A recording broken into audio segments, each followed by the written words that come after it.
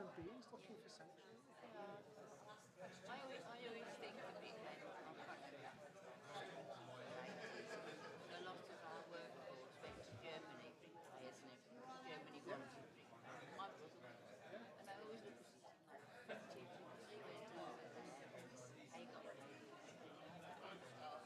always try and turn it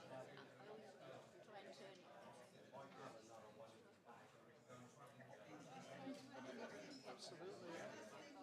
Because we're not doing jobs, so we, I mean, and if you think about history, obviously we're called expats when we're not. Chloe, look. I mean, we're not. It's Chloe I was talking to the other day. But imagine, you know, but they dress up as if Yeah. but they're not. They're not entitled to the same rights. The problem is when you allow that inequality to exist and you normalise it becomes acceptable. And I think that rhetoric, I mean, I was speaking to an event and I was saying, you know, what I'm promising to send lots and lots of people home. We've had hostile environments since Theresa May introduced them, and your life has not got any better. It's just been to make you more scared. You know, so let's think about it. Let's look at the reality, because the reality isn't the issue of women with skills and look after our old, after our sick. They run our hospitals, you know. They're not taking out the system. Most of our jobs, you know, they've already got those jobs. And then and also people that are quite skilled.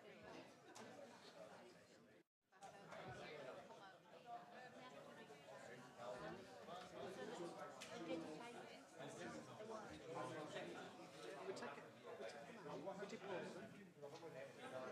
Whole system collapses. I mean, just after COVID, when so many Romanians went, so many Eastern Europeans went up. I mean, it was good if you were a lorry driver because they had to pay a fortune to keep you. I mean, so that was good, but there was still a shortage. My husband worked, when he used to do network on building construction. He said the American there was no one left.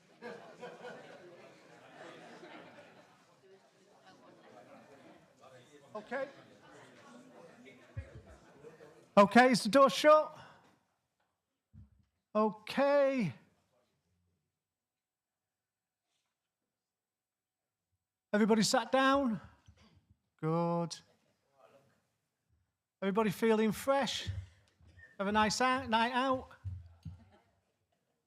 Good, good. General Secretary to call the roll. General Secretary forgot where she was then. Region 1.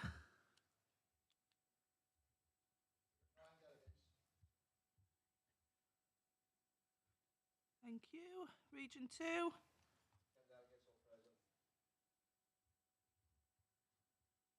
Region 3. Region 4. 12 delegates, 1 late. Thanks, Lee.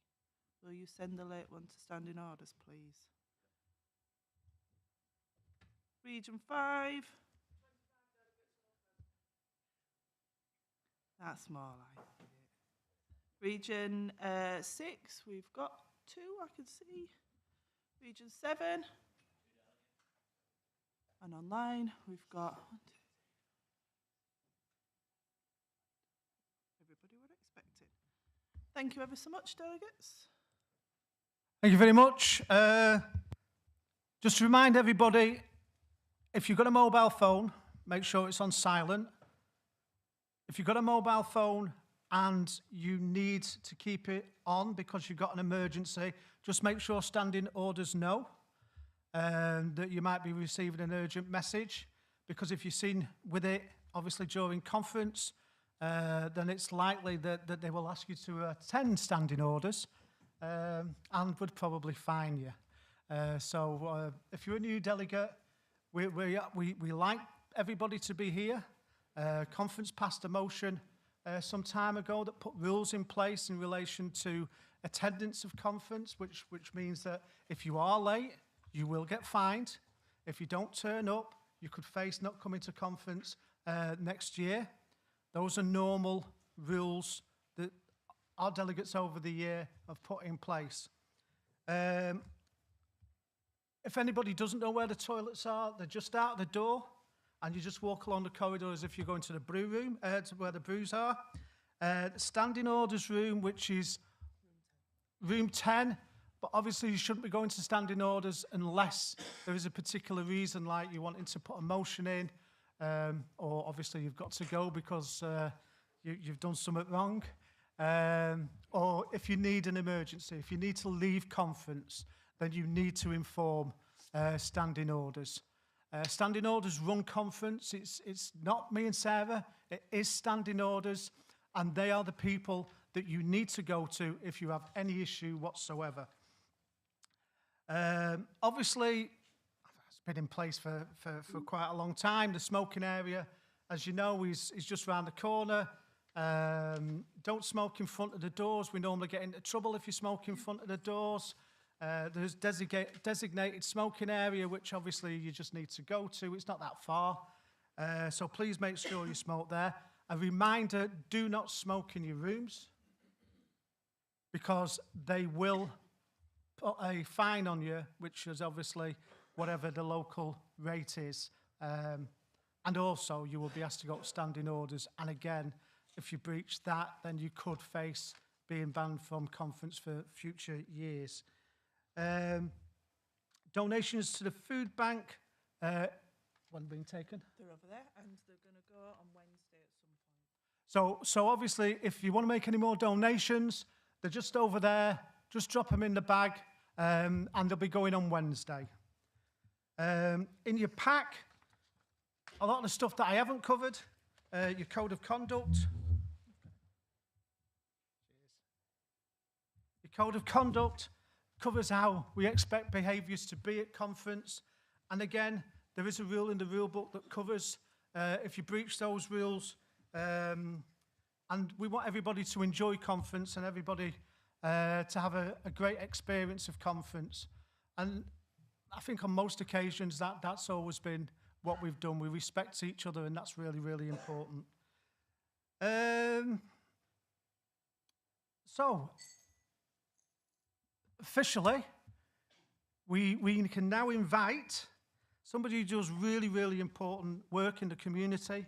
And unfortunately, too many of the people that live in our communities now find themselves reliant on the support of people like Karen, who volunteer and do these food banks in our communities to make sure people can be able to eat.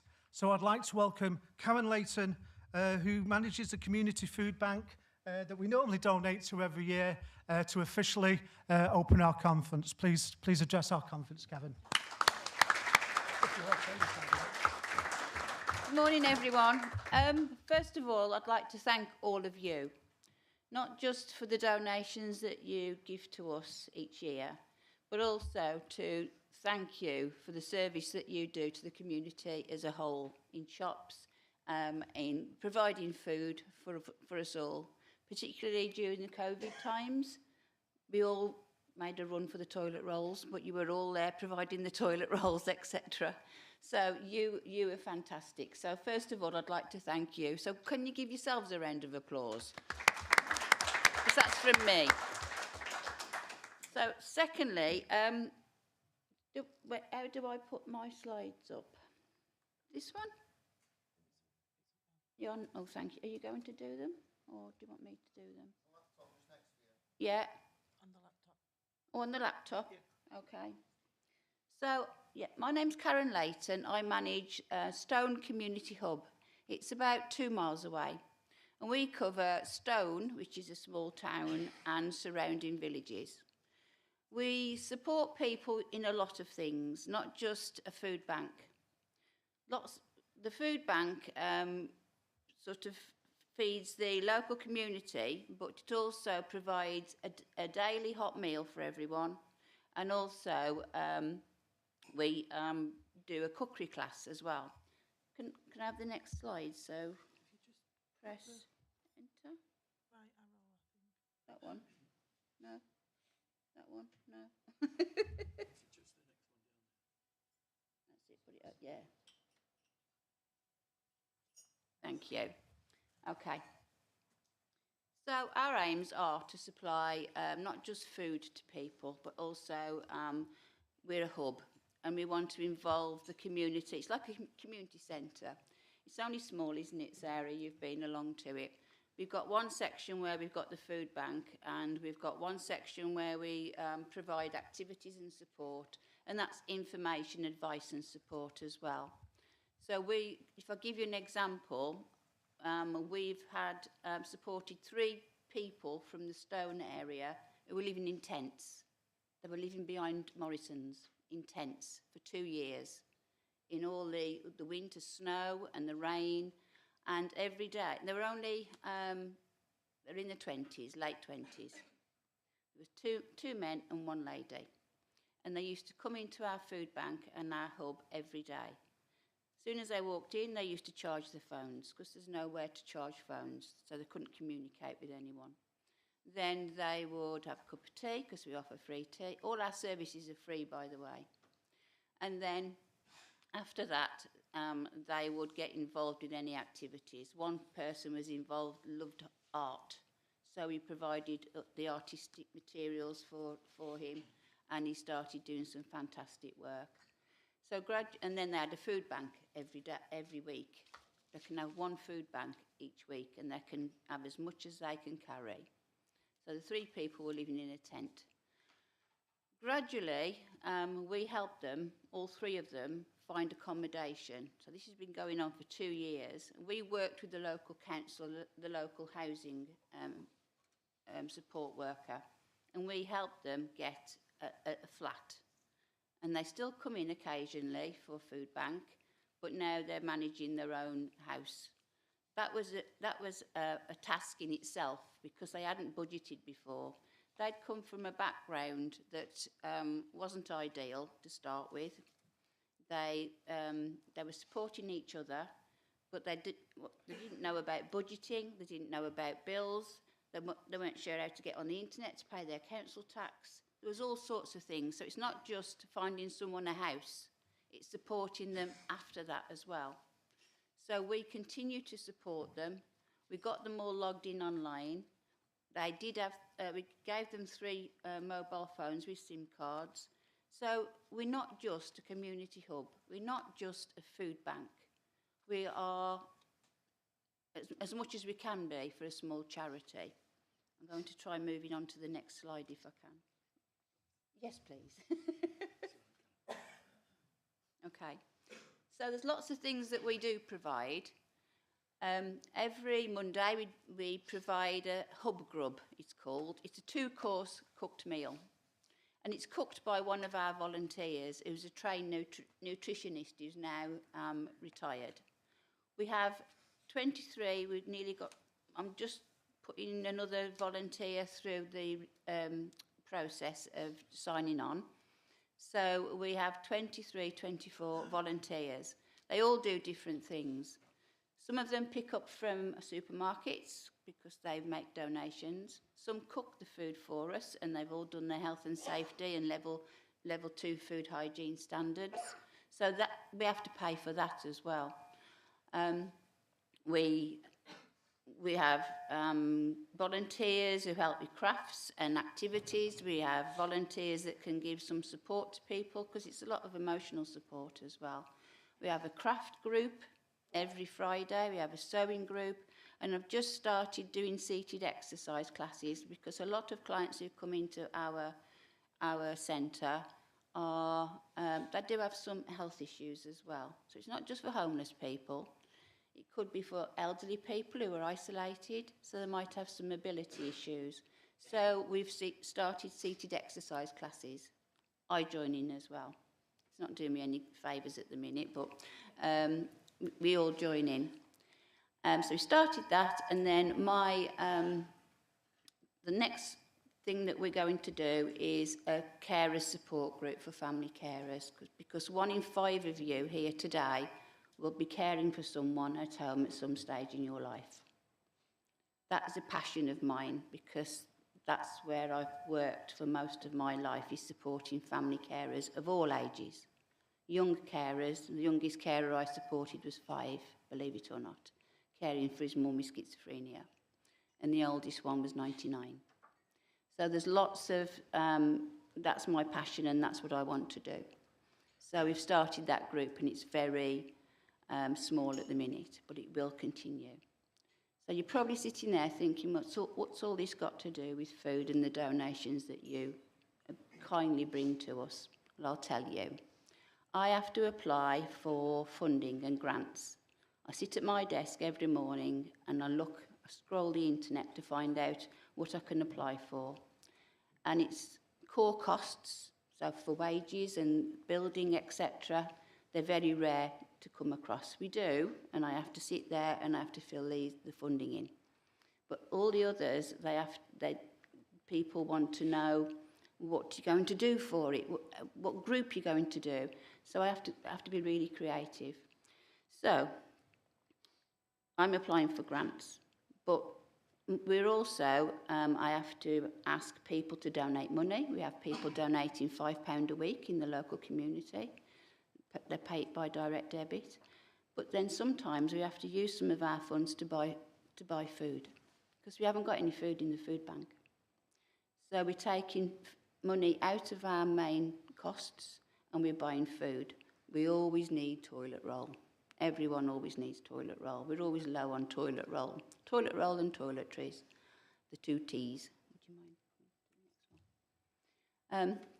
So we're taking money out of our funds. So that's how you help, because if we've got food to put on the shelves, and it's just like a supermarket, to put on the shelves, we haven't got to take money out of our main costs, and then we can develop more services. So the last 2 years that you've donated, we've been able to not buy the food, but we've been able to use that money for something else, and we've been able to set up this carer support group, because it's not just having a group and people coming in, there's leaflets and all sorts of things. So what we do is we provide every service free of charge to anyone that comes. We don't charge for anything, but we do have wages for me and 2 colleagues, and the 3 of us work 20 hours a week, and I can guarantee that I work more than 20 hours a week.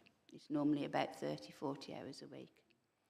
So I'd like to say a massive thank you to all of you if you've donated, or if you're going to donate, or if you're even just thinking about it. And I hope you have a fabulous conference, and I'd like to say thank you.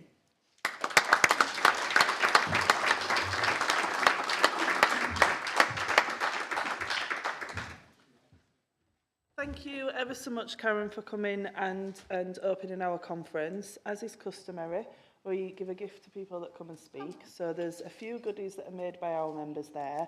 And what we will do is we will make a £100 donation. Whatever else is collected this week, we will donate from the executive £100 to the community hub to support work going forward. So thank you so much for coming. Thank you very much. Thank you. Thank you, everyone.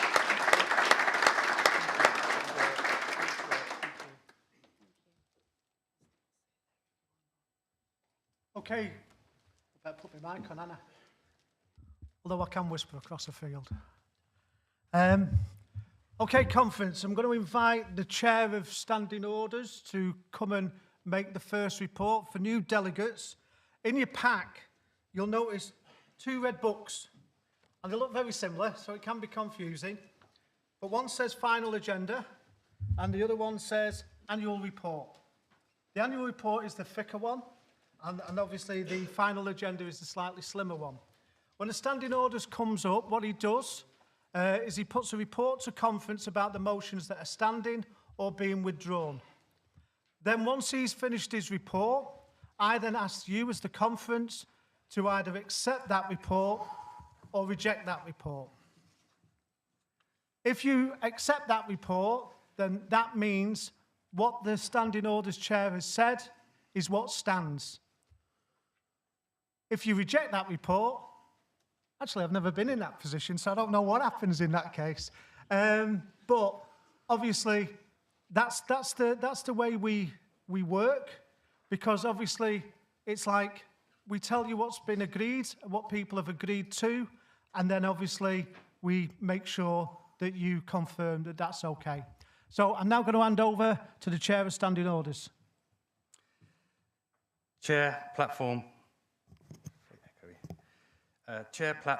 EC delegates. Nick Mead, Chair of Standing Orders, with my first report to conference. Firstly, I welcome you all to conference on behalf of the Standing Orders Committee. It is the recommendation of the Standing Orders Committee that procedures at this year's conference are as follows. Conference will be called to order each morning at 9:30 prompt and will run until 12:15. And afternoon sessions will run 1:15 until 3:15. Fringe meetings will run 3:30 to 5 p.m. Please note the National President and Standing Orders have the right to amend these times in order to ensure conference business is completed on time. Each session will begin with a roll call taken by the General Secretary. Delegates not in the hall for any roll call will be classed as late and will be sent to Standing Orders under Rule 22.14. EC members are to come to Standing Orders with the names of absent delegates. Delegates, please may I remind you, when you come up to the rostrum, please state your name and branch number, and please do not swear. It is finable. Nomination papers for TUC delegates need to be with Standing Orders by 11 o'clock this morning. Any delegates come to Standing Orders on conference business must have the support of the delegation. Please carry a credentials card with you at all times. If you leave it on the table at lunchtime, you will not be allowed back in the room. Please switch off your electronic devices, and if you're expecting a call, please advise your EC member. You'll have two documents that look very similar. One says Report to Conference, Finance Report, and the other says Final Agenda. So in turning to the agenda and the motions, that's that document.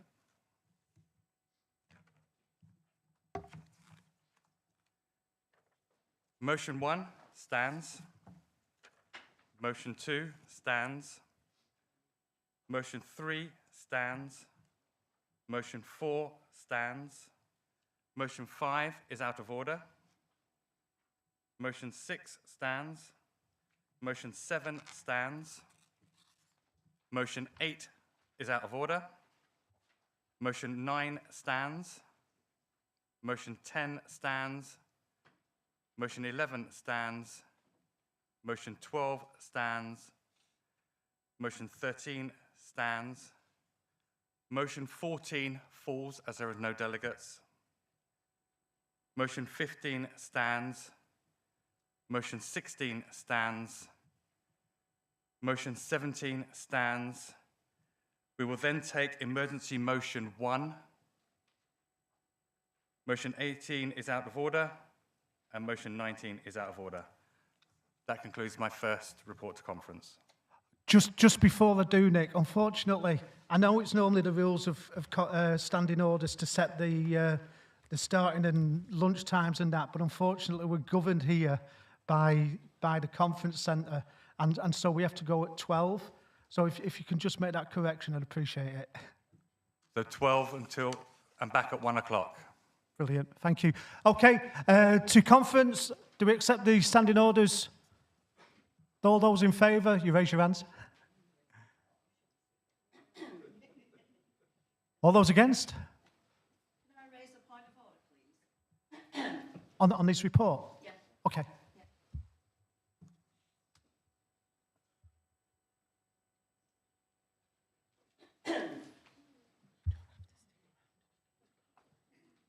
Julie Summersgill, branch 452, Parkcake, Oldham. Motion number 8, I've put this in about funeral benefits, and I thought it was crystal clear in my explanation as to what was being changed. And when I asked for guidance, I was told you only had to write what you wanted amended. So the report I got back, and I do appreciate Sarah getting back to me from Standing Orders and saying, because of how it's written, it would override the current rule, because it would take out the part about the single parents, and it would take out about the 52 weeks contribution, I didn't want that to change. I was just looking at the monetary value. And obviously, at the end of the report back from Sarah, to save me writing a speech, it did say, if the rule change had said something like amend the monetary figures, then it would have been accepted. But if you look at the other rule changes, as you go down, people haven't mentioned paragraphs, they haven't written out the whole rule, they've just wrote about the little piece that they want to amend. So, you know, I'm not happy that this has been ruled out of order because I thought it was crystal clear. Thank you. Okay, Julie. Just out of curiosity, is there a reason why you didn't put in an amendment? It wasn't raised at our pre-conference meeting, and nobody said anything about it. I have tried to put this in previously, and it got knocked back, and I was told it was knocked back because of the 2 years standing and the amendment that had been put in about the children for the one-parent benefit. So there was no other feedback from that, from last time I put it in, about the wording was wrong. So I just find, you know, it just keeps getting knocked back, and I just think it's crystal clear. You know, I've said about which paragraphs. Yeah. It seems unfair that it keeps getting knocked out. All I can say is, obviously, I understand your frustration. Obviously, the standing orders review them, and they have guidance which says that, you know, if they do change a rule, the wording that you pass here at conference is the wording that then goes into that rule book. I'm sorry you haven't had the full feedback. I hope this feedback will help for next year. If you say on that motion, change paragraph A or amend paragraph A or replace paragraph A, 1A, paragraph 2, sorry. Can't see. Sunday morning, I do apologise. All members shall be entitled to the following fuel benefit after 1 year. That would stand. That's what I did. No, you haven't said replace it. I know you think you have, but if you put that, otherwise what we have to do, it says funeral benefits, it says 61A paragraph, and we would have to replace the whole paragraph just with that. I understand that it's pedantic, but the thing is, if we put rules in that we think is what you meant, then conference would have every right to challenge us. And so we have to make sure that the wording is correct. And that's what standing orders' job is. That's why you've got them. That's why you've put them in place. That's why you decide on who your standing orders people are. But like I say, I do understand the frustration. But if next year you say, amend 61A, paragraph 2, and replace with, that's what we will be voting on. And again, 61B, paragraph 2, £200 for members and £100 for spouse and partner or partner. If you amend that, then that motion will stand. But what you can't do is just put it in like that, because we have to put it in the rule book like that. I hope that clarifies it, and I hope it helps you. But if you do need any help with it, just give us a shout.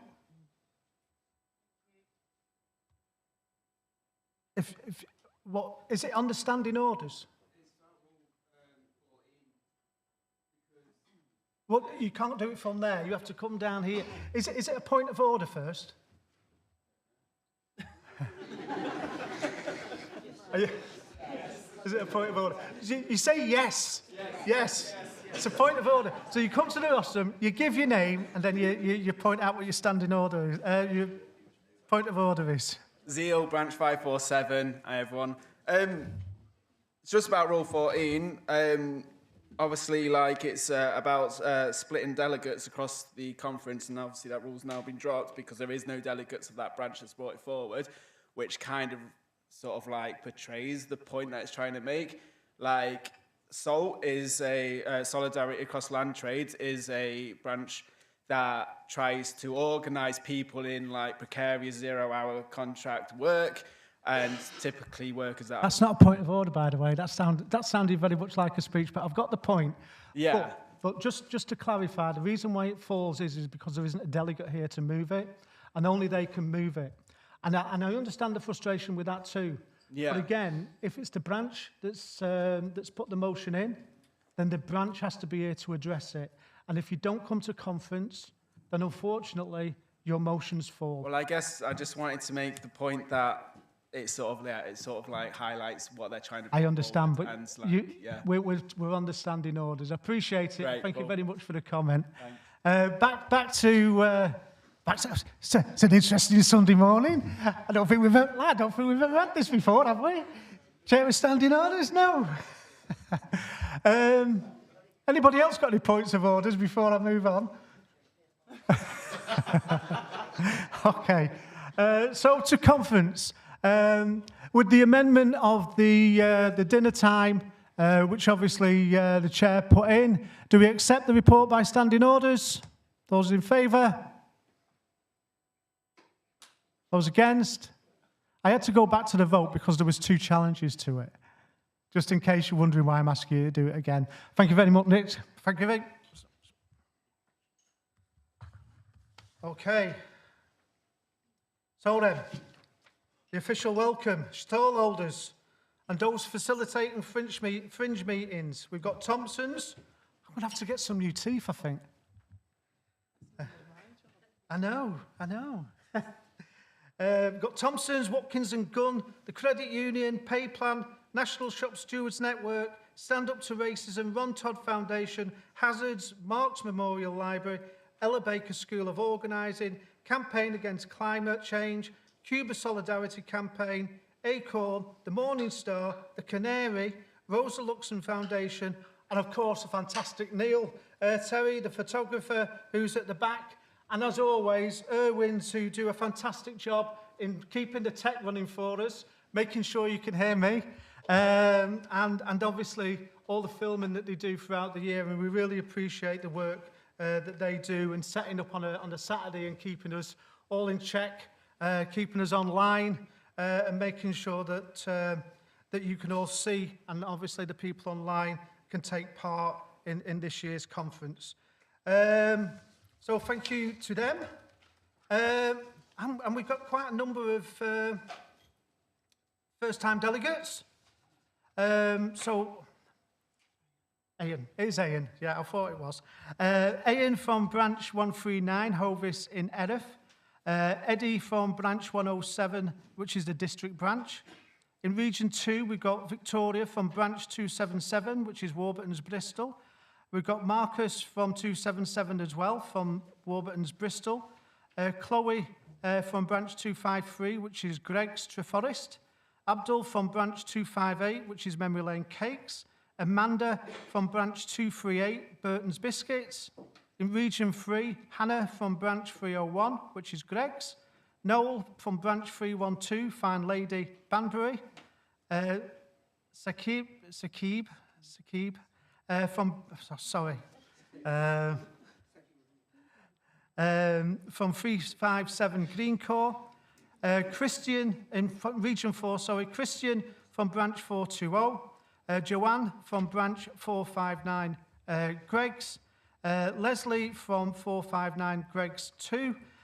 Owen from 429 Warburton's in region 5. Sean from branch 510 Warburton's, which is the gluten-free. Willis from branch 504 from Greg's Bailey Hill. Adil from branch 568, which is Fox's. Patrick from 580 Greg's Yorkshire. Chris Branch from 582 Manor. Luke from Tuscany. And in region 6, Faye and Kit, all from branch 6. Oh, sorry, and Rosa. Sorry. Well picked up. Need new glasses as well. Can I welcome you all? Rahul. And Rahul from branch 357, which is from Green Core as well. Can I welcome you? And obviously, I understand that it might be weird as a new delegate with all the rules and everything in place. My first time as well, not made out. Oh, right, okay. Craig, 420. And Craig from 420, so I do apologise. Say again?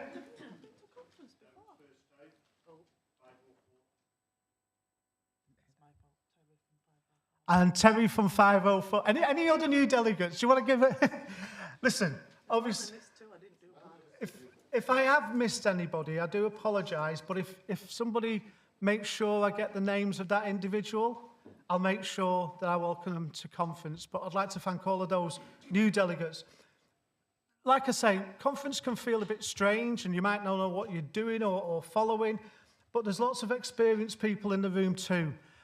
So if you're not sure, ask the person next to you.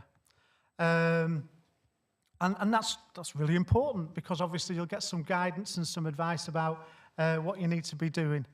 How you vote and obviously is everything down to you and the branch that you've come from. But obviously the support and understanding how conference works. And if you do want to ask any questions, then there is a number of Standing Orders Committee people, there's a number of Executive Council members people, and of course there's me and Sarah as well, and we'd be happy to give you some advice and guidance. But I've always found over the years that the people that are sat around that table with you have more than enough understanding of how conference works, probably in some cases know it a lot better than me, because sometimes they pick me up on where I've forgotten something. But thank you to all of the new delegates, and I hope you have a really enjoyable conference. Now for standing orders. So as you'll notice, there's like, for the new delegates in particular, there's people sat at the front here. There's a few of us missing. There's one online. How many? And we got 4 of them online, which is why we haven't filled all the chairs. So in Region 1, we've got Tony, who's just rejoined us after Peter Pine was elected as the Region 1 full-time official. And to make things really simple for you, we've got Tony from number 2. I might go through them, call them all Tony. But obviously Tony from number 1 and Tony from number 2. We've got Michael in person, and Imran. He's online. We've got John, who's Region 4, and he'll be joining us on Monday. John will then, when he comes in, will be obviously acting as the Vice President, because the Vice President's online. And obviously John will be ably assisting me and reminding me of what I'm supposed to do. And as you can tell, he's not here, so there's nobody to remind me. And I'm running blind because there's nobody to tell me. We've got Dave and Ruth from Region 5.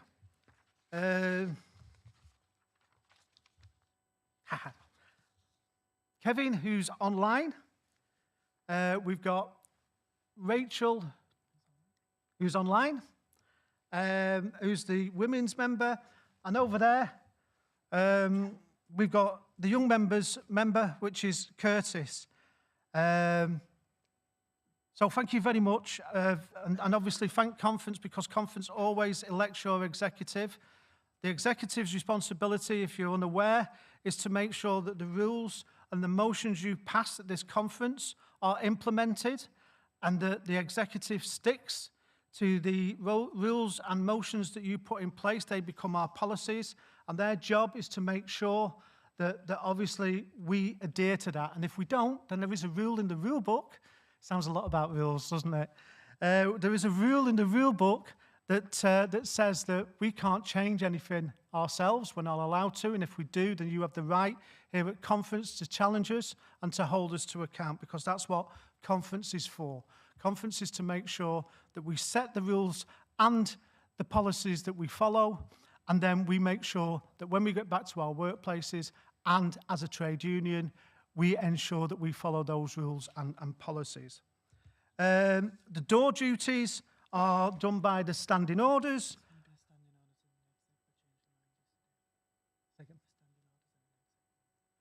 By standing orders and an exec member.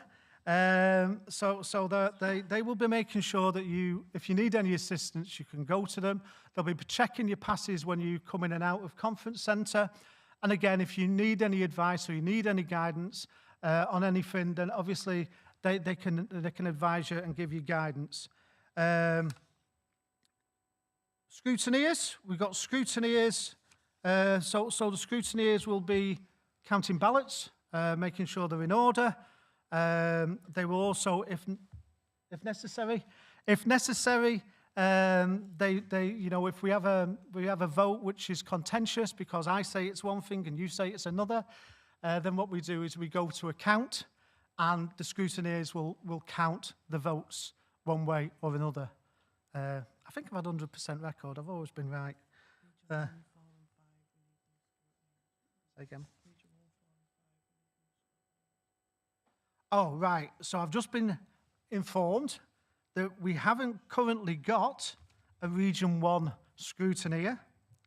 We haven't currently got a Region 4 scrutineer. And of course, because Ruth is now on the executive, we need a new scrutineer for number 5. So if those delegations can elect between themselves, inform Nick, who gave the report, who was challenged twice. Just thought I'd get that in. It was challenged twice. We can make sure that those scrutineers put in place. When do you need the first lot of scrutineers?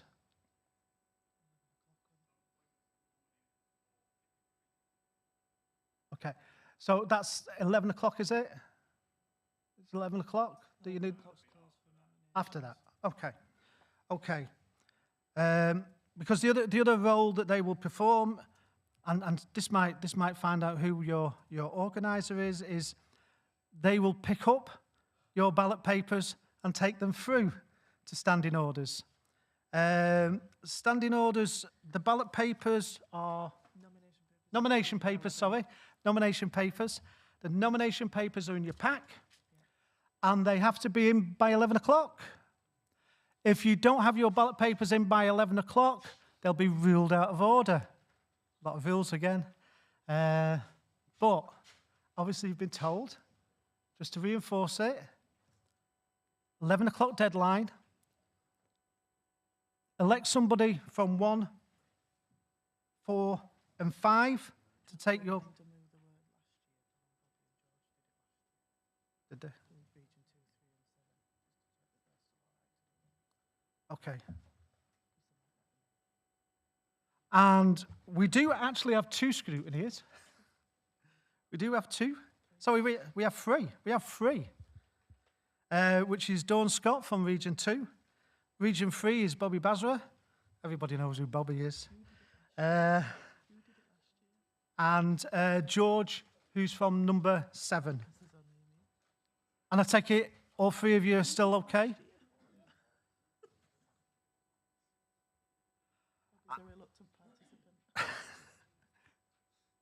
Now and again, Bob. Now and again. A little bit. You know what I mean? Get your steps in. Very important. Finally, there will be photographs that are taken at conference, or when you come down, they will take your photograph. And he'll also be wandering around the conference taking photographs. Dry.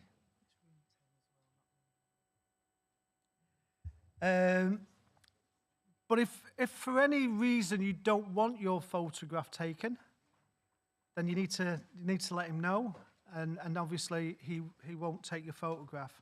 We can't help it if you get caught in group photographs, but if you don't in particularly want your photograph taken, and that memory of your contribution, because I think it's always nice to have a memory of your contribution.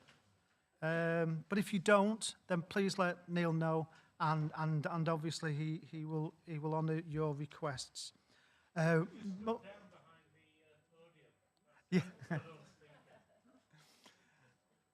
Not a problem. So obviously, we subsequently used these photographs in our food worker and our website, but we hope that, like I say, that you see it as a memory of your time here at conference. And again, just to reiterate, excuse me, thank you. Just to reiterate, standing orders is in room 10. And just to remind everybody too, if you do witness or experience any behaviour not in line with our policies or the conference etiquette, please inform the General Secretary and standing orders as soon as possible so it can be addressed. We want annual conference to be a safe place where all delegates can contribute. And then I've just got to remind you that at 11 o'clock we're collecting all the nomination forms.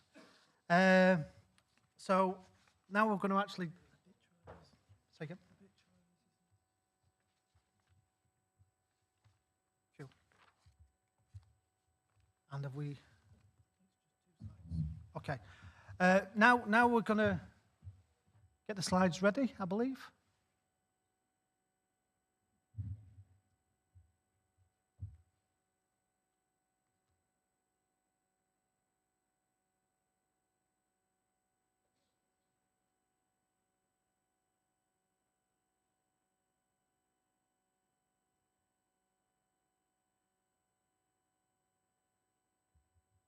Okay, please stand for a minute's silence for people who've died throughout the year.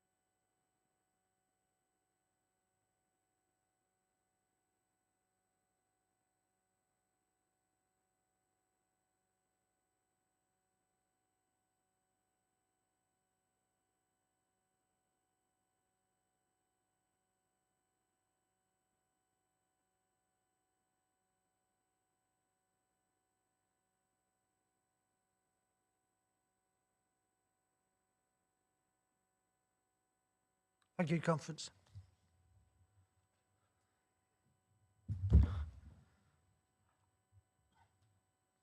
And we're going to go on to the annual report in a minute. But I also want to say, a special mention to Robbie. I think we mention you probably every year, actually, Robbie. You're always very special. But as you'll see, decorating our room is some amazing banners. They're incredible, and obviously they've been created by Robbie, and I think they really reflect who we are. I think it recognises some of our history, the things that we do, and I think they're quite beautiful, actually. I want to thank Robbie for all of that and all of the work that he's put into it and all of the people that's helped him. I'd take a look at them. I know you can see them, but go and have a look at them closely. They're amazing. So thank you very much, Robbie. We really appreciate you and appreciate them.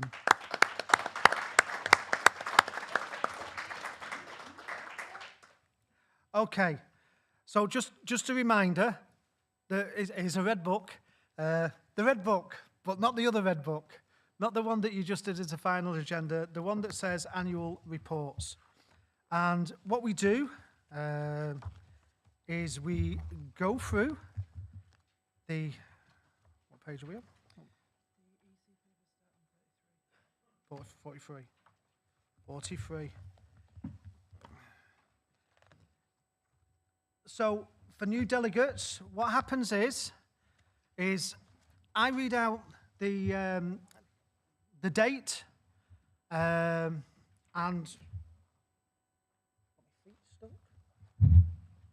excuse me, I've just got my foot in a bag.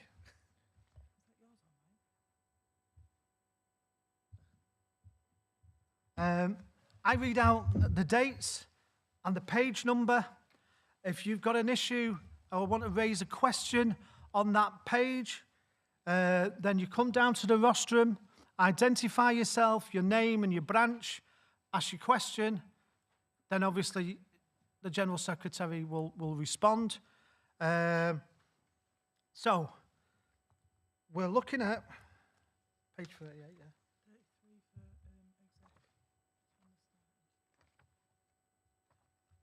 Okay.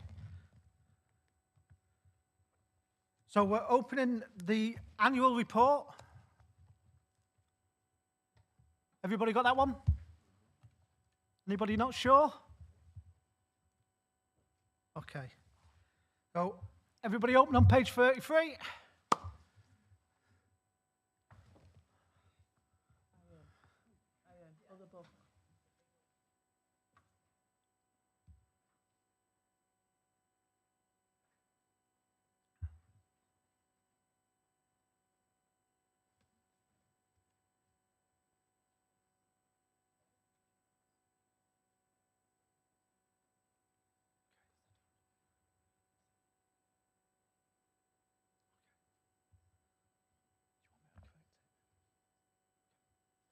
Okay, so eyes down, look in, get nothing in this game.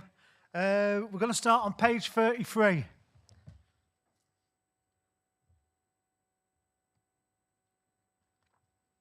Just a reminder, if you've got a question on that page, come down, ask your question, we'll give you a response.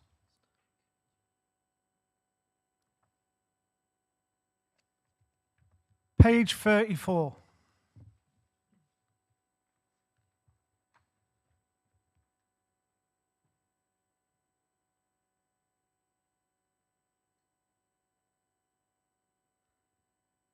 And just as a reminder to me, I'll tell you the date. So the 12th to the 14th of November, 2020. See, I'm missing you. I'm missing Kevin and I'm missing John. There's somebody who reminded me. The 12th to the 14th of November, 2025. And that's on page 35.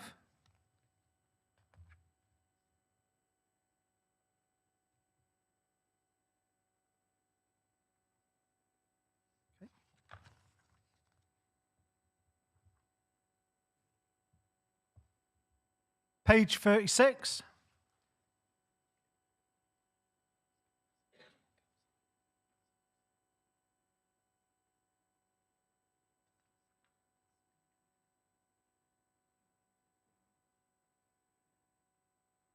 (37)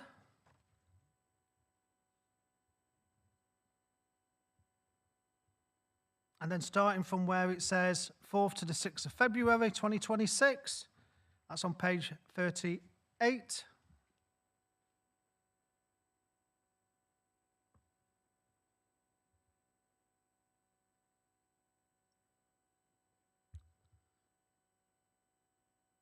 (39)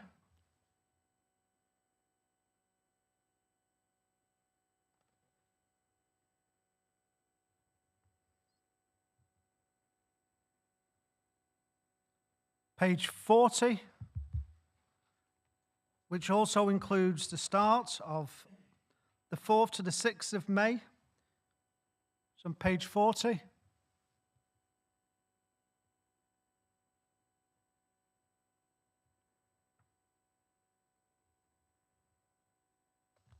Page 41.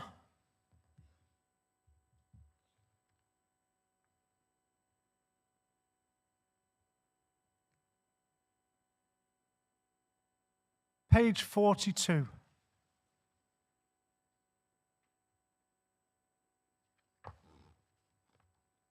Okay.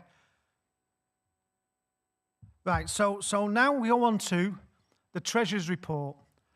Just so everybody's clear, the Treasury report covers the annual accounts of the trade union. It gives a breakdown, and if there's any questions you have on it, then again, what you do when I go through page by page is you come down to the rostrum, again, give your name and your branch, and the reason why that's really important is because it goes on record. but you give your name and your branch, and then you ask your question, and then obviously, hopefully we can answer it. If we've missed any large sums of money and you can find it, that'd be great. But if not, we will give you an answer to the question. And then once we've gone through the financial part of this, I then come back to you. I put the minutes that we've just read and the Treasurer's report to conference, and then obviously with the answers we've given to the questions, I ask you if you support the both of the minutes and obviously the financial report. Okay? So starting on page, which is after we've finished on the, it's on the next page to where we've just finished. So it says contents of the final pages, and we start on page 1.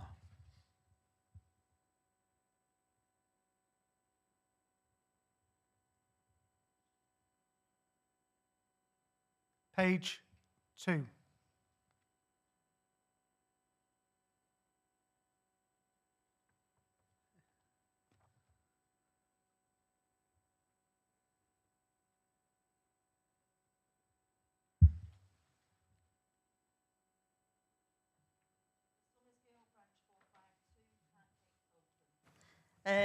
Page 2, under the change in defined benefit obligation, 2024 further down, there's 35,000 other, and it's now increased to 39,000. I was wondering what the other is. No definition there. Just say. General Secretary? Julie, I've not got the actual breakdown to hand, but I can get it to you. But it's generally whatever doesn't fit into anything else. So extraordinary admin fees, you know, if we've got to do a different valuation, if there's a charge for investment, anything that doesn't come under the assets, the income, the general admin expenses, it's like a catch-all. But I will get the breakdown to you. No, I do appreciate that. Next point, same page, change in plan assets. Administration expenses. Now, we keep getting told, you know, each year this pension scheme and what have you there's had to be a lot of admin work. 2024, it was £109,000. It's £130,000 this time. So I'm just wondering why there's such an increase. General Secretary? Again, I'll get you a breakdown. The pension ones, I'm not a pensions actuary, but 2024, 2025, we've had to do a lot of changes around the pension scheme, predominantly through the little mini crisis that we had and the fallout of different conflicts around the world and the impact on investments. So there has been more work, there's been legal advice as changes have come through, and there will be again in this year's accounts that we look at next year. But again, I'll get a breakdown for you, Julie, before I end the conference. Thank you. Okay. Page 3.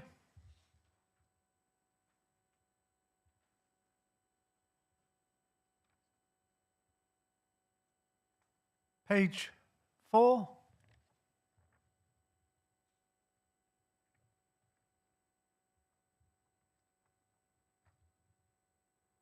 Page 5.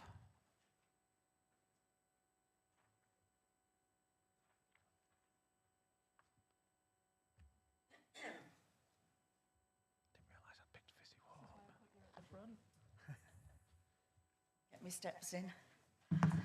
Julie Summers, Girl Branch 452, Parkcake, Oldham.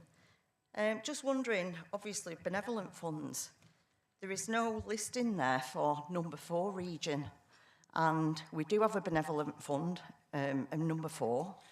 And whenever there's a regional council, the members that attend pay some cash. And it goes to a hardship fund for our members. And I'm just wondering, we obviously pay our money in. It gets given to the Manchester office, but nobody seems to know who manages this fund, how we draw money from it. And I'm just wondering why it's not listed with the other benevolent funds. So Region 3, 5 and 7 have set up benevolent funds. I'll give you the example of Region 5, Julie. So in Region 5, members in the region add an extra penny onto their subs every week. It goes into the benevolent fund. There's a set of rules. We hold it as in the general fund, hence why it's in a line there. Because Region 4 do it how they do it, where it's a collection at regional council, it's not a formal benevolent fund as Region 5 is, because not every member in the region pays into it. So it's held in Region 4. I do believe there's a set of rules. I asked for a set a couple of years ago, and they were sent through, but that's probably something you need to discuss in regional council about how you formalise that better. We're just wondering where that pot of money is. It sits in the regional accounts rather than the head office accounts. Right. Okay, cheers, thank you. Okay, page 6.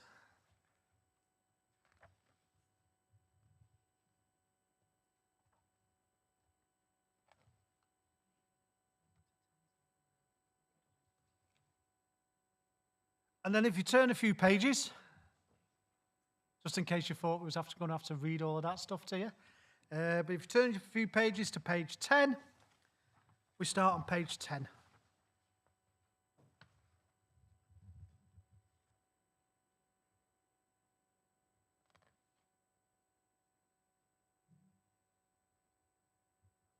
Page 11.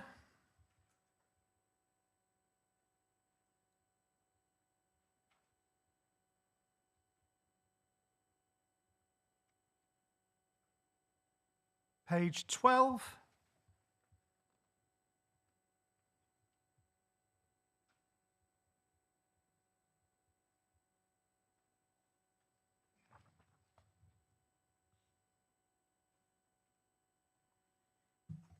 Julie Summersgill, branch 452, Parkcake, Oldham.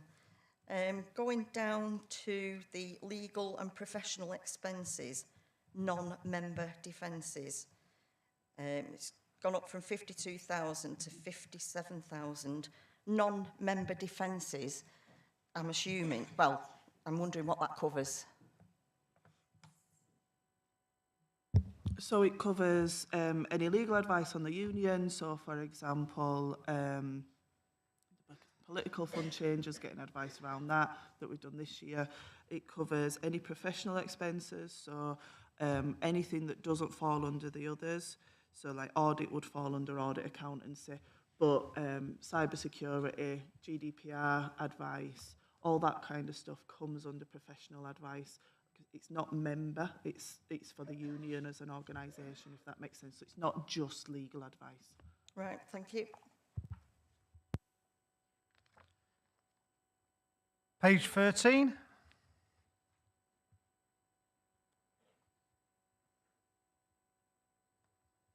Page 14.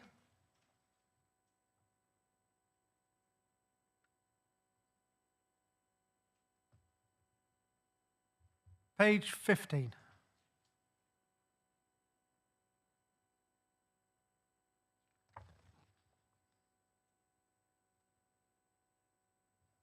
Okay, conference. So that completes the finance report.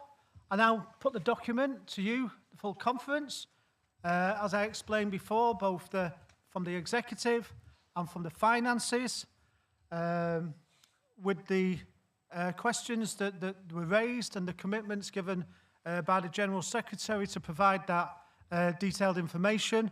Does conference accept? You have to put your hands up.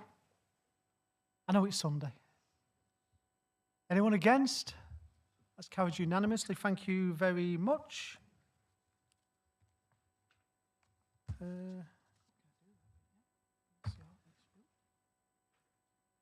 Must be me then, eh?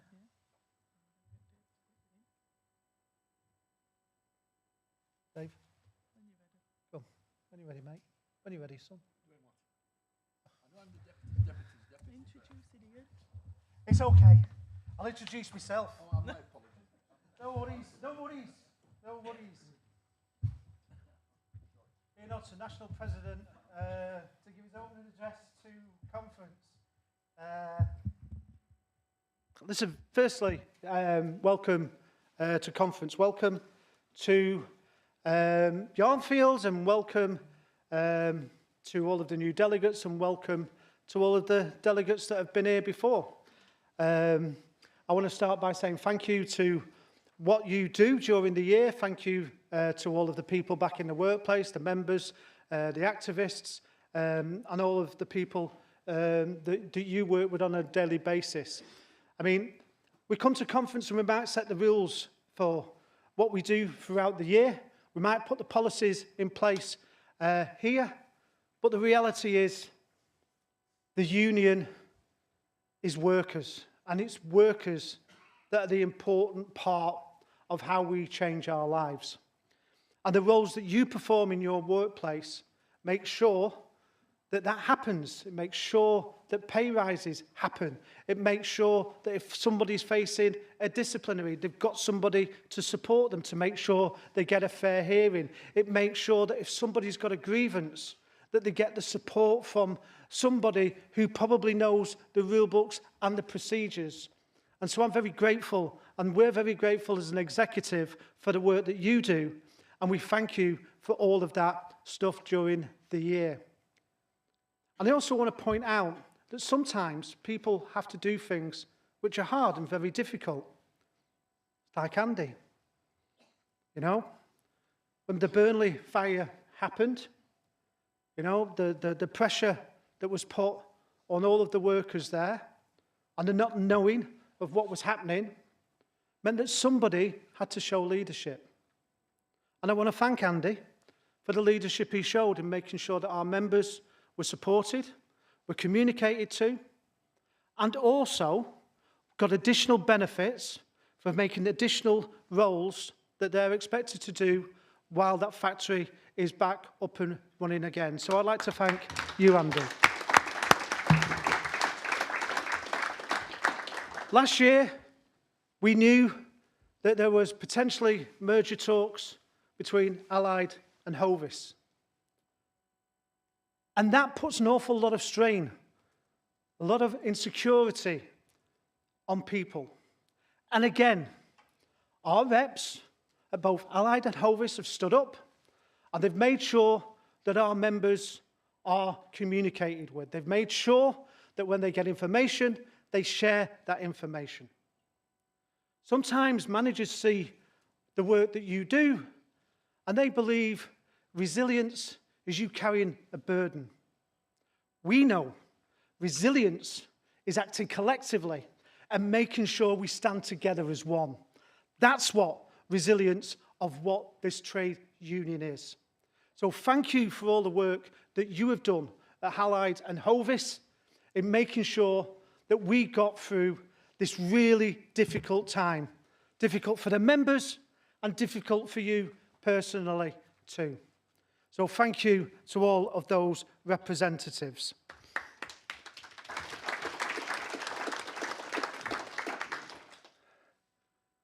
But conference, we're meeting at a time that's real difficult. We're meeting at a time when we see our politics is broken.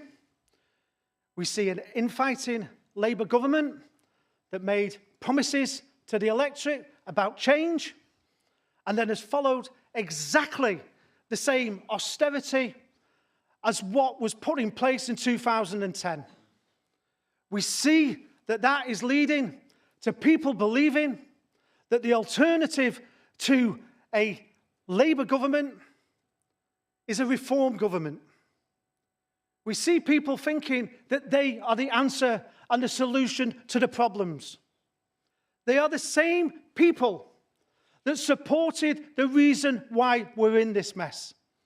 They are the same believers in the same politics that caused the crisis that we're living in today. They are the people, the Thatcher's people, the Thatcher's children, the people that believed in selling our public assets, that believed in selling our council homes, that believes in the privatisation of our NHS, that believes that war should take the priority over supporting disabled people. They are the same people that don't believe that equality is important, that people should have a right to live their life as they choose to. But yet, they blame people like us for having culture wars.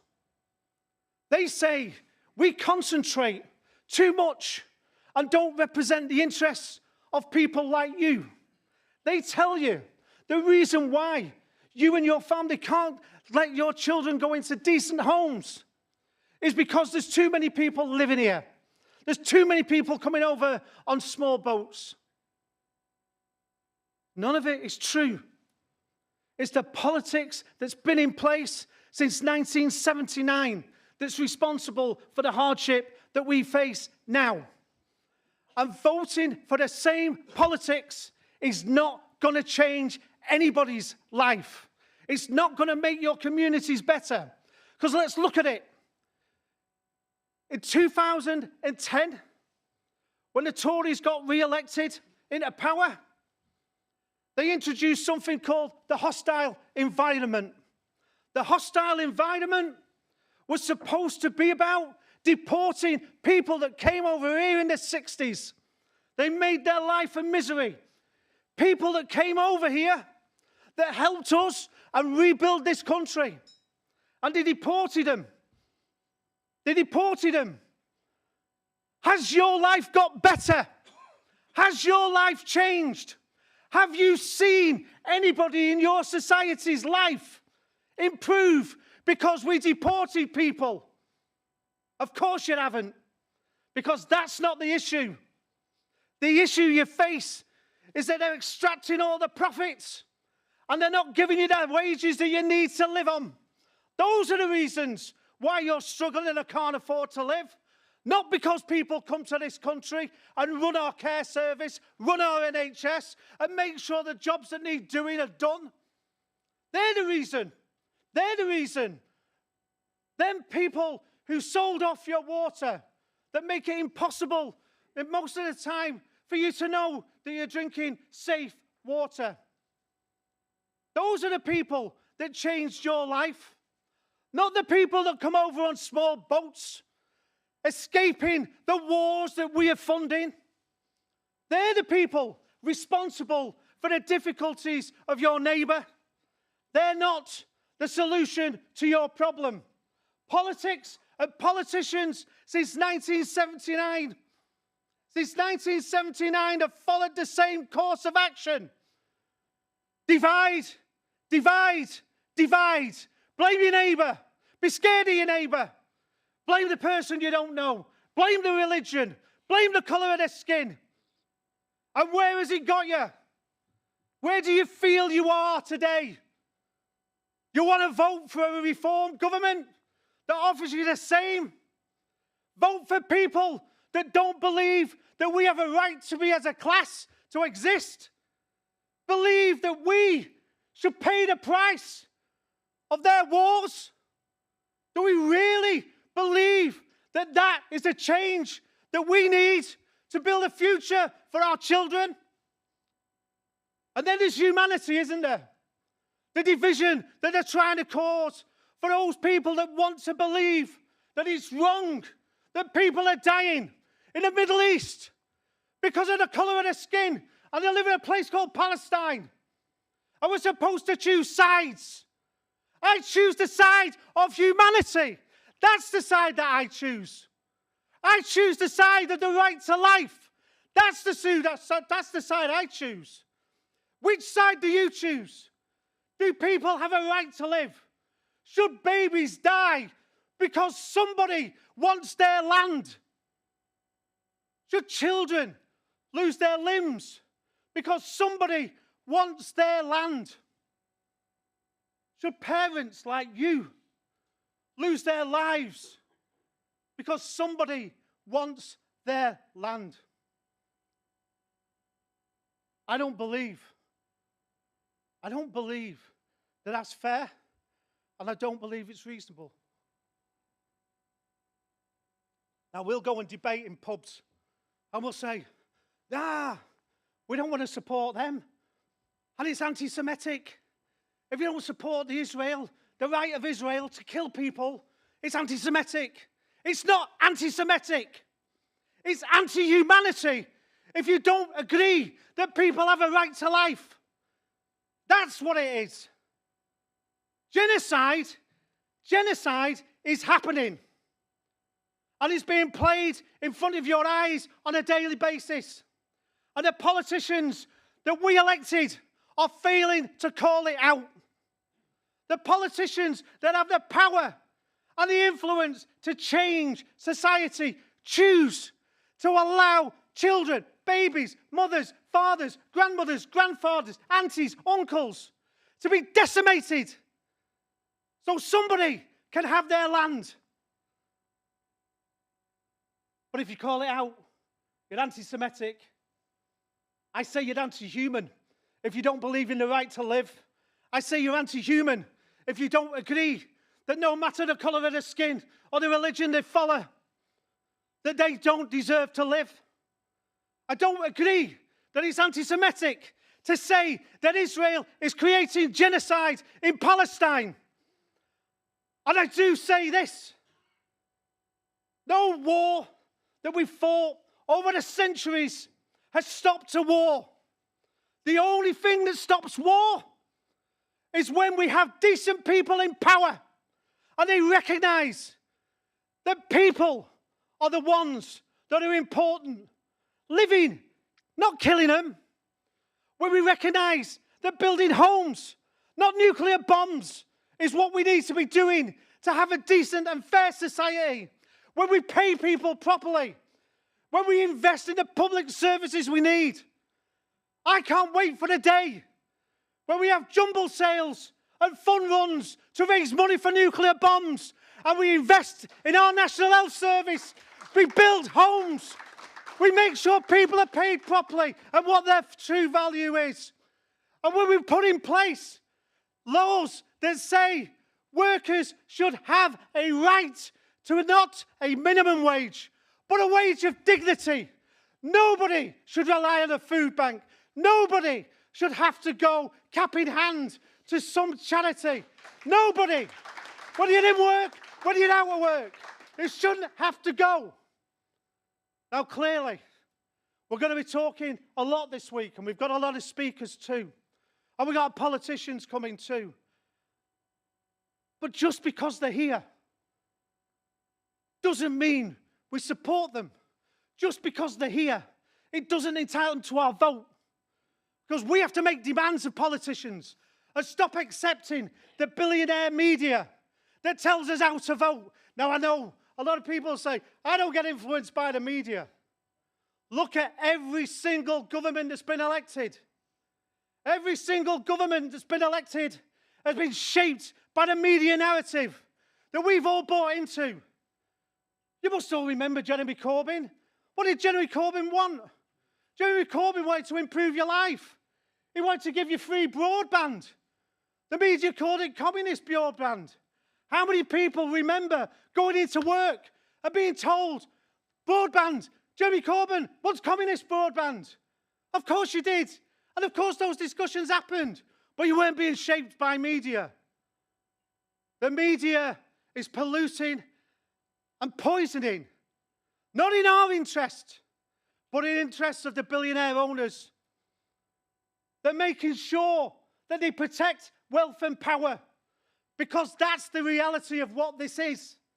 Who has the power? And let me tell you, when you realise who has the power, it'll come as a shock. When you recognise the reason why they invest so much into restricting the rights of trade unions is because they know an organised working class can change lives. And that's our job this week, to organise our class, to recognise our strengths, because our history shows us that when we're organised, when we recognise our power and we recognise our strength, change happens. We can make change happen. And I've said this numerous times, but some new people in the room. But look at our history. We won the right to vote. We won the women's right to vote.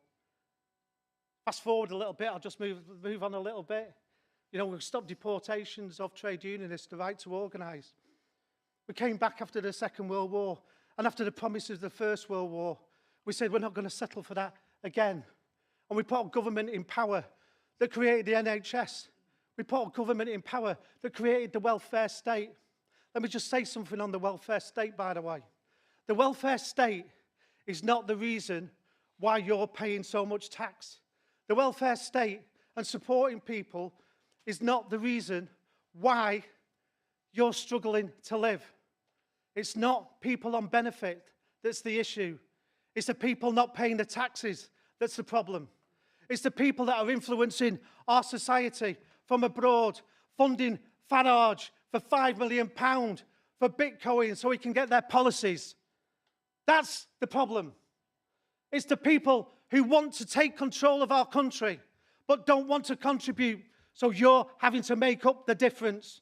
It's the people that take the profits out of the business and share it amongst themselves.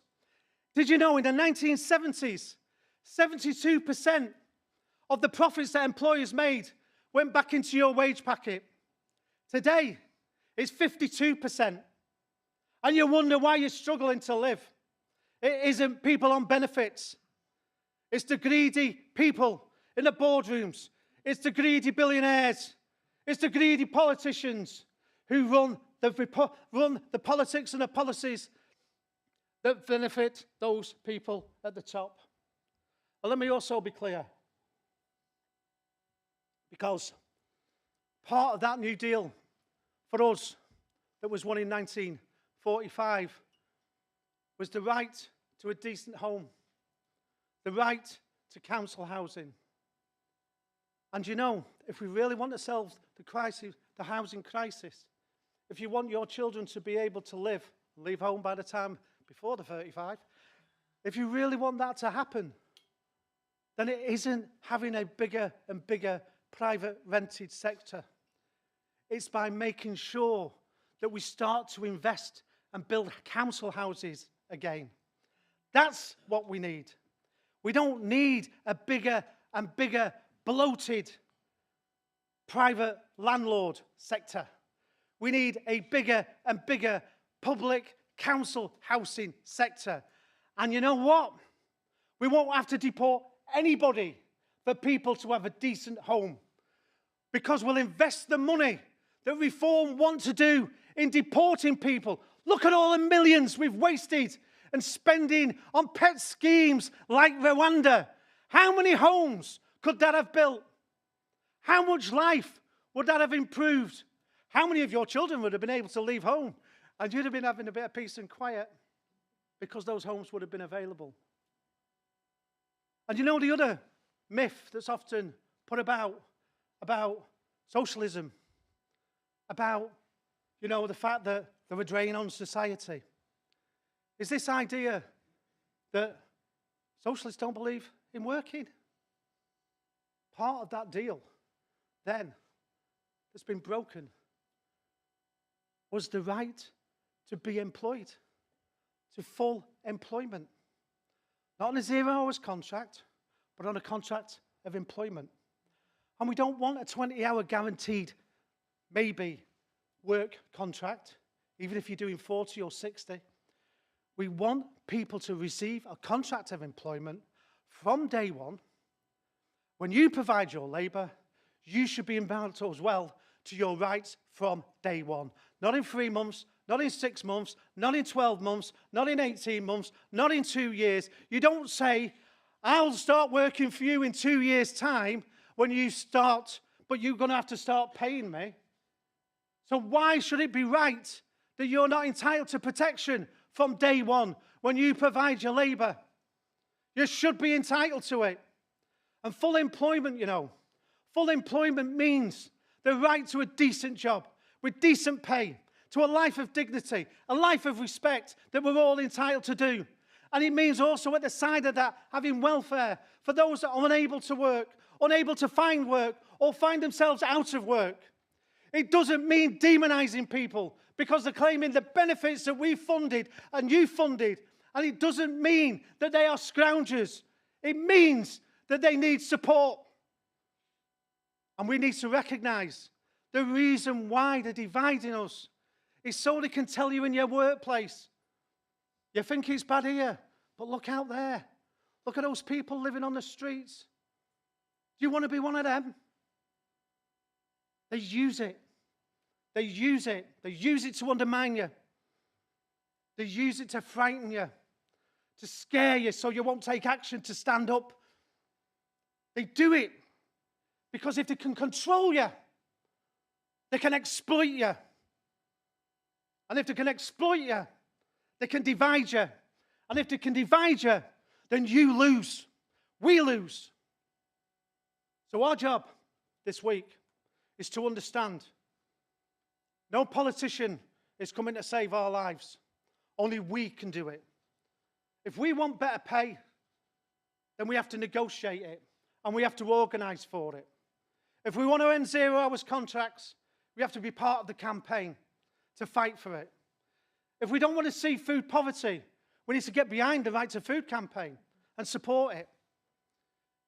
If we're sick to death of watching our fellow workers struggle or the people in our community struggle, then we have to organise that too.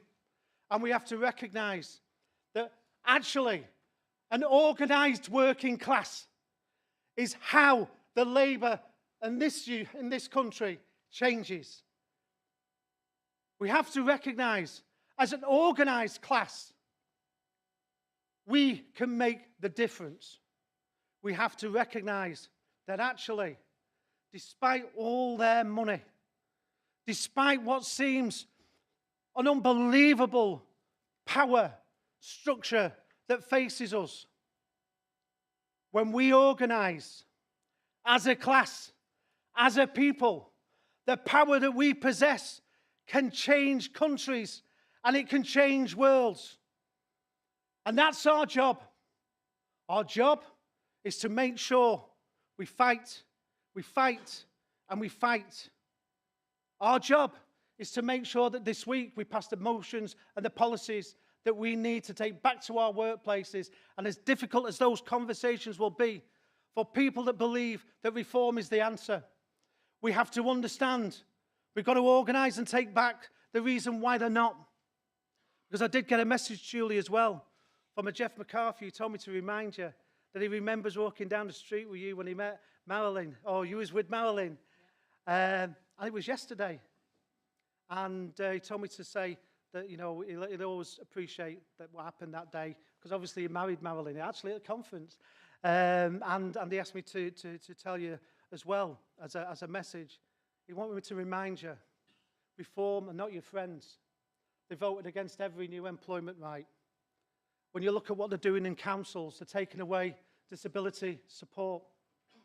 They want to close down your grand's care home. They want to make society difficult if you don't fit in to their idea of what we should look like, if you don't live the life that they believe you should live. They want you to believe that that will somehow make your life better. Those politics have been seen before, and every time they've led to the same thing. We see it in the States. We see it, what's happening. I mean, they have the audacity to say to us about freedom of speech. Look at what happened last year when people got shot for saying, don't arrest that black person. Don't arrest that black person. Don't take the rights off that black person. We saw it. You saw it on television. You saw it when people spoke up and spoke out. People got arrested. You've seen it all the time on your news. When people stand up for Palestine, they can get arrested. One of the women that's coming here to talk to us today, a Jewish woman, somebody who lived in Israel, in the kibbutz, very proud Jewish woman, arrested. Because what we need to understand is, the reason for that is because it makes us all terrified. And being terrified keeps you in your place. Our job is not to be kept in our place. Our job is to organise, to make decisions, about the things that we believe in, and to make sure that we take them from this conference, to make sure that we go back to our workplaces and we fight for them.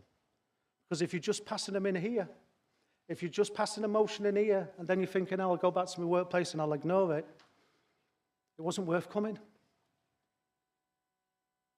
Our job is to fight, to organise and to build, to understand when we do that, we will have enormous strength. To understand when we do that, we have the power to change things. To understand and recognise that this week's conference, if you need any support, both me and Sarah and the executive and the standing orders are ready to help, but so are you. Help each other, stand with each other. Let's get conference underway. Thank you very much.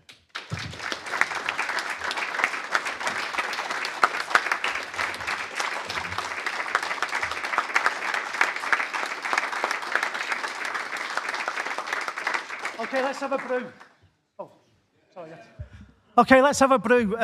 Let's be back at 20 past 11.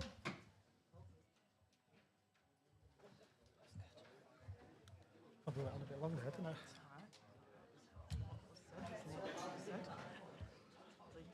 Fantastic speeches always, all the others following that.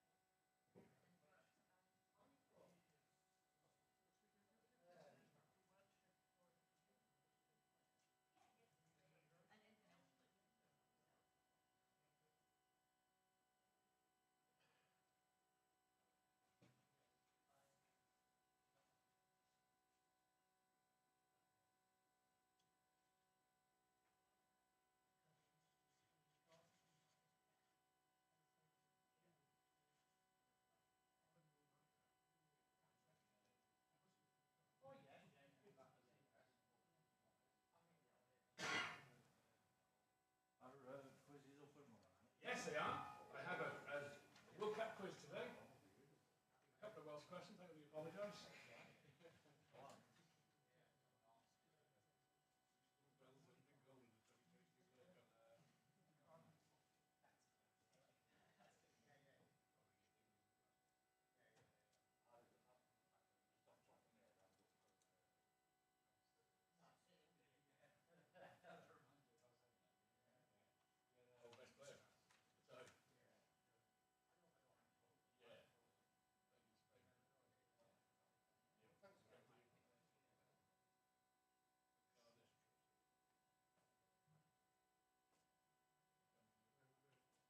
Thank you.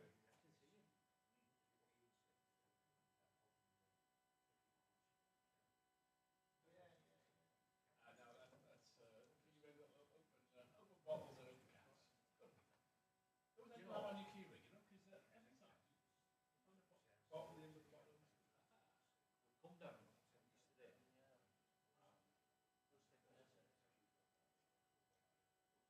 Yeah. You'll have one now.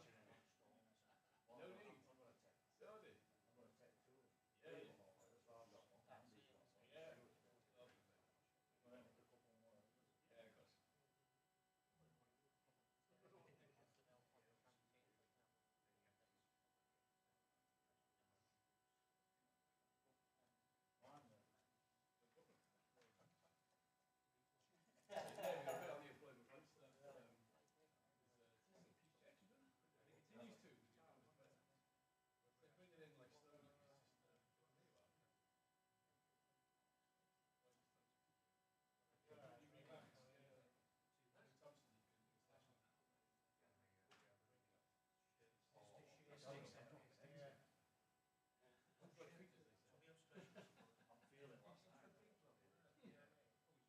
Yeah. Yeah, of course. Yeah. Yeah, I didn't get it tonight. I didn't get it till late last night, so I didn't have to be here. I took the bar quite early. I checked the bar out, and it swings up to 12. We went down to the line. Oh, right. What we usually do is go round and back Yeah, round yeah, again. that's 3 or 4 months. Yeah, when John used to come in, no, Kerry, we tended to stay in school. Yeah. Like, so, when we were in England speaking, well, and I remember getting in taxi like that.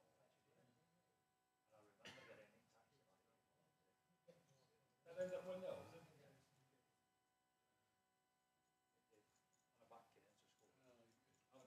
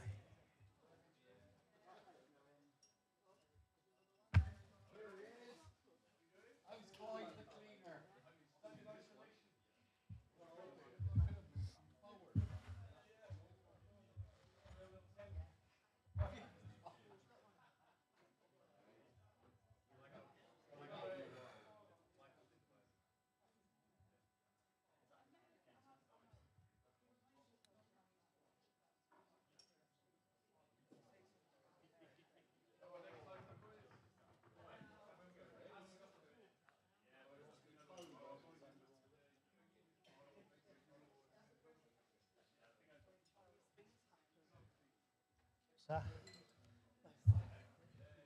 Okay. Maybe other one. Only because they've squidged onto that one, love, but that one's 4 as well. Cool. Oh dear. So, oh, go on. Have it. Who's on the door?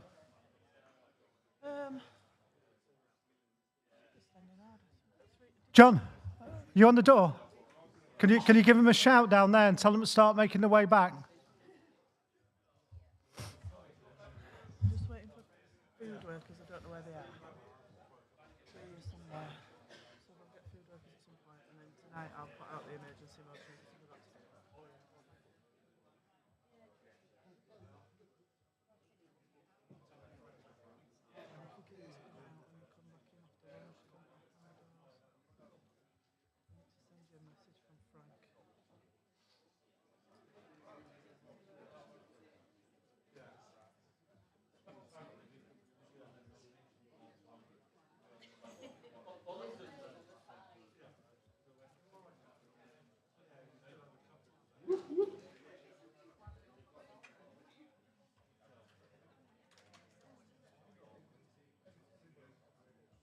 So when do you want to come in? Whenever you want me to come in. I don't really want to do it right now after you've done that speech, to be fair. I could do whenever. Do you want it today or tomorrow? That's what I'm asking. And we need to get through the rule changes so we can do it tomorrow. You sure? Yeah, yeah. So, do you want to start in the morning? Or? And then we've got Becky at 10, haven't we? So I can do Oh, right, okay. And what else have we got tomorrow? Zach, after lunch before cemetery racism. Do you want to do it today then, before lunch? Then we can send it for the lunch. Yeah. So I'll be about 15 minutes-ish. So if I run this until 22, we'll call it at 22. Yeah.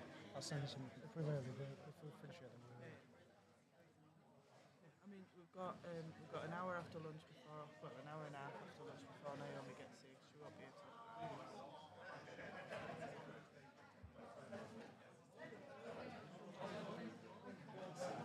Nice of him to send a message. He does more than what the others have done, I suppose.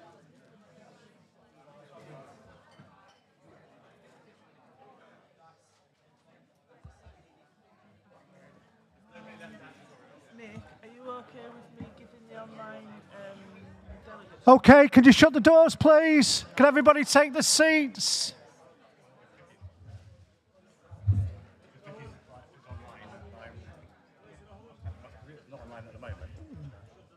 Okay, please take your seats.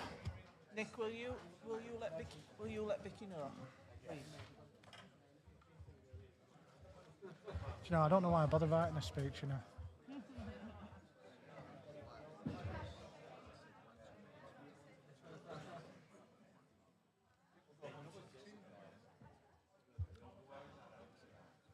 Okay, we now move on to the agenda. The agenda is the one that says final agenda on it. It's not the thick book, it's the thinner book. It's the one that we looked at when Nick gave his report to conference. And as I'm calling the mover... Oh, right. Okay. I've just realised the mover sat next to me. So we've had a message which says, "Good morning, Sarah, Ian, EC, conference delegates. To all concerned, I would like to thank everyone who has helped and supported me over the years. This time of the year was always special for me, and I will always have great memories of the comradeships and debates. Please pass on my best wishes to all. May you have a fruitful and successful conference. Solidarity from Frank Loveday, the recently retired full-time official from Region 1. Okay, mover of... Right, just so I can explain for the new delegates. Right, what happens is we have a mover, and then we have a seconder.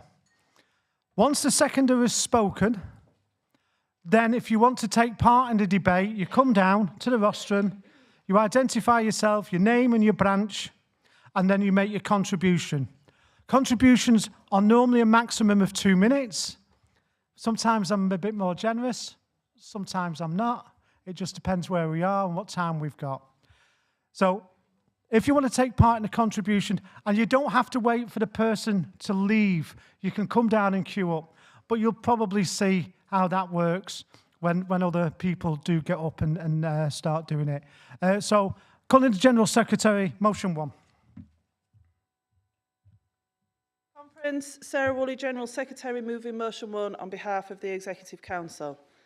At first glance, rule changes can sometimes feel that they're just technicalities or administrative matters, and many of them are. But this one's about something much more important. It's about ensuring that our union structures reflect the workplaces we organise in today, rather than the workplaces that we organised in decades ago. The BFAWU has a proud history. We were founded in bakeries, mills, food production sites, and our branch structures were designed around the industry as it existed at that time. Those structures served us well and have helped build the union that we are in today. But Conference, our industry has changed. Those workplaces we organise in are now often very different from those that existed when many of our rules were first written. We organise across food manufacturing, food processing, distribution, retail, hospitality, and many other areas connected to the food industry and beyond the industry as well. Perhaps the best example of this is Greggs. We've had members in Greggs and predecessor businesses for almost 40 years. Generations of BFAWU members have been organised in Greggs workplaces. We've negotiated agreements, represented members, negotiated terms and conditions and pay increases. Yet despite all of that, despite decades of organising, our rulebook has never really adapted to reflect the reality of how those workplaces operate. Conference, that's nobody's fault. It's just simply a reflection of the fact that organisations evolve over time. And what matters is that when we identify that something's no longer works as effectively as it could do, we're willing to modernise it. This rule change is about giving branches the flexibility to operate efficiently in workplaces that do not fit neatly into the traditional structure of bakery branches. It recognises that some employers have different management structures, different geographical arrangements, and different ways of organising their workforce. And if our union is to represent those members effectively, our structures need to be capable of adapting alongside them. I want to be absolutely clear, though, about one thing. This is not about abandoning our traditions. It's not about forgetting where we came from, and it's certainly not about weakening branches. In fact, the idea is the opposite. Strong organisation depends on having structures that work in practice. If we want active branches, engaged representatives, and effective communication with members, then we need rules that support those objectives, rather than inadvertently creating barriers. Conference, we often talk, don't we, about the need to organise, the need to grow, and the need to bring new workers into our union. If we're serious about that, then we must also be willing to ensure that our structures evolve alongside that organising work. A union that refuses to adapt risks becoming disconnected from the workplaces it seeks to represent. A union that adapts, though, whilst remaining true to its values, is a union that can continue to grow and win for working class people. This rule change helps us to do exactly that. It takes lessons we have learned from decades of organising in workplaces like Greggs and applies them to our rulebook. It ensures that our structures better reflect the reality of our membership today and provides greater flexibility for workplaces we will organise tomorrow. Conference, our founders built this union to serve working class people. They adapted, innovated and organised in the conditions of their time. We honour that legacy not by standing still, but by ensuring that the BFAWU remains fit for purpose for the next generation of food workers and beyond. I ask, therefore, Conference to support this motion. Okay, can hear me? All right, okay. For the benefit of obviously of new delegates, we normally have a seconder, or the alternative to a seconder is what's called formally seconded. Because the executive is moving the motion, we don't put 2 speakers up, we just put 1, and then we formally second it. And that can also happen as we go with other motions too. So just so you understand that in some instances, you will see 2 people get up. One will be the mover and one will be the seconder. And sometimes there'll be a mover, and then I'll call for a seconder, and then somebody will stick their hand up and say formally seconded. Just so you understand that that's why it's happening. Okay, so that is formally seconded. So speakers?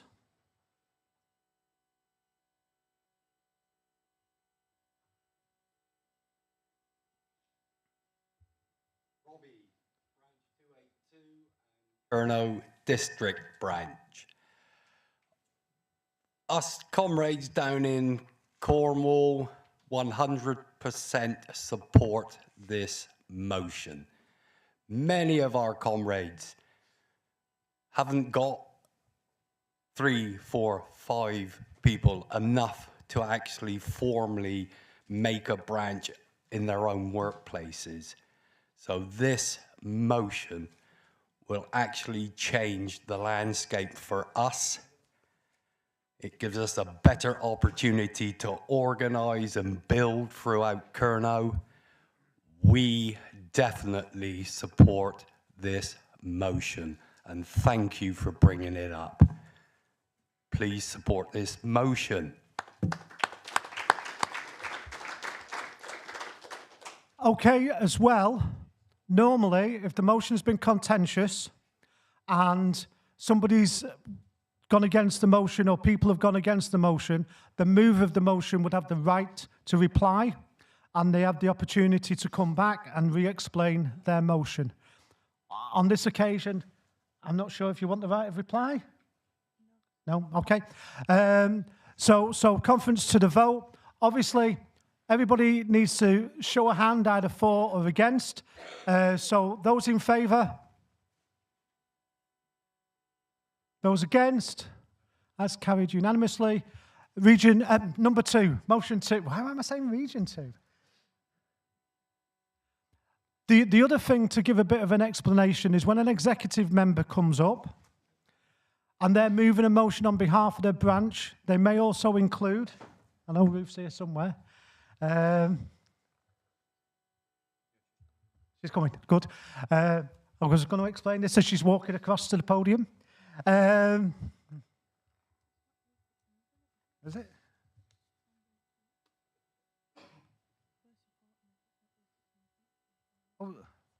Oh, sorry. Just to explain that, though, when an executive member comes up and talks from their branch, you will normally hear them say, speaking on behalf of their branch, but I do need the mover of this motion as well, 582. When they're moving it on behalf of their branch, and if we've supported it as an executive, you'll hear them say, moving it on behalf of the branch and the executive, just so you're clear. Is the mover of 582 coming?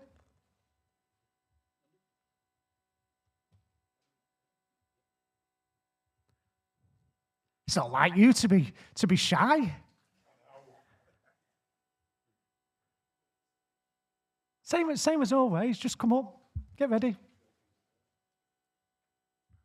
Crikey, you got a step. You got a loud voice. Right, Andy Merton, branch 582, Manicolton. Mr. President, platform delegates. This is a rule change, 3.4, and we ask you please to remove the new member is entitled to a copy of these rules, and please insert the new member can access a digital copy of these rules from the BFAWU website.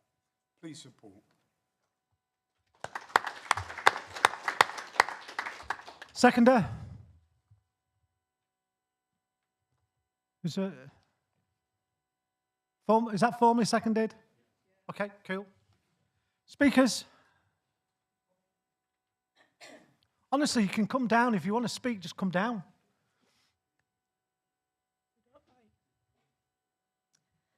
Julie Summers, Gill, Branch 452, Parkcake, Oldham. Not happy with this, because not everybody has got access on a mobile phone. Not everybody's got a laptop, especially the older generation that join. Even the younger ones, not all of them have got access to get it digitally.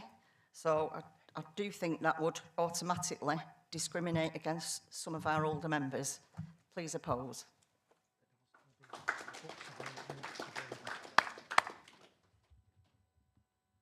Any other speakers?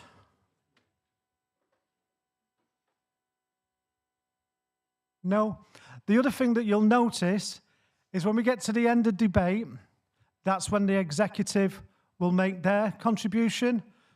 All the speakers take part first, and then somebody from the executive will come up and they will put the position of the executive so you're clear on what the executive's position is. Okay, Ruth? Morning, Ruth Stevenson speaking on behalf of the EC, and I'm here to support this motion. We've previously passed motions on becoming a more paperless organisation. This motion follows those same values. It's just an update, it's nothing fancy. All members can access a copy of the rules, and if they can't, then I'm sure one can be printed for them. In the head office, there's boxes of old rule books, lots of old rule books.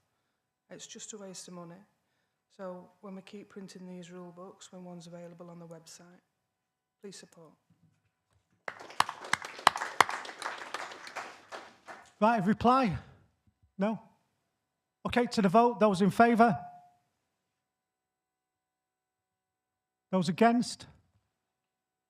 That's carried. The other thing about a rule change, and this is why it's important that a rule change, 2/3 of the room have to vote in support of a rule change.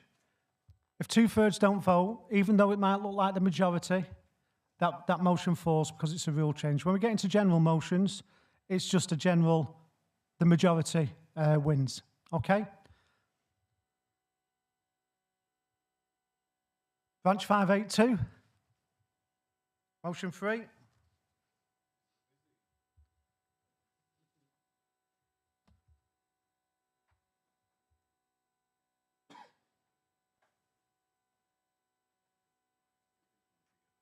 Right, Andy Merton, branch 582, Manic Carlton.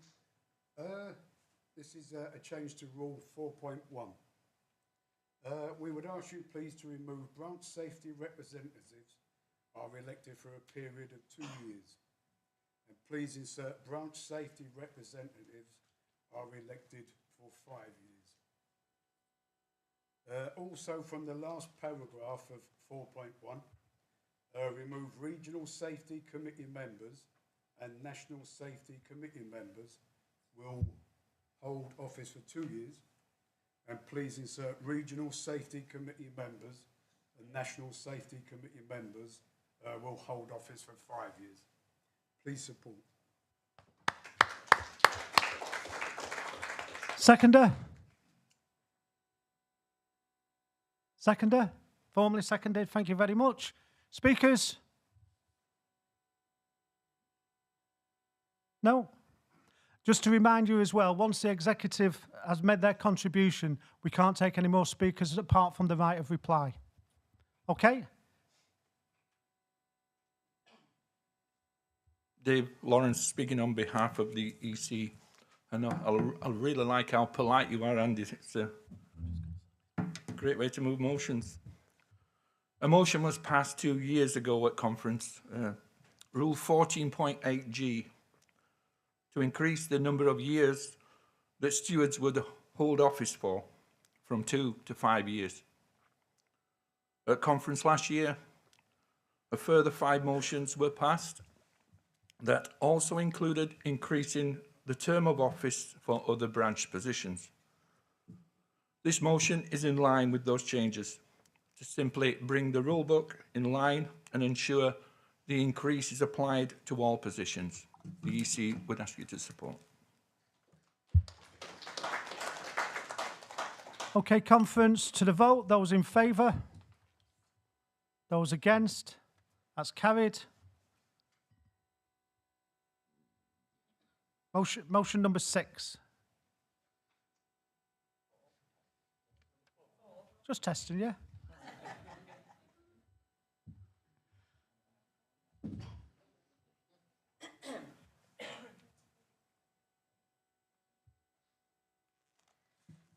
Julie Summersgill, branch 452, Parkcake, Oldham. Rule 5, 5.1, contributions and benefits.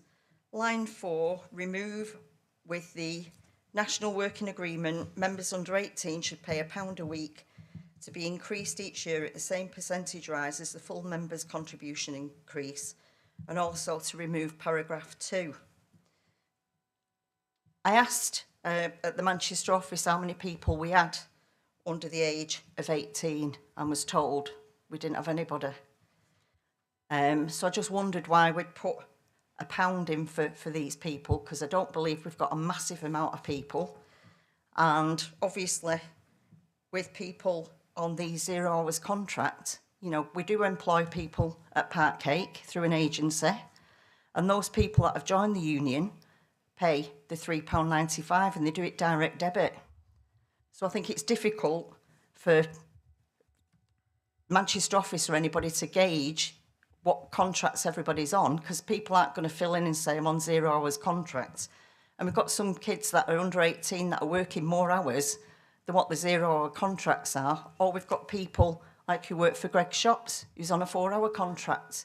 Why should they have to pay £3.95 when we've got other people paying £1? It just seems unfair. So I do believe that everybody should be paying exactly the same. So please support this motion. Okay. Seconder? Formally seconded. Speakers? Are you coming down?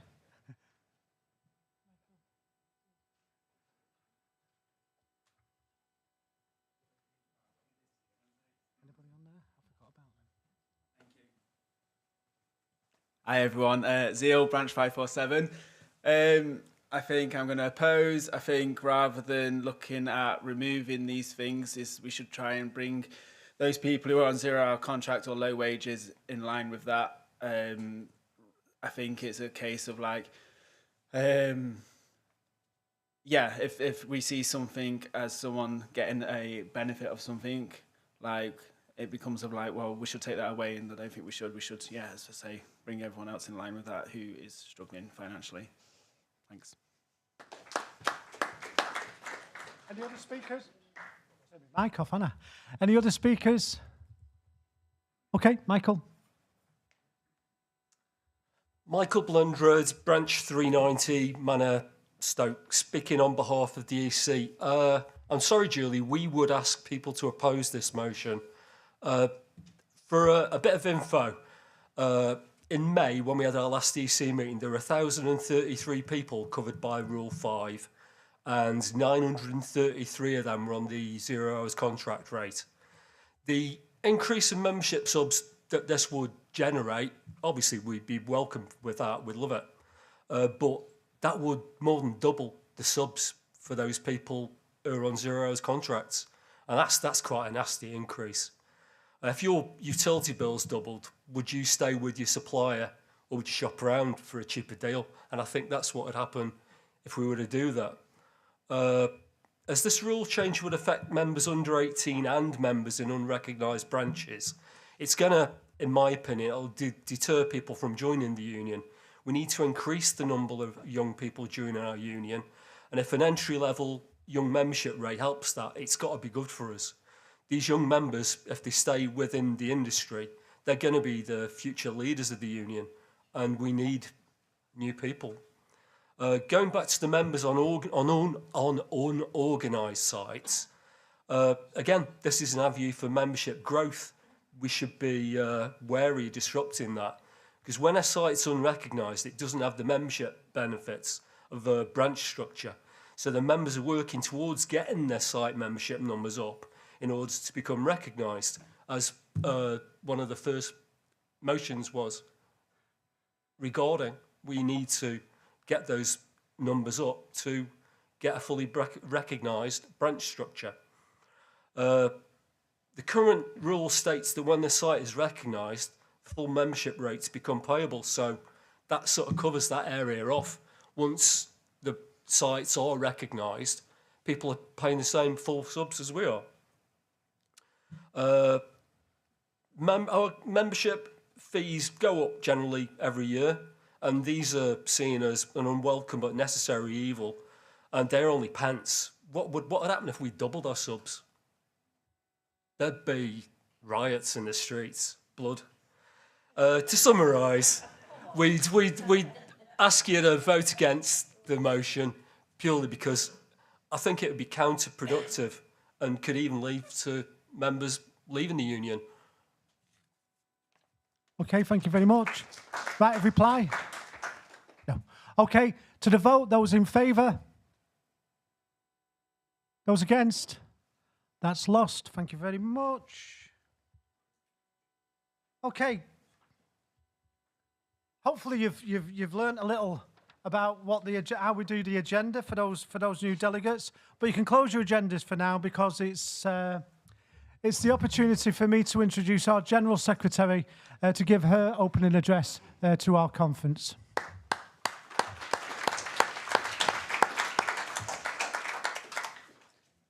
Conference, it's always an honour and a privilege to stand here before you as General Secretary of our great union. For almost 180 years, the BFAWU has been standing up for working class people through industrial change, economic crisis, political upheaval and social transformation. Our union has remained true to its purpose, organising workers, defending workers and improving workers' lives.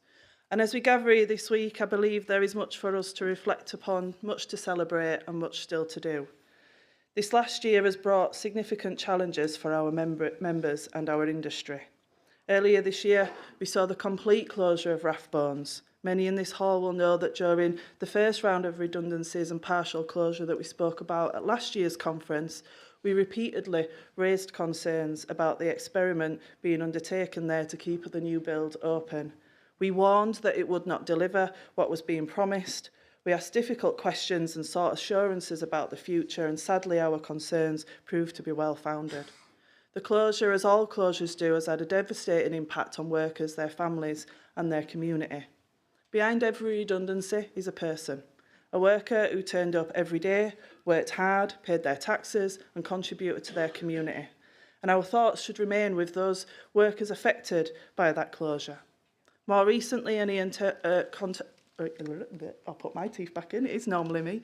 More recently, as Ian touched on earlier, we've witnessed the major fire at the Warburton site in Burnley. Whilst the damage to the facility was significant, the most important thing is that every worker got out safely. And as trade unionists, we talk a lot about health and safety, emergency procedures and risk assessments. And sometimes these things are discussed, aren't they, as bureaucracy. But events like Burnley remind us why they matter, why it's important as a union we support other unions, campaigns like the Fire Brigades Union, who are pushing back against the cuts to the service, leading to fewer stations and firefighters available to put out fires like the one we saw at Burnley. Every worker deserves to go to work knowing they will return home safely at the end of their shift. There can never be any compromise when it comes to health and safety.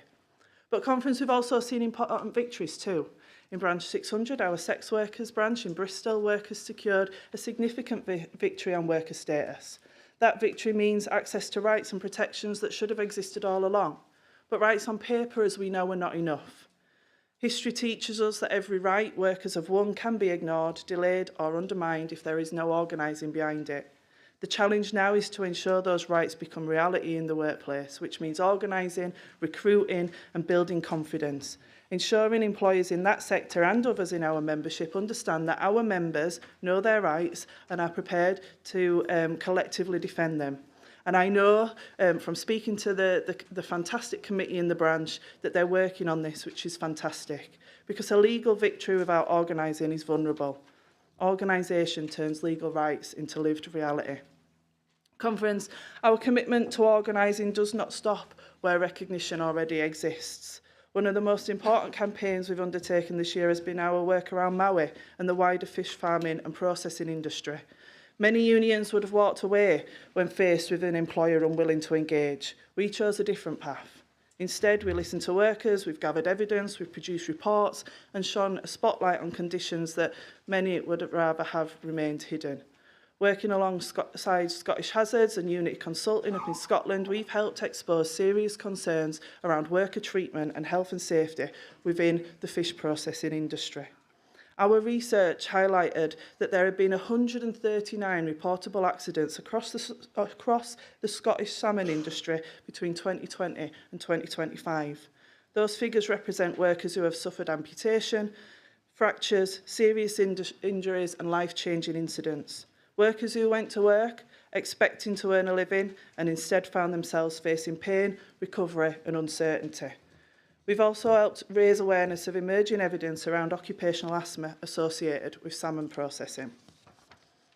None of this work has been easy, conference. MAWI has repeatedly refused to engage with us. The HSE has declined calls for an urgent review of the sector, but when workers are being injured, when concerns are being ignored, and when employers refuse to listen, that is precisely when trade unions need to be at their strongest. And this campaign is about more than one company.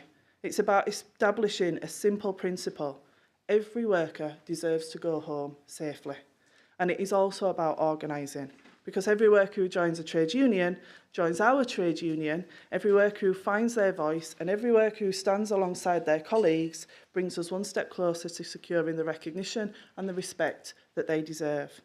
Whether it is a bakery in Burnley, a club in Bristol, a salmon processing plant in Rosyth, or a distribution centre anywhere in the country, the lesson is always the same. Workers are strongest when they are organised. Employers listen when workers act collectively, and rights only become reality when there is a union in the workplace prepared to defend them, and that union is our members. I also want to take a moment to recognise some colleagues, if you will forgive me. Firstly, Frank Loveday, I'll put my teeth back in again, Frank Loveday, who is now retired. Frank has given many years of service to our union, and on behalf of the BFAWU, I'd like to place on record our thanks for everything he's contributed and wish him a long, happy and healthy retirement. I'd also like to congratulate Peter Pine on taking up his new role. We look forward to working alongside Peter in the years ahead as an organising regional secretary, and I know he's hit the ground running in the region. And I want to thank Laura Graham as she moved on to new opportunities. We wish Laura every success in the future and thank her too for the contributions she made during her time with us. Conference, our industry continues to change. The merger between Greencore and BFAWU is now completed. The reality is we have recognition in only a small number of sites across that newly merged organisation, and at present we have limited information about the company's longer term plans, but that should not discourage us. It should motivate us more to organise in those spaces, because the answer cannot be just to sit back and wait and see what happens. It's got to be to organise, to recruit and build our presence and influence across those workplaces. And alongside this, we continue to watch developments around the proposed merger between Allied and Hovis. We expect further updates on this towards the end of June. But our task is clear, conference. We've got to be preparing now for that. We've got to be mapping our workplaces, strengthening the membership in those branches, bringing together the collective agreements across those sites, because we need to understand as an organisation the difference in pay, terms and conditions right across the board. And when the merger is complete, we've got to be ready from day one to push for better pay, better terms, better conditions and stronger agreements for every member we represent in that new world, because we cannot let any of them be left behind. The world around us, conference, also remains deeply uncertain. We have wars and conflicts that continue to rage across the globe. Beyond terrible human cost, these conflicts also have consequences for working class people here at home. They create inflationary pressures, disrupt supply chains and increase costs for everyone. And those pressures inevitably find their way into our workplaces as well as onto our members' kitchen tables. But, conference, we can't talk about international events simply through the lens of economics. We are part of an international industry and an international movement. Food production does not stop at national borders. The ingredients our members work with, the supply chains they rely upon and the communities they come from stretch right across the globe. That means we cannot and should not turn away from international issues. When ordinary people in Palestine are subjected to war, bombardment, displacement and starvation, we've got a duty to speak out. When civilians in Iran, Lebanon and elsewhere become caught up in conflicts that they did not create and cannot control, we have a duty to speak out. And when countries such as Cuba and Venezuela continue to face external pressure, sanctions and attempts to undermine their sovereignty, we've got a duty to call that out too. Not because it's fashionable, not because it's easy, but because solidarity means standing with ordinary people wherever they happen to live. Trade unionism has always recognised that an injury to one is an injury to all, and that silence in the face of injustice has never advanced the cause of working class people. We don't have to agree on every political question to recognise a simple truth, do we? Ordinary people should not pay the price for wars, occupations, sanctions and conflicts that they did not create. That is why we will continue to stand for peace, for justice and international solidarity and human rights wherever they are threatened as a union. But alongside war and economic uncertainty, there's also another challenge that we can no longer afford to treat as something for tomorrow. Climate change is not a future issue. It is a workplace issue, a food industry issue, and it is a trade union issue. Our members see the impacts every day. They see workplaces becoming unbearably hot during summer months and have seen the discussions in so many of our WhatsApp groups about that over the last few weeks.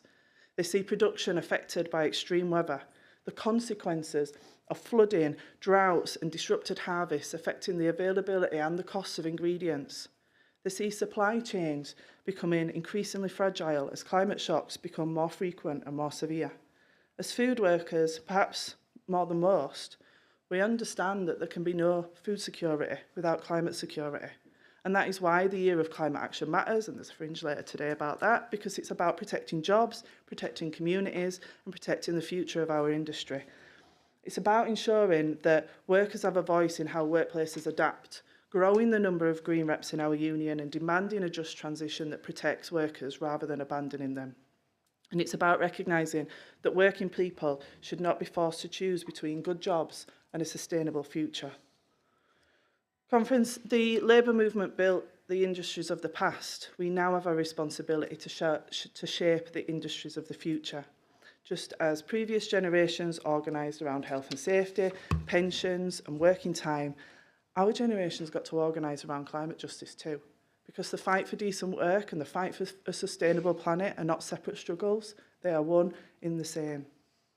And at the same time as these global challenges, we are seeing the continued rise of the far right, the politics of division, and that offers no answers for working class people. It tells people to blame migrants, to blame refugees, to blame those who are struggling, yet where were these voices when public services were being cut to the bone? Where were they when wages were stagnating year after year when we were going through austerity? Where were they where austerity hollowed out our communities? People are right to be angry, Conference. People are right to want change. But we must always judge politicians by what they do, not what they say. And I, as others in our union, have not been shy in criticising the current Labour government when we believe they've got things wrong, and they've got plenty wrong over the last couple of years. Trade unions, in my opinion, should never be cheerleaders for any political party. There's a reason we are independent bodies. Our job is to stand up for working class people, but facts matter.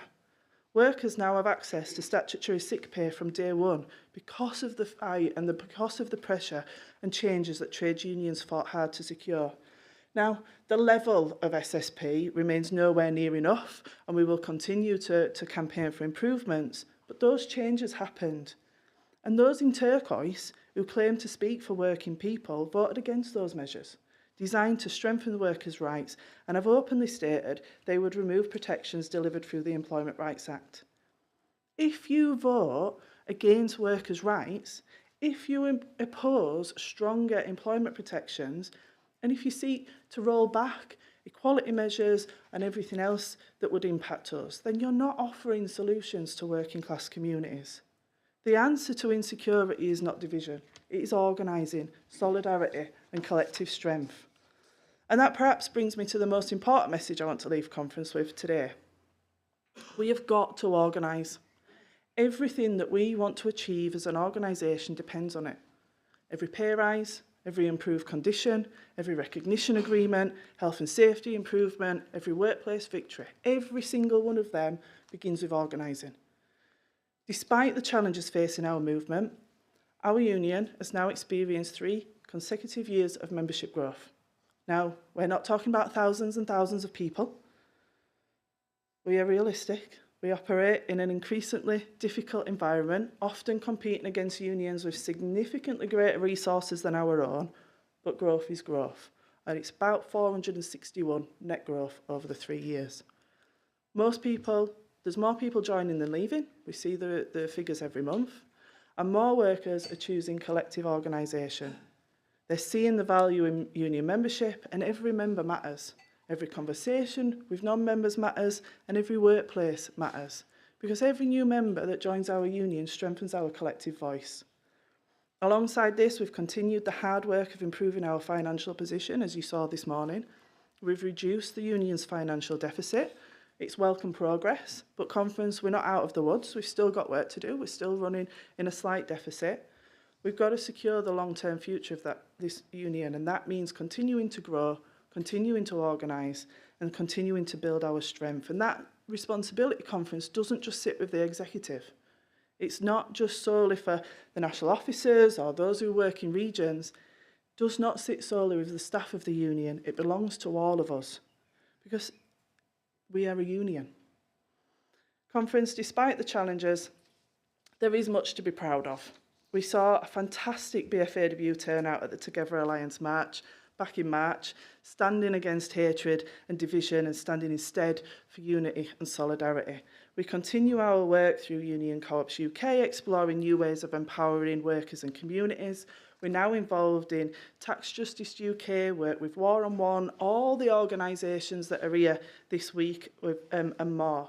We've continued to build our presence and our reputation in the UK trade union movement and beyond. And we've played a leading role in the Right to Food Commission, work that will be discussed in far greater detail later this week, but work that goes to the very heart of who we are as a union, because food workers should not be going hungry. No worker should be going hungry. And there's so much more besides. I'm conscious that we're nearly at lunchtime, so I won't go on much longer. Every day across this union, reps represent members, branches organise, activists recruit, health and safety reps save lives, union learner reps create opportunities, officers negotiate improvements, and members support one another. That is the real story of the BFAWU. We stand at a moment where many people feel uncertain about the future, but uncertainty has never been defeated by despair. It has always been defeated by collective action. The people who built this union face challenges every bit as significant as the challenges that we face today.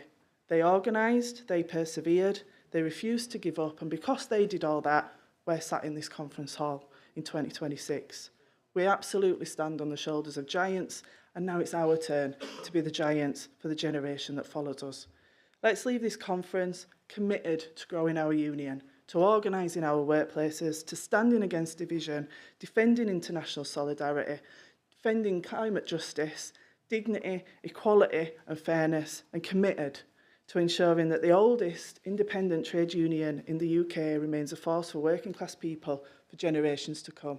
Enjoy the rest of conference, and I'll see you at lunch. Thank you.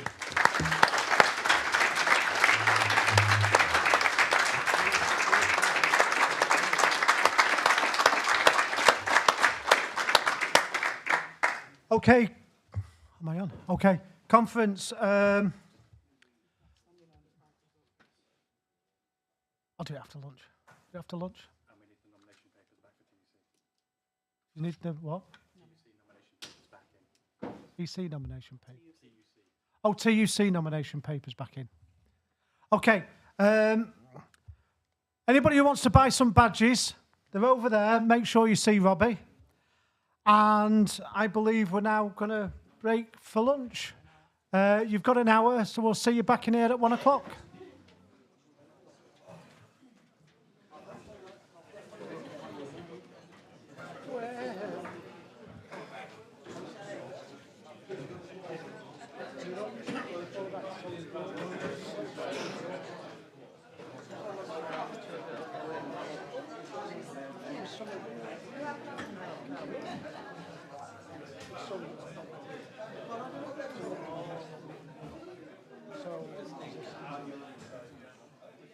Hey, yes.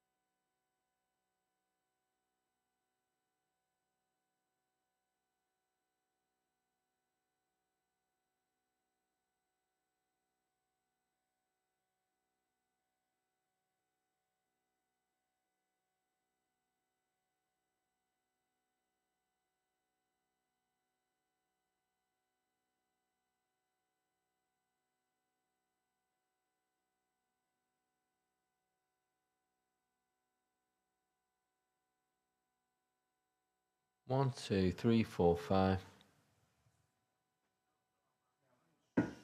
I was just checking that it's, you know, because that connector was a bit iffy.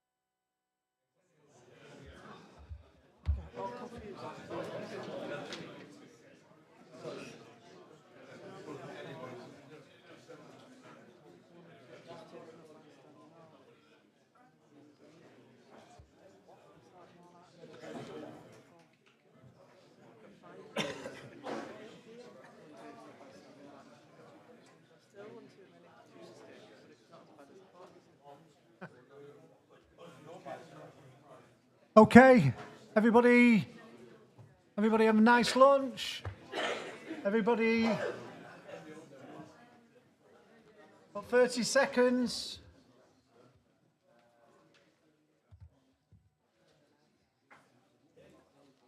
We'll do roll call and then.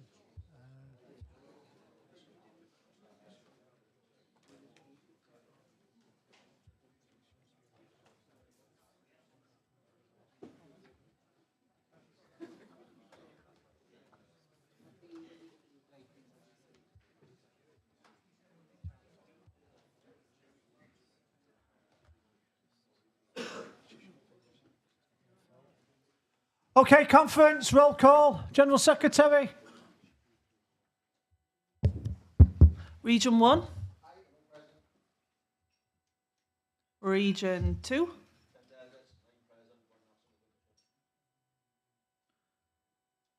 You confused me then, Tony. I've not got enough space in my box for all that. Region 3. 16, did you say? Region 4.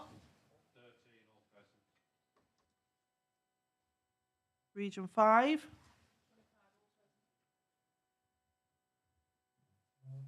6, we've got 2. Region 7. And online, 1, 2, 3, 4, 5, 6, 7, 8, 9, 10, 11, 12, 13, 14, 16. Thank you very much.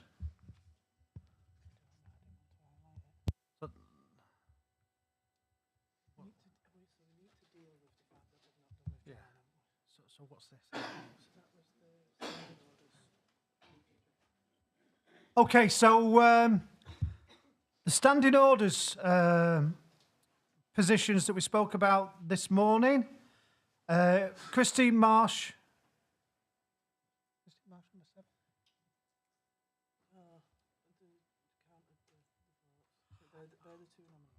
So Region 3 was Christine Marsh and Raoul Dar, and Christine Marsh has been elected as the standing orders. Okay,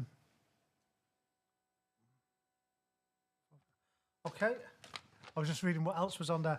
Conference, there's also been a slight error. Normally, I would now be reading out the nominations and when I read the names out, then obviously the people have an opportunity to withdraw.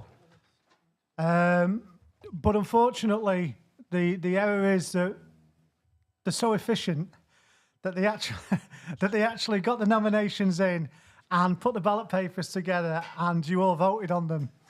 So people haven't had an opportunity to withdraw. It is a human error, and to err is human.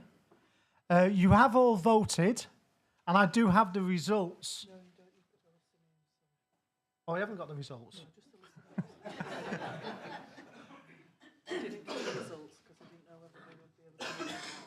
So I haven't got the results, but you've already voted, right? Are you happy to accept that you've already taken part in a vote?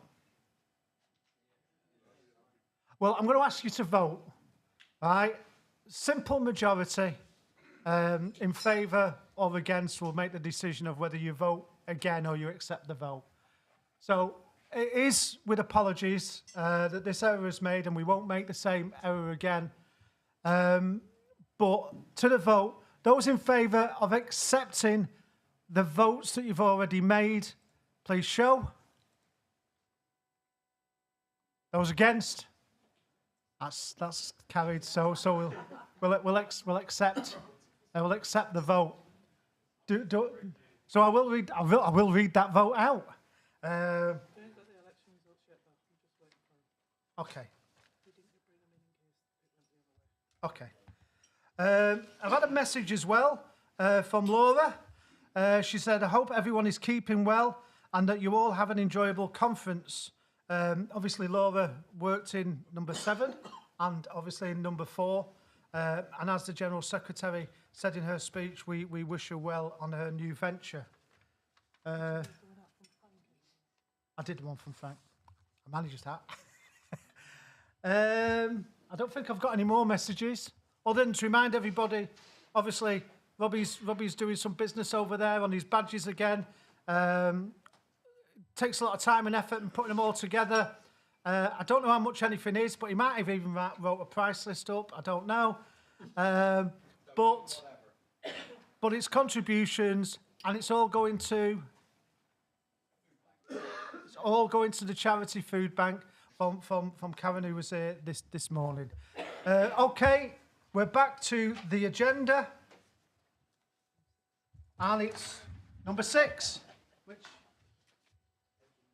is be all right if I'm on the right page, won't it? I get better as the week goes on. Yeah. So it's branch 390. I might have lied about getting better as the week goes.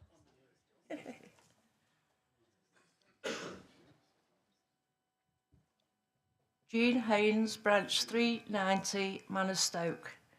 This conference agrees to replace the word retirement in Rule 5.4a with the word pension. The rule will now begin with the following. Upon reaching state pension age, the rate of contribution may be reduced to 35 pence per quarter if the member has retired from full-time employment, to be increased each year at the same percentage rise as the full member's contribution increase. Seconder? Formally seconded? Speakers?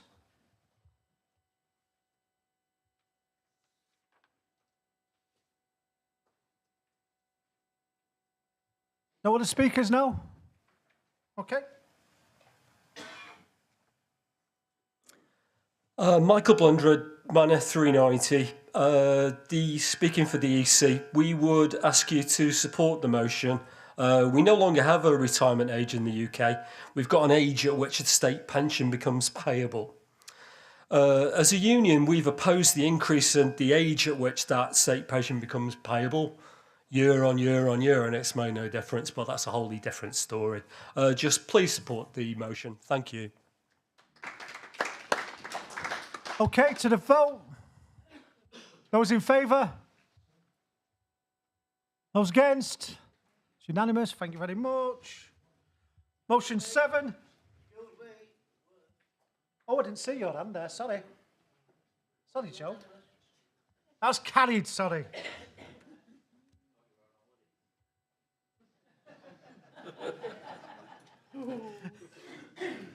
Yeah, you're never in the country that long, are you, Joe?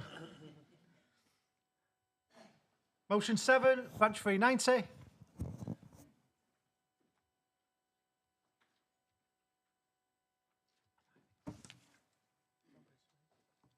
Jean Haynes, branch 390, Manor Stoke.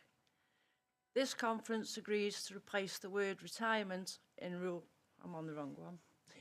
Sorry. Rule 5.14. This conference agrees to replace the word retirement in Rule 5.14 with the word pension. The rule will now be: all members having 40 years membership shall be granted a free membership card in the union. They shall receive a grant of £150. They shall be entitled to all benefits as per rule until reaching state pension age. Thereafter, funeral benefit only will apply.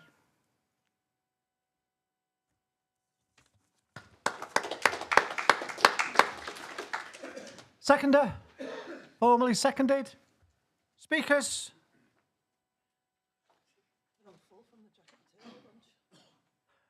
No speakers? Hello again, Michael Blundred, Manor 390. This rule change just carries on from the previous motion.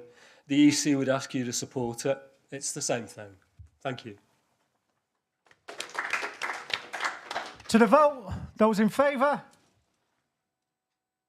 Those against? That's unanimous that time. I did check, Joe. I did check.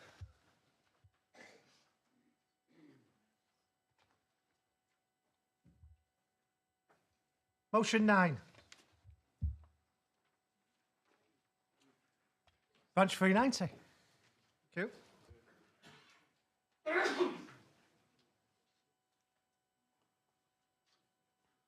you. Muhammad Islam, Region 3, Branch 390 stroke. This conference agrees to delete Rule 9.2.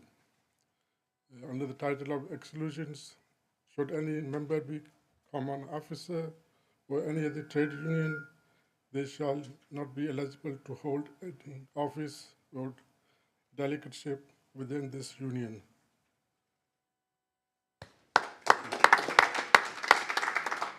Seconder. Formally seconded. Speakers?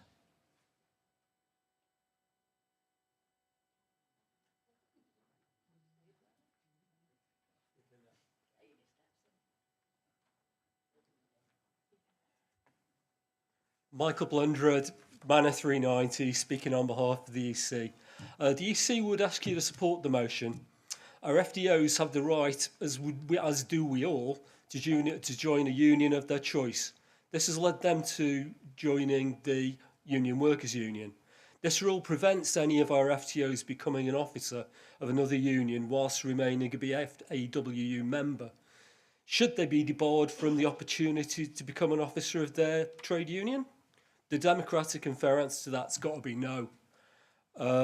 Going further, any FTO who wishes to become an officer of another union could simply withdraw from the BFAWU. That would satisfy this rule. And again, would we not want them to stay in our union? Yes, we would. So this rule is a restriction of the rights of our FDOs to take an active part in the running of their own union and should go. So please support the motion. Thank you. Okay, to the vote, those in favour?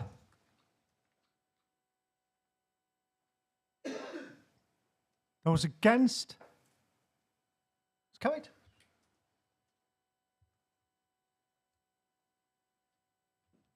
Number 10.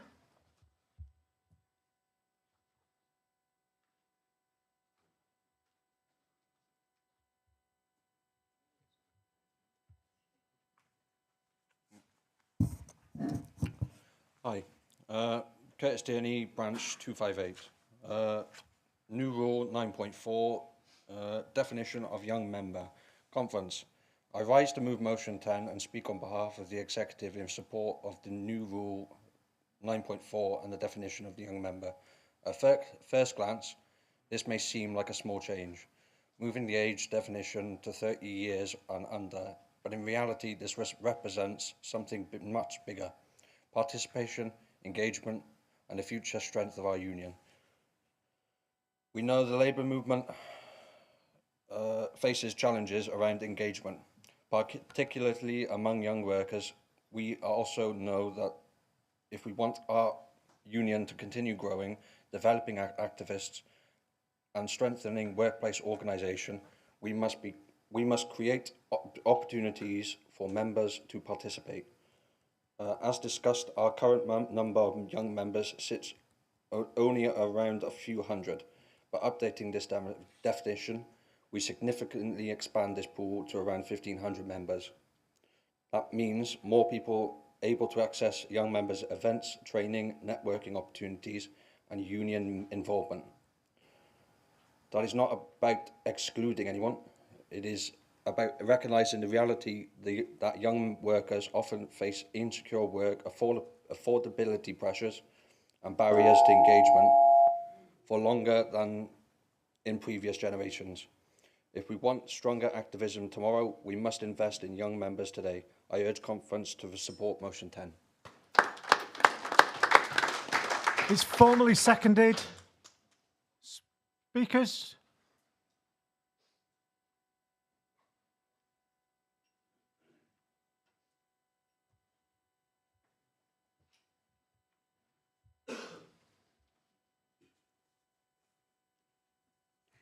Neve Bland, branch 429, Warburton's Burnley, first time speaker. I'd like to oppose the proposal to extend the young member age from 27 to 30. The current definition serves an important purpose. It ensures that those at the very start of their working lives have clear and focused voices within the union. Expanding that range risks diluting this focus, as the need of someone in their early 20s can be very different from somebody approaching 30. There's also a concern about balance. Older members within that category are more likely to have experience and confidence, which could unintentionally overshadow younger voices, the very people this group is meant to support. If there is a desire to better represent members in their late 20s, I believe a better approach would be to create a separate category rather than redefining one that already has a clear purpose. For these reasons, I think we should keep the current age limit and preserve the original intent of the young member group. Well done.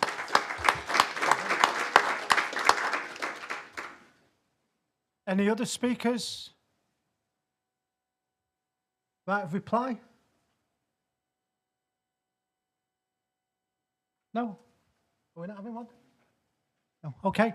To the vote, those in favour? Those against? That's lost.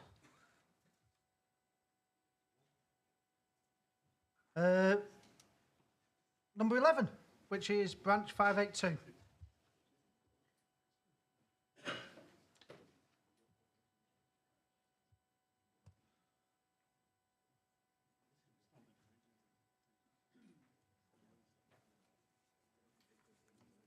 Patrycja Grabowska, oh Jesus, branch 582, Manor Carlton, motion 11. Change to rule 14.3.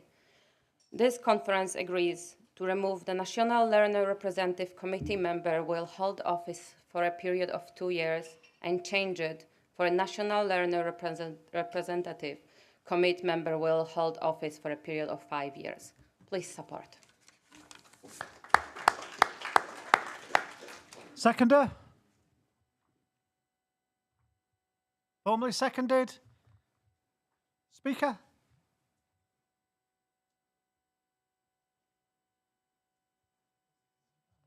You in it.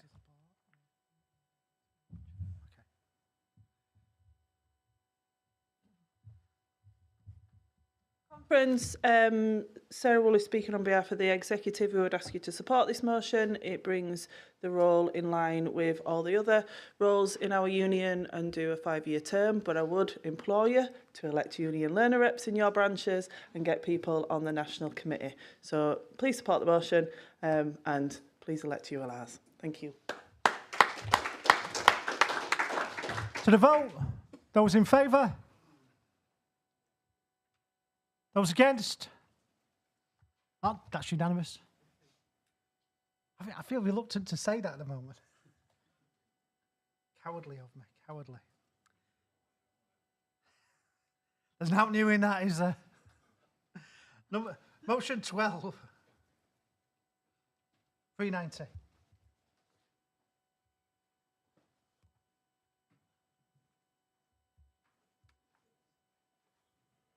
Thank you, Chair. Mohammed Islam, Region 3, Branch 390, Stoke. The words branch officers or branch officers shall be replaced with the word president in Rule 14.4, which is under the title of duties of the branch officers. Thank you. Please support. Seconder? Formally seconded. Speakers? Getting a few steps in, Michael. Just that close then. But not up there. Thought you were going further then. Michael Blundred, Manor 390, Stoke, speaking on behalf of the EC. We would ask you to support this motion. It's another just to tidy up In every other rule in this section, 14.3, 14.5, 14.6, 14.7, they all refer to the branch officers by their title, secretary, shop stewards, etc. This is just applying the same reasoning to the rule that we have. So please support. Thank you. And my apologies, I identified the wrong branch. It was 582, not 390. That'll teach me to get some better glasses. To the vote, those in favour? Those against? Unanimous, thank you very much. It's 390 now, isn't it? No, that was 390. Oh, that was 390. You want my glasses? Yeah, I think I need yours.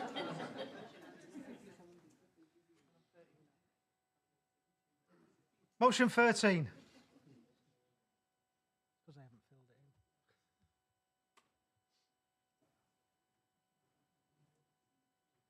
Got my bingo card and I forgot to fill the numbers in.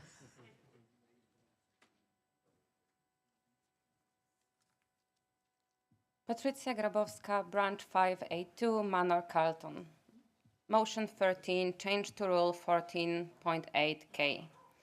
This conference agrees to remove safety stewards to stand for relocation after 2 years and change it for safety stewards to stand for relocation after 5 years. Please support. Seconder. Formally seconded. Speakers. Okay.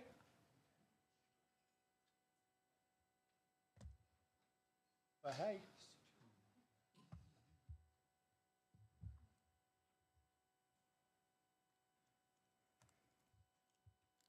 Ruth Stevenson speaking on behalf of the EC here to support this motion. This falls in line with the previous year's changes to length of service and also brings this morning's earlier rule, bringing our rule book up to date. The EC would like you, therefore, to support this motion. Okay, to the vote. Those in favour? Those against? It's unanimous. Motion 14 falls. Motion 15, 582.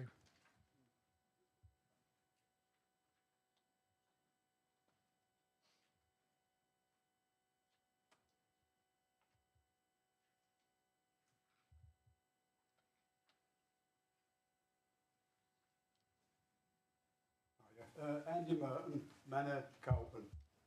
Just bear with me on this one. Right, so this is a change to Rule 22.4B.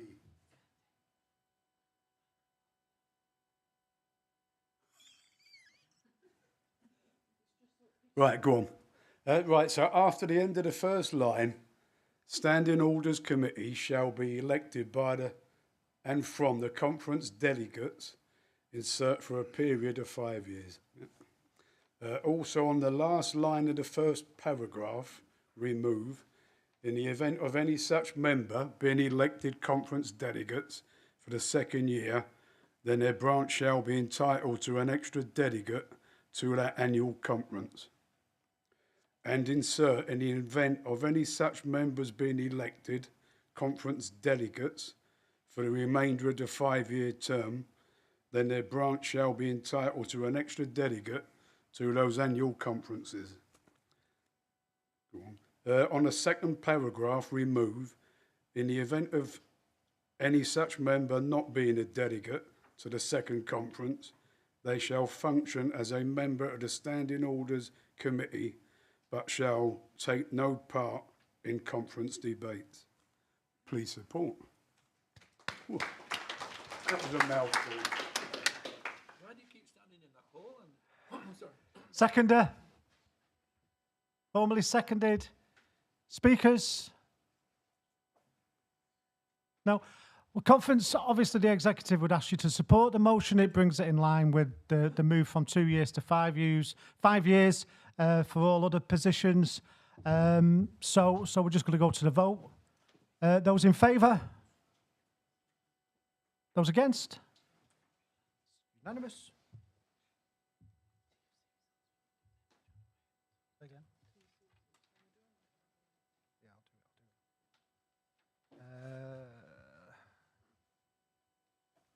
do it.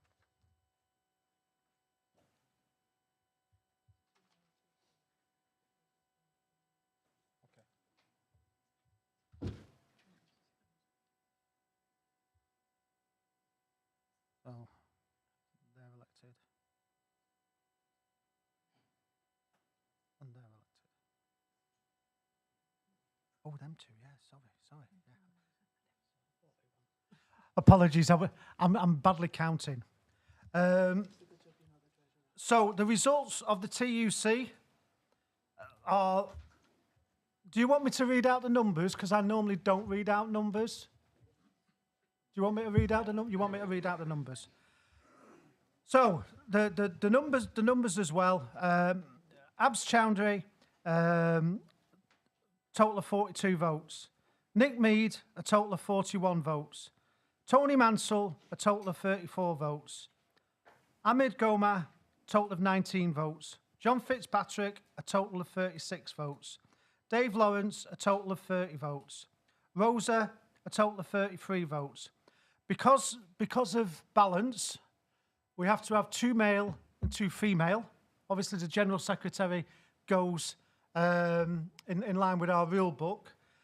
So Rosa automatically goes as the only female that was nominated. And so Abs Chowdhury and Nick Mead have both been elected to attend the TUC. Thank you.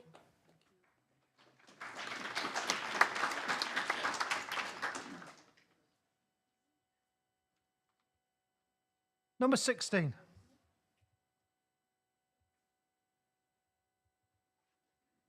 Which is Rachel. She's online. She's online. Can you hear? Yes? Sorry, yes.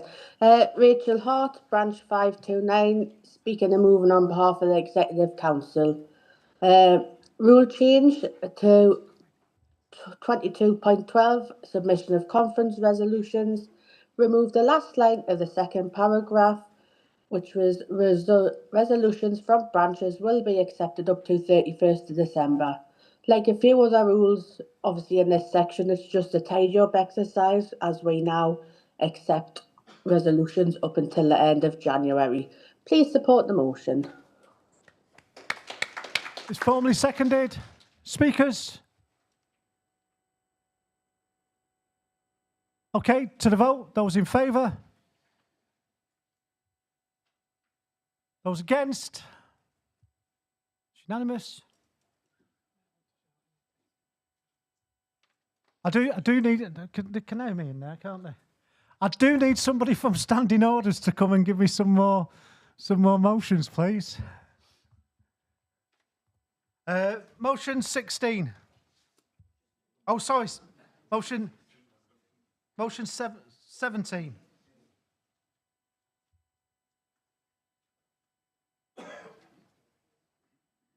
Oh, he's there. Good afternoon, conference. Motion 17 is online. Who's moving the amendment?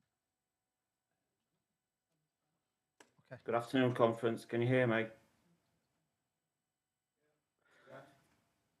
Right, Jonathan Kay, Aunt Bessie's Branch 570. Jonathan, oh. Just before you do, Yeah. you need to move the amendment first. Right. So move the amendment and then. This is the first time I've ever done a motion. No, Ian, no, I so- know. That's why I'm just saying. So just so you know, and it's my fault because I should have said this before you came online. So you move the amendment, and then if the amendment's accepted, then we go to the motion as amended. Okay? Right. Okay. So there's basically two votes. Okay. Okay. Cool. So the original motion was that the conference starts on the beginning of the modern working week, Monday, therefore giving the delegates more of the weekend previous to the conference.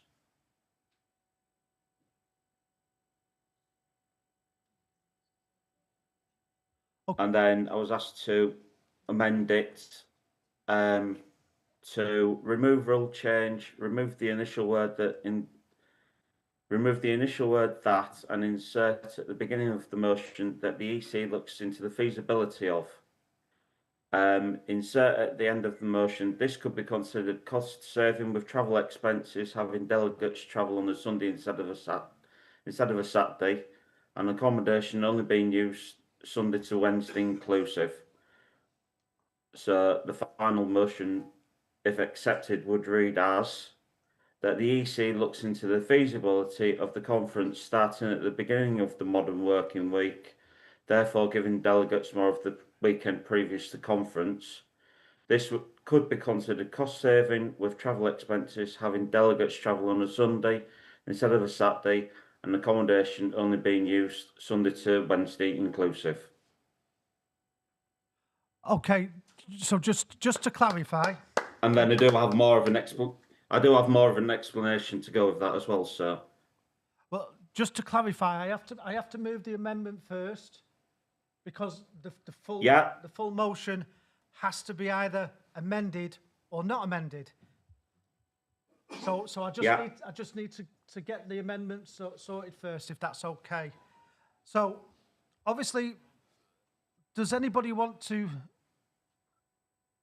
Oh, I haven't even asked for a seconder, have I? I got a little bit confused myself there. Is there a seconder for the amendment? Is there a seconder for the amendment? Formally seconded, thank you very much. So, any speakers on the amendment?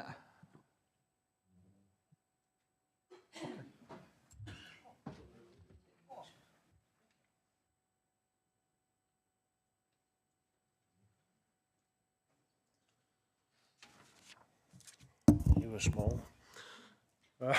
Andrew Wiley, branch 14 down Warburton's Burnley, first down speaker. So, delegates, I oppose rule change 22. While the intention behind the proposal to give delegates more of the weekend is understandable, I do not believe it delivers that in practice. Many delegates will still have to travel on a Sunday. We have to go on the amendment first, not the rule. Right. So, because it's been amended, we have to talk the amendment first. If the amendment's accepted, then we go on to the full rule. I'm still lost. What do you want me to do? Go over here? Yes. Are you speaking on the wording of the amendment specifically? Or are you No, the rule. Right. So we've done the amendment bit then. Are you speaking on the amendment? Point of order. Okay. Julie Summersgill, branch 452, Parkcake, Oldham. They've put it down as, excuse me, rule change 22. And the duration of conference actually comes under rule 22.4. So if this goes ahead, does it knock out everything else from rule 22? You know, you might think I'm being pedantic, but, you know, I had the same issue with the funeral benefit, and I believe this has been written out wrong. So, you know, point of order. Thank you.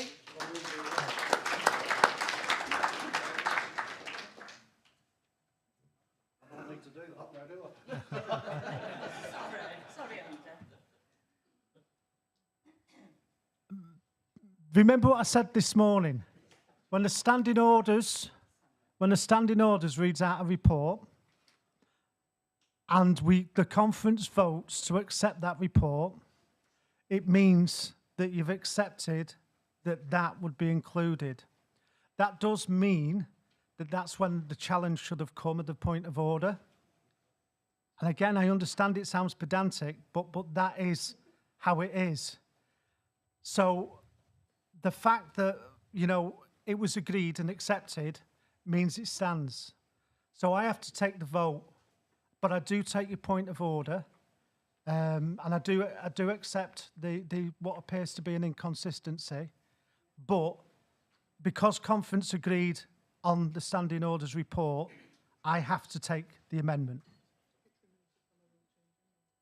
Okay. So, on the amendment, the position of the executive is that we support the amendment.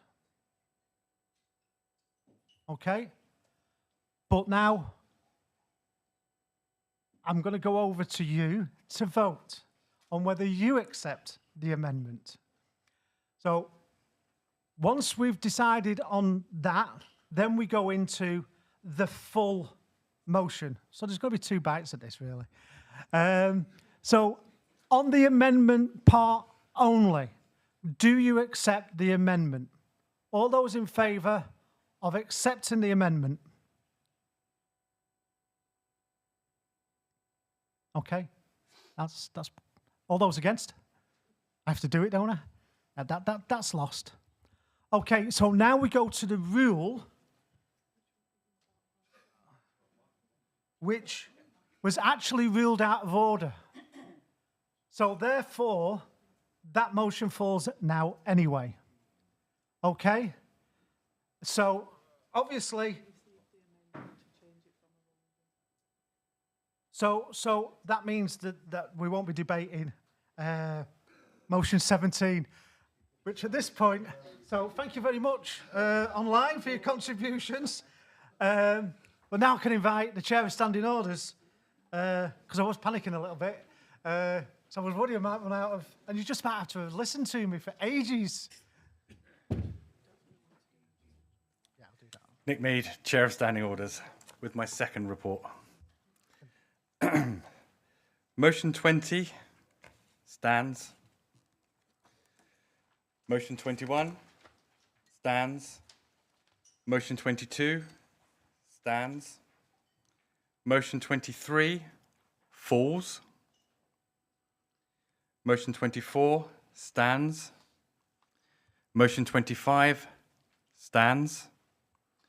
Motion 26 stands. Motion 27 stands. Motion 28 stands. Motion 29 stands. Motion 30 stands. Motion 31 stands.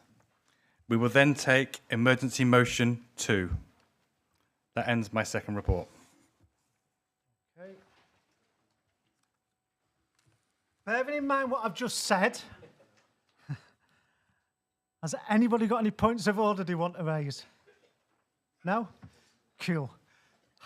We're getting back to normal. Sure before I walk away?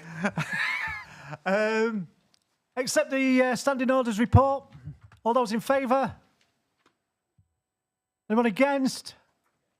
It's unanimous. Thank you very much, Nick. Thank you very much. We're now going to take emergency motion number 1, which is... that one. Which is on page 12 at the back of your final agenda. I forgot what it was called. And it's the General Secretary.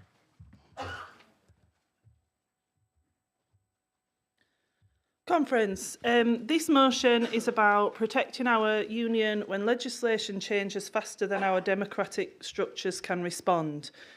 Let me be absolutely clear from the outset what this motion is not. It is not a let the executive do whatever it wants motion. It's not a motion that removes conference sovereignty. It's not a motion that allows the executive to rewrite the rulebook on a whim.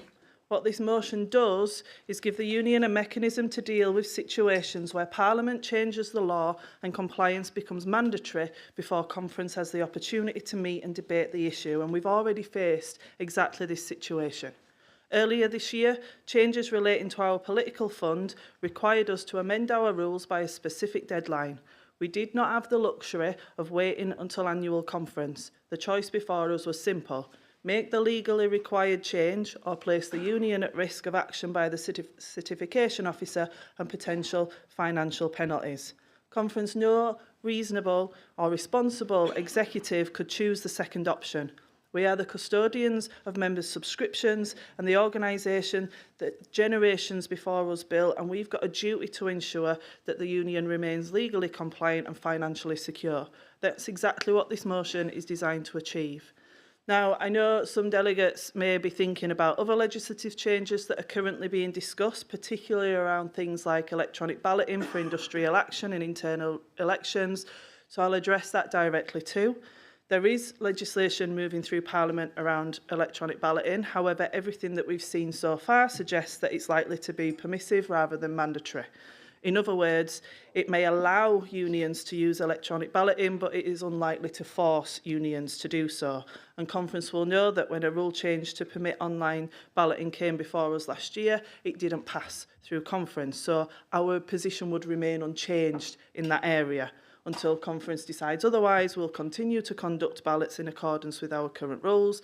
We'll pay for the printing, pay for the postage and the administration costs that come with the postal balloting, because that's what our rule book currently requires, as that's what Conference voted for. This motion wouldn't change that. If Conference wish to revisit it, then obviously we'd have another discussion. What this motion deals with are those rare occasions where the law leaves us no choice. None of us know what future governments may legislate for. We've lived through decades of anti-trade union legislation, and we're now seeing a period of employment law reform. It would be irresponsible of us not to have a mechanism in place to ensure the union can respond quickly when compliance is mandatory. This motion is about safeguarding us, about protecting members' money and the organisation, and ensuring that we don't find ourselves facing enforcement actions or fines because Conference happens to meet after a legal deadline has passed. And most importantly, it preserves the democracy that we are working through this week, whilst recognising reality. You know, when Conference has got a choice, Conference will continue to decide. When the law gives us no choice, the union's got to have the ability to comply and protect itself. So for those reasons, we ask that Conference supports Emergency Motion 1. Thank you. It's formally seconded. Speakers? No. Okay, to the vote. Those in favour? Those against? That's unanimous. Thank you very much. Back to where we were. What page was that? Page 5. And we're going to go on to motion 20.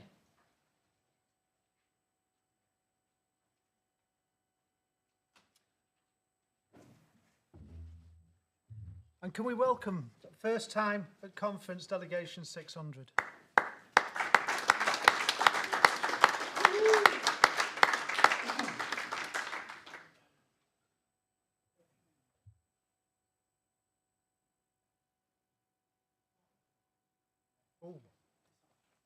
Hold on a second. Have we lost? No.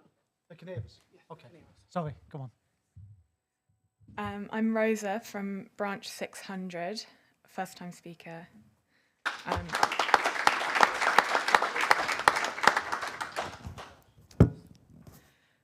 This is my first time at BFAWU Conference, and I'm very happy to be here on behalf of my branch, Branch 600, the Sex Workers Union. When we were looking for a new parent union in 2023, we knew that we wanted to be part of a strong, progressive, working class union who would accept our diverse membership without judgment. Not only our stripper and cam members, but our full service escort and brothel working members too. And the Bakers Union accepted us with open arms. At protests, on training courses, whenever we get the chance to spend time with our BFAU comrades, our members are always touched by the kindness and unwavering support from other members, so I'd like to thank you all for that first.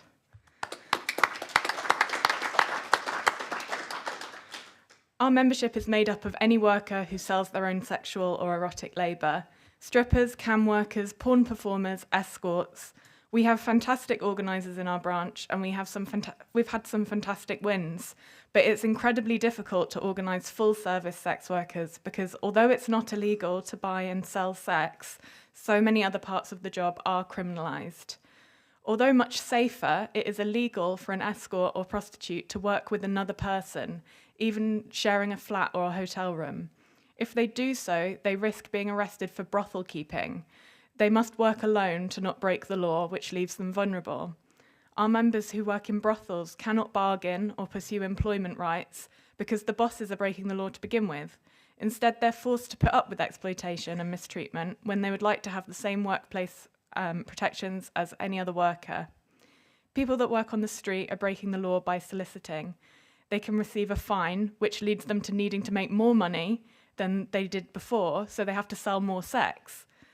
They might have to say yes to customers or acts that they might have said no to otherwise in order to pay the fine. They might receive a prostitute's caution, which will stay on their record until they're 100 years old. When sex workers receive a criminal record, it stops them being able to find other employment, and it traps them in a cycle of poverty and exploitation. It makes no sense. This is why sex workers all over the world campaign for decriminalisation. It's a safety issue, it's a public health issue, and it's a workers' rights issue. Please support this motion so that BFAWU can join ASLEF, GMB, Unison Northern Ireland, CWU, UCU, RCN, PCS, USDOR and Equity in calling for the full decriminalisation for safety's sake. Thank you.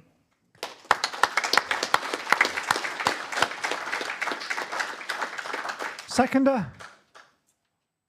Formally seconded? Okay, speakers?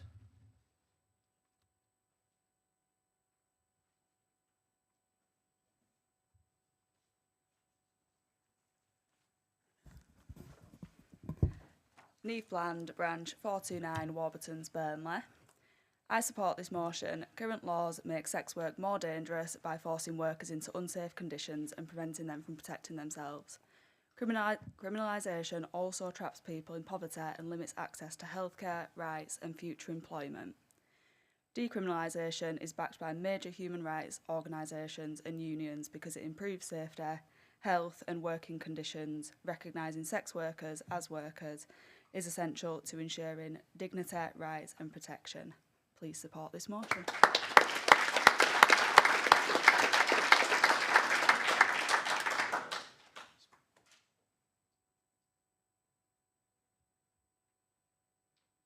I am Ermilson Correa, Branch 0110.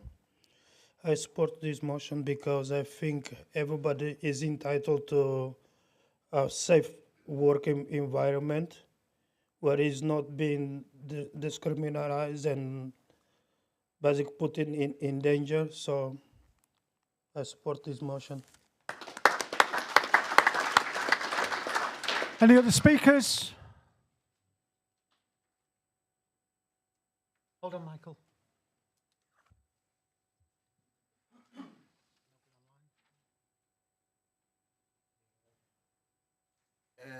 Freddy Vélez, Branch 547. I do think this motion is very important for us as a union. Our union is a welcoming place, it's a tolerant place, but it's also a place for us to exercise our rights. We need to feel proud of welcoming the sex workers branch to our union. So I think as a union is one of the best things we have ever done. It says a lot about us as a union. I do think we should support this motion. It's about health and safety.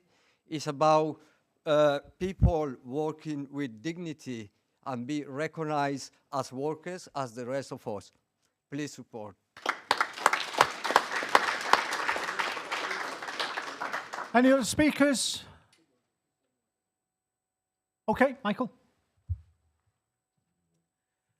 Michael Blundred, Manor 390, speaking on behalf of the EC. We would urge you to back this motion. I've written a load of notes down here, but all the previous speakers have said what they've done eloquently, and they're right. Decriminalising sex work would mean that sex workers can work legally in premises and fall under general health and safety legislation. It also enable them to organise and promote union membership. At the minute, they can't do that. Workplaces, and especially union workplaces, are way safer than ones that aren't organised. The Sex Workers Union website, it's got a front page, and there's a sex worker there with a sign that says, "My body, my business." I thought that was quite inspirational. It's a really, really good front page.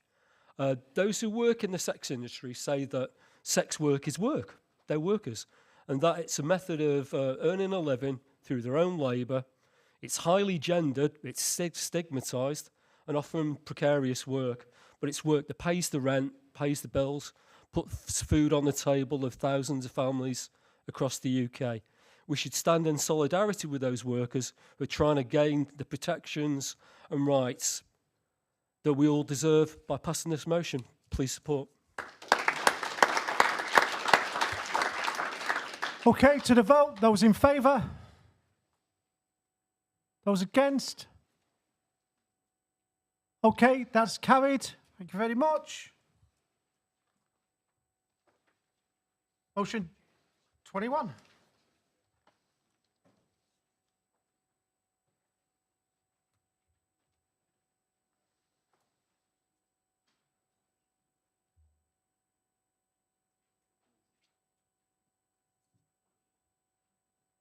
Tony Mansell, branch 258, Memory Lane Cakes, Cardiff, and moving on behalf of the EC as well. This conference agrees that the government should make it illegal to create AI-generated nudes and introduces a law that criminalises creation, bans nudification tools, and forces social media platforms to protect victims. The thought that one day somebody might use AI technology to create fake nudes of any female member of my family or friends is deeply troubling. This fear is not unfounded, as it's already happened to countless women and girls who have been victims of the disturbing violation of privacy. Nothing compares to the trauma of this issue that affects everyone, particularly women, who are most often targeted.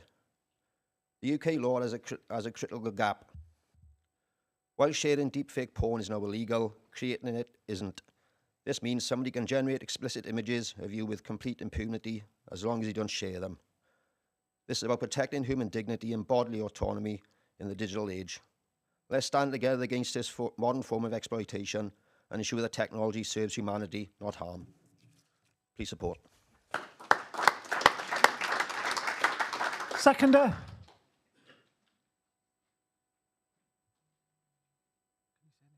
Seconder. Formally seconded. Thank you very much. Speakers.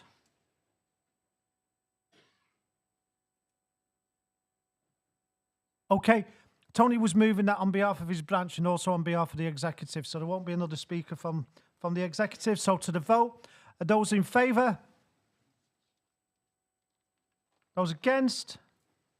It's unanimous. Thank you very much. 22. That's me. Up here. Aye. Aye. How you doing? Besides me, how can you not see me? Chris McGill, branch 503, Warburton's Belsill. Moving motion 22. We ask this conference to find a way to help end food poverty across the UK for children and adults alike. Last conference we moved a motion for school meals to stop kids going hungry at school. So this motion kind of pushes on for that. We look to try and find a way to help adults and children alike end food poverty. Christmas time, the big supermarkets take pride in the fact that they're selling all their fresh vegetables and stuff for your Christmas dinners and that at 5-10 pence a packet, so that everybody's got nice Christmas dinners and nice fresh vegetables and nobody goes hungry. 2 weeks later, these same vegetables are up in price. So they post record profits and tell you how good they're doing. But rather than looking after their shareholders and the big corporate bosses, why don't they keep food at a decent, reasonable price so people can afford it? Some companies will throw out perfectly good food rather than give it to charities just so that they can claim the tax back on it or get paid for pig feed. Some animals are even eating better than some of the people that are producing this food. We get people using food banks and skipping meals while companies are putting perfectly good food in the bin. Some are now starting to give food to charities, but they tell you how much they're giving and how well they're doing it. But it's really to make them look better than what they really are. They could be doing so much more. We need to look at a way to help the people on benefits as well. Sometimes the money they receive doesn't allow them to buy fresh, healthy, nutritious meals, and they're relying on food banks to make ends meet while government are sitting back and doing nothing to try and eradicate the food banks or food poverty, because they're allowing us, the working people, to enable food banks. And it's something that needs to stop. We need to end the food banks and end food poverty. Please support the motion.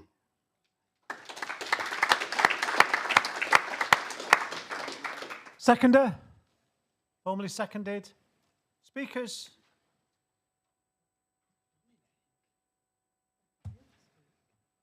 Promise I won't interrupt this time. I'm absolutely positive. Thanks for letting me get away with it before, though. No problem. Andrew Wiley, Branch 429, Warburton's, Burnley. I support this motion. Food poverty is a serious and growing issue affecting both children and adults across the UK, and it should not exist in a country of our level of wealth. No one should have to rely on food banks or go hungry, yet too many families are being pushed into this situation due to low wages, insecure work and rising living costs. The impact is especially severe for children, affecting their health, education and long-term opportunities. Going without proper nutrition is not just a short-term hardship, it creates lasting inequalities. Addressing food poverty is not just about charity, but about fairness and systematic changes. It requires action on wages, benefits, housing costs and access to affordable, nutritious food. By supporting this motion, we are recognising that access to food is a basic human right and committing to finding meaningful solutions that ensure dignity and security for all. And can I just say to Chris, that's brilliant with the subtitles, but we've been asking for that for years.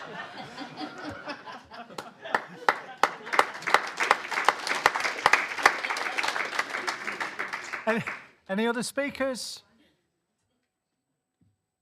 Anybody else? No? Okay, General Secretary.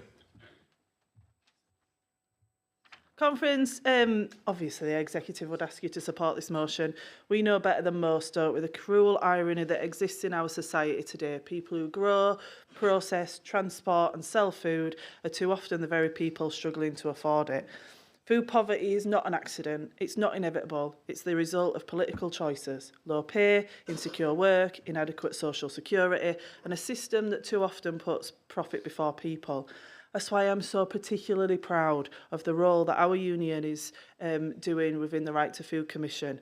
We've spent 6 months gathering evidence from workers, communities, charities, campaigners, academics and trade unionists about what food insecurity looks like in modern Britain. The stories that we hear are heartbreaking. I'm not going to do any spoilers because we're going to do a full session on it on Wednesday, but you know, they are heartbreaking. Parents skipping meals so their children can eat, workers relying on food banks despite being in employment, pensioners choosing between heating and eating, people working in our industry who can't consistently eat a healthy diet themselves. That should shame every government and every employer in one of the wealthiest countries in the world. But our work's not just about documenting the problem. The Commission is developing a roadmap to end food poverty in the UK by 2035, a practical plan that will cover everything: wages, social security, housing costs, public services, food systems, and the role of government and employers in ensuring that everyone has access to adequate, nutritious, affordable food. And you'll be part of that work this week. Please do engage in the session on Wednesday, and there's a stall at the back, so if you don't really want to talk about your own experiences with people, get involved by filling it in and popping it in a box. This motion sends a clear message that as a union we'll continue to lead that fight around food security. We'll not accept a society where people go hungry, and that we will work with others to build a future where every child and every adult has the dignity of being able to put food on their table. So please support the motion. Thank you. To the vote. Those in favour? Those against? That's unanimous. Ooh. Guess what I'm going to do? I'm going to let you have a brew. How's that? You can tell it's not a hot year, can't you? Come back for 20 past. 2. I said I'm generous. I'm not that generous.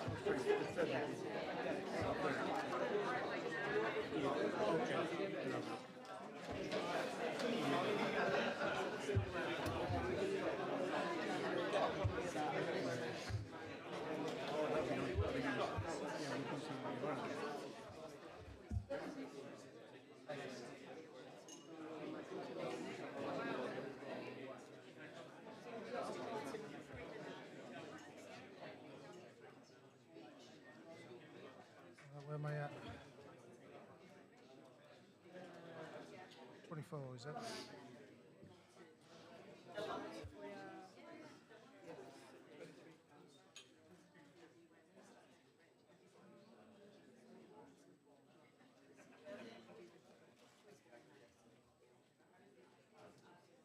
you.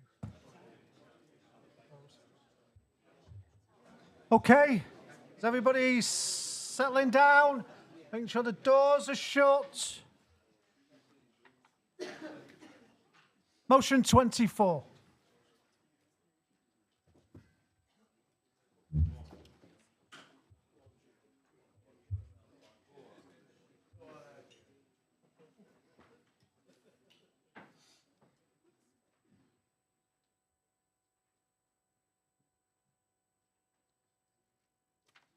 Julie Summersgill, branch 452, Parkcake Oldham, moving this motion on behalf of Region 4.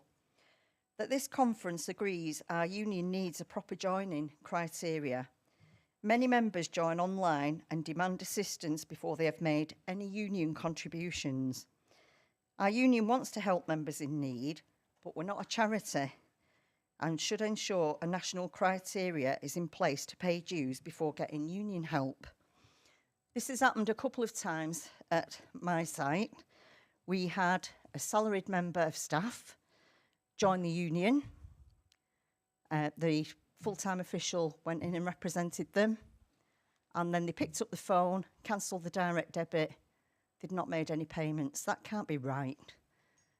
You know, the majority of us are paying £3.95 a week for the privilege, and a lot of us, well, a lot of members don't use us as such. Yes, they get the terms and conditions that we all ballot on in our workplaces, but they don't use the legal services as they should. You know, they might not go on the sick, so get the sick benefit. And, you know, it's shameful, really, that we can allow people to join online. I had somebody phone the other week who said, can you help me? I've had an accident. Are you a union member? No. But I'd like to join. So I said, that's great, you can have a form, you can join, but you're not going to be able to put a claim in because that claim's happened historically before you've become a member. You know, there's a criteria in place for that, and we've had that previously. You know, somebody from the Manchester office has been back in touch and said, you know, we can't progress this claim. This member was not a union member at the time. So I do believe that, you know, until they've paid the first contribution, they shouldn't, you know, they've signed up, but they've not paid a contribution. We shouldn't be representing them. And that's what we do in our place of work. We have a hard and fast rule. You know, people can't come to you and say, I want to join the union, I'm now in trouble, I'm in HR tomorrow, or I'm in HR in an hour's time. You know, they've not paid anything whatsoever. And when you say to them, how long have you worked here? 6 years. That's 6 years contributions we could have had.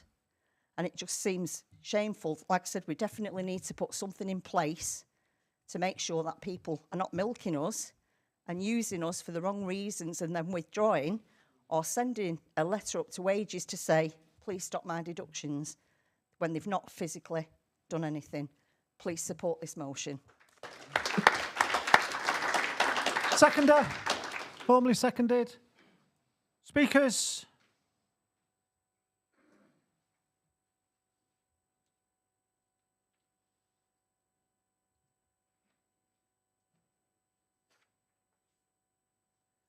Owen Burgess, branch 429, Warburton's Widnes, first time speaker.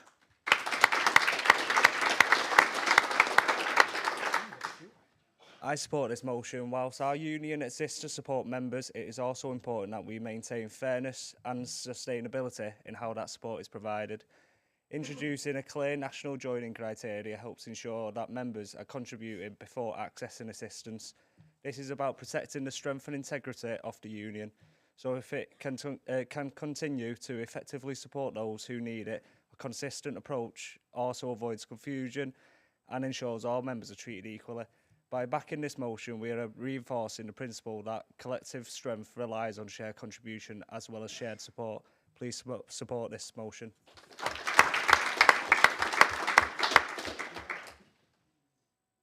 Andy Merton, branch 582. I'd ask you to support this. Over my 29 years, we've had a lot of people in and out the union. They come out the union, we're all a bunch of, save the fiver, and then they want to join when they're in the lurch. We can't be doing it. We've got people that have been paying over 40 years, and it's just wrong. It's just absolutely wrong, so please support.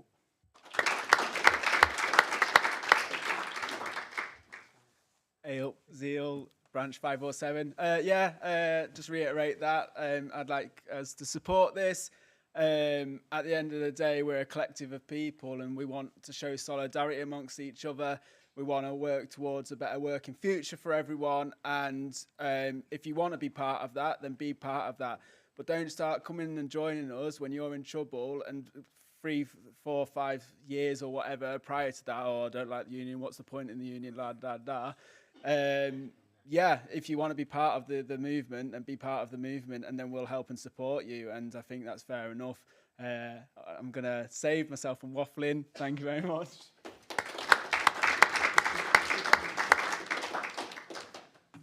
John Upper, branch 560, retired members branch.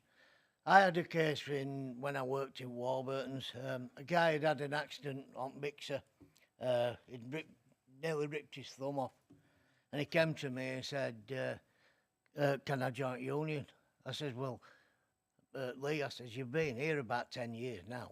I says, why haven't you joined union before? He went, I never got round to it. I said, well, you can join. I said, but we won't be taking that case on. I said, because if you start doing that, these people who are paying every week, they're just going to turn around and say, well, why should I pay every week when I can just join when I need it? So please support.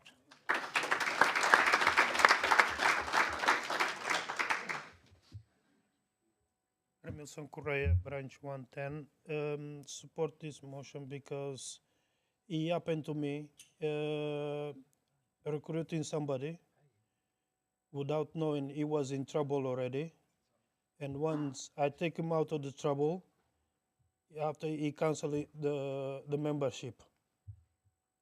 So please support it to stop these things happening.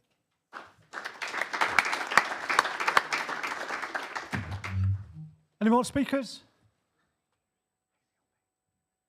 No? General Secretary? Conference, the executive asks you to oppose this motion based on the wording of the motion itself.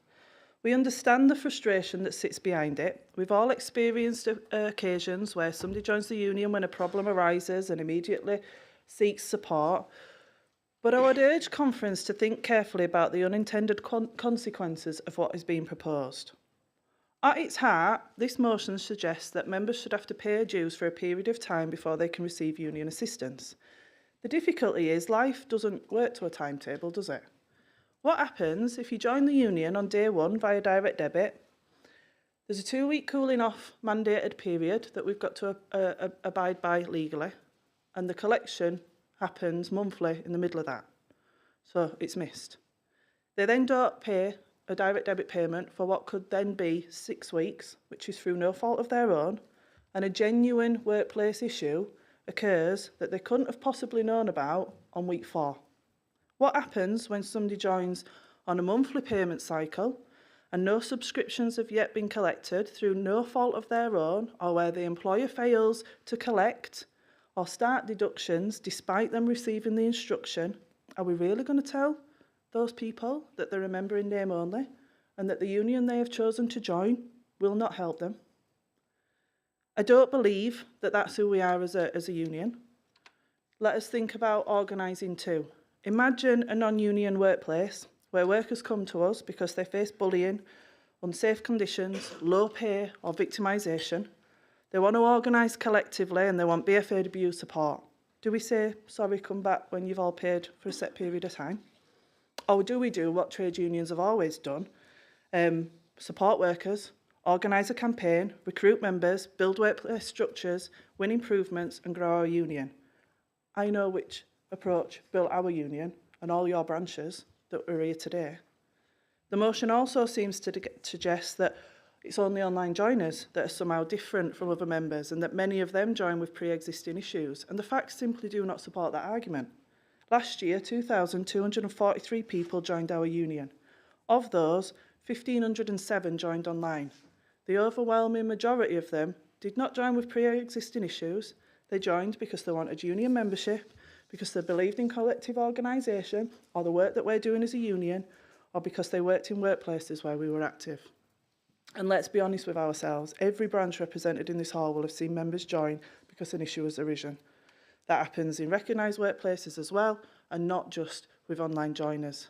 Members join because they're worried about disciplinary, because they're unhappy with a pay offer, because they suddenly realise the importance of collective organisation. Some leave afterwards and some try and return later. That's not unique to online joining, as we've heard with the contributions in the debate. It's a part of reality of trade union life. If conference accepts the principle that people must effectively pay an entry fee before they can receive support, where does that stop? Does it apply only to online joiners? If so, why? Does it apply to everyone? If so, for how long? 4 weeks? 8 weeks? 3 months? And perhaps most importantly, do delegates genuinely believe that telling workers we can't help you yet is a strategy that's going to grow our union? Conference, our challenge is not to create more barriers to joining.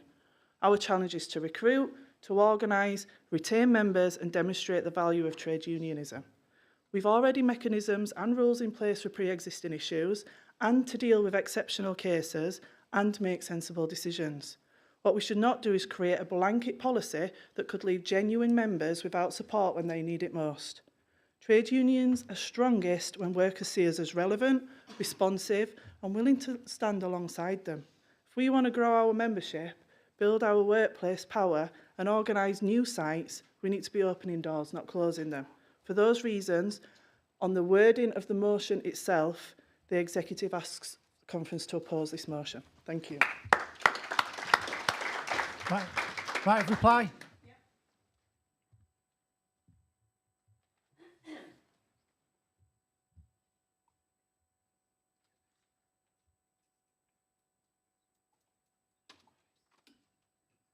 Obviously, you've heard what we've gone through.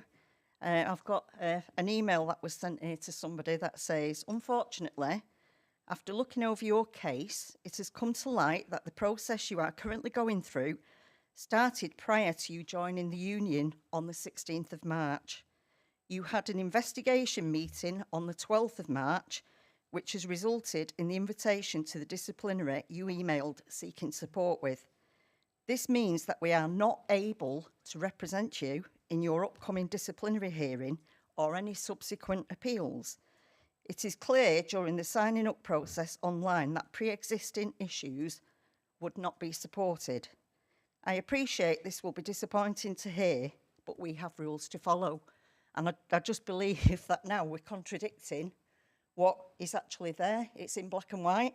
And I'm sorry to say this was sent from the General Secretary. So, you know, we're one or the other.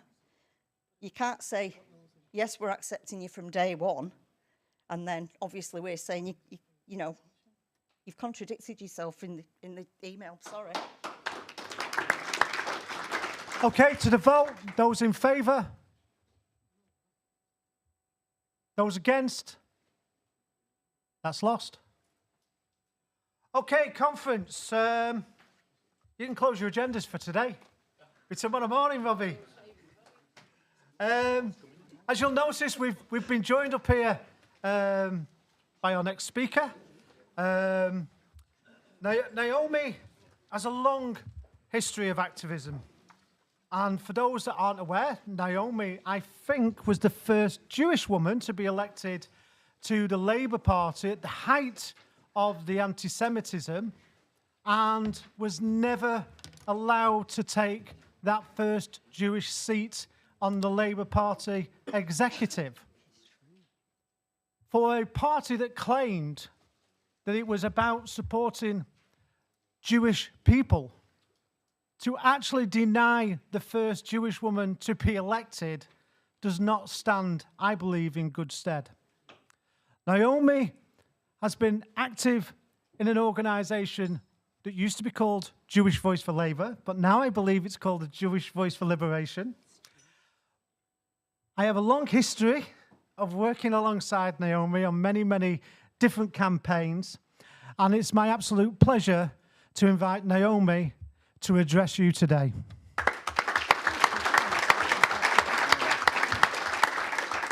Hello. Look, honestly, it's a huge honour to be standing here in front of you. I was so thrilled when I got the letter from Sarah.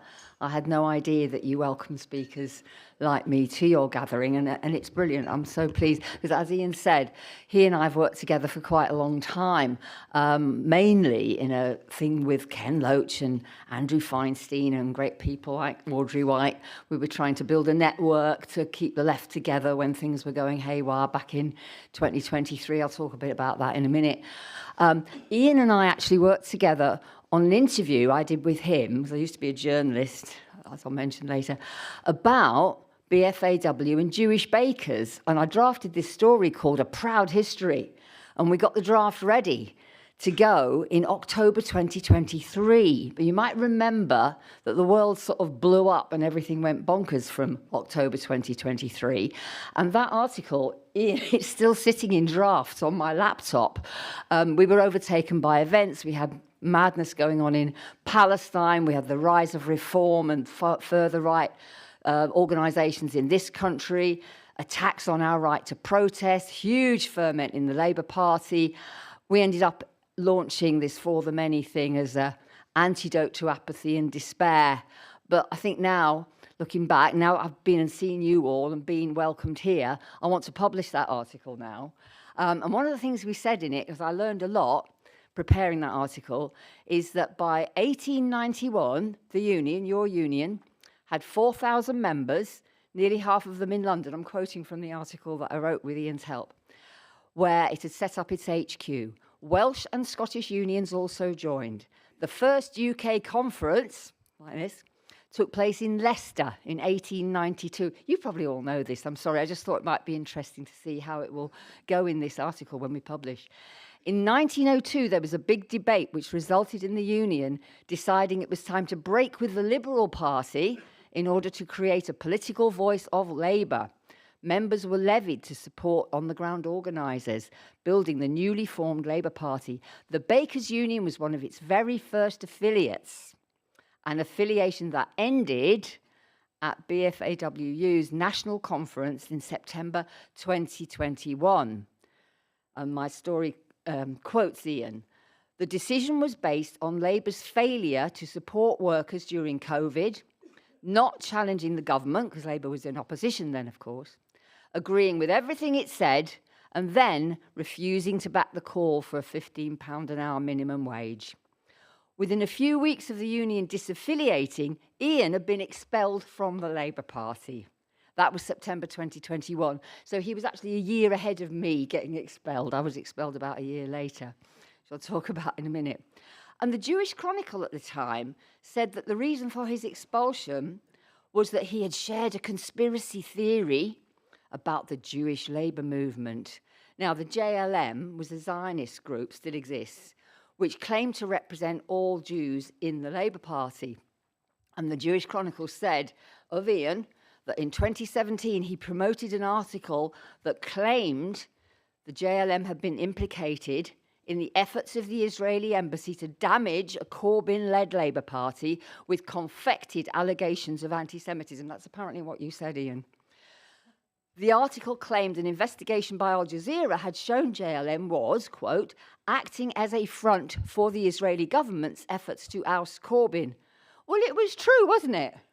It was definitely true. I mean, we can have a debate about that if you like.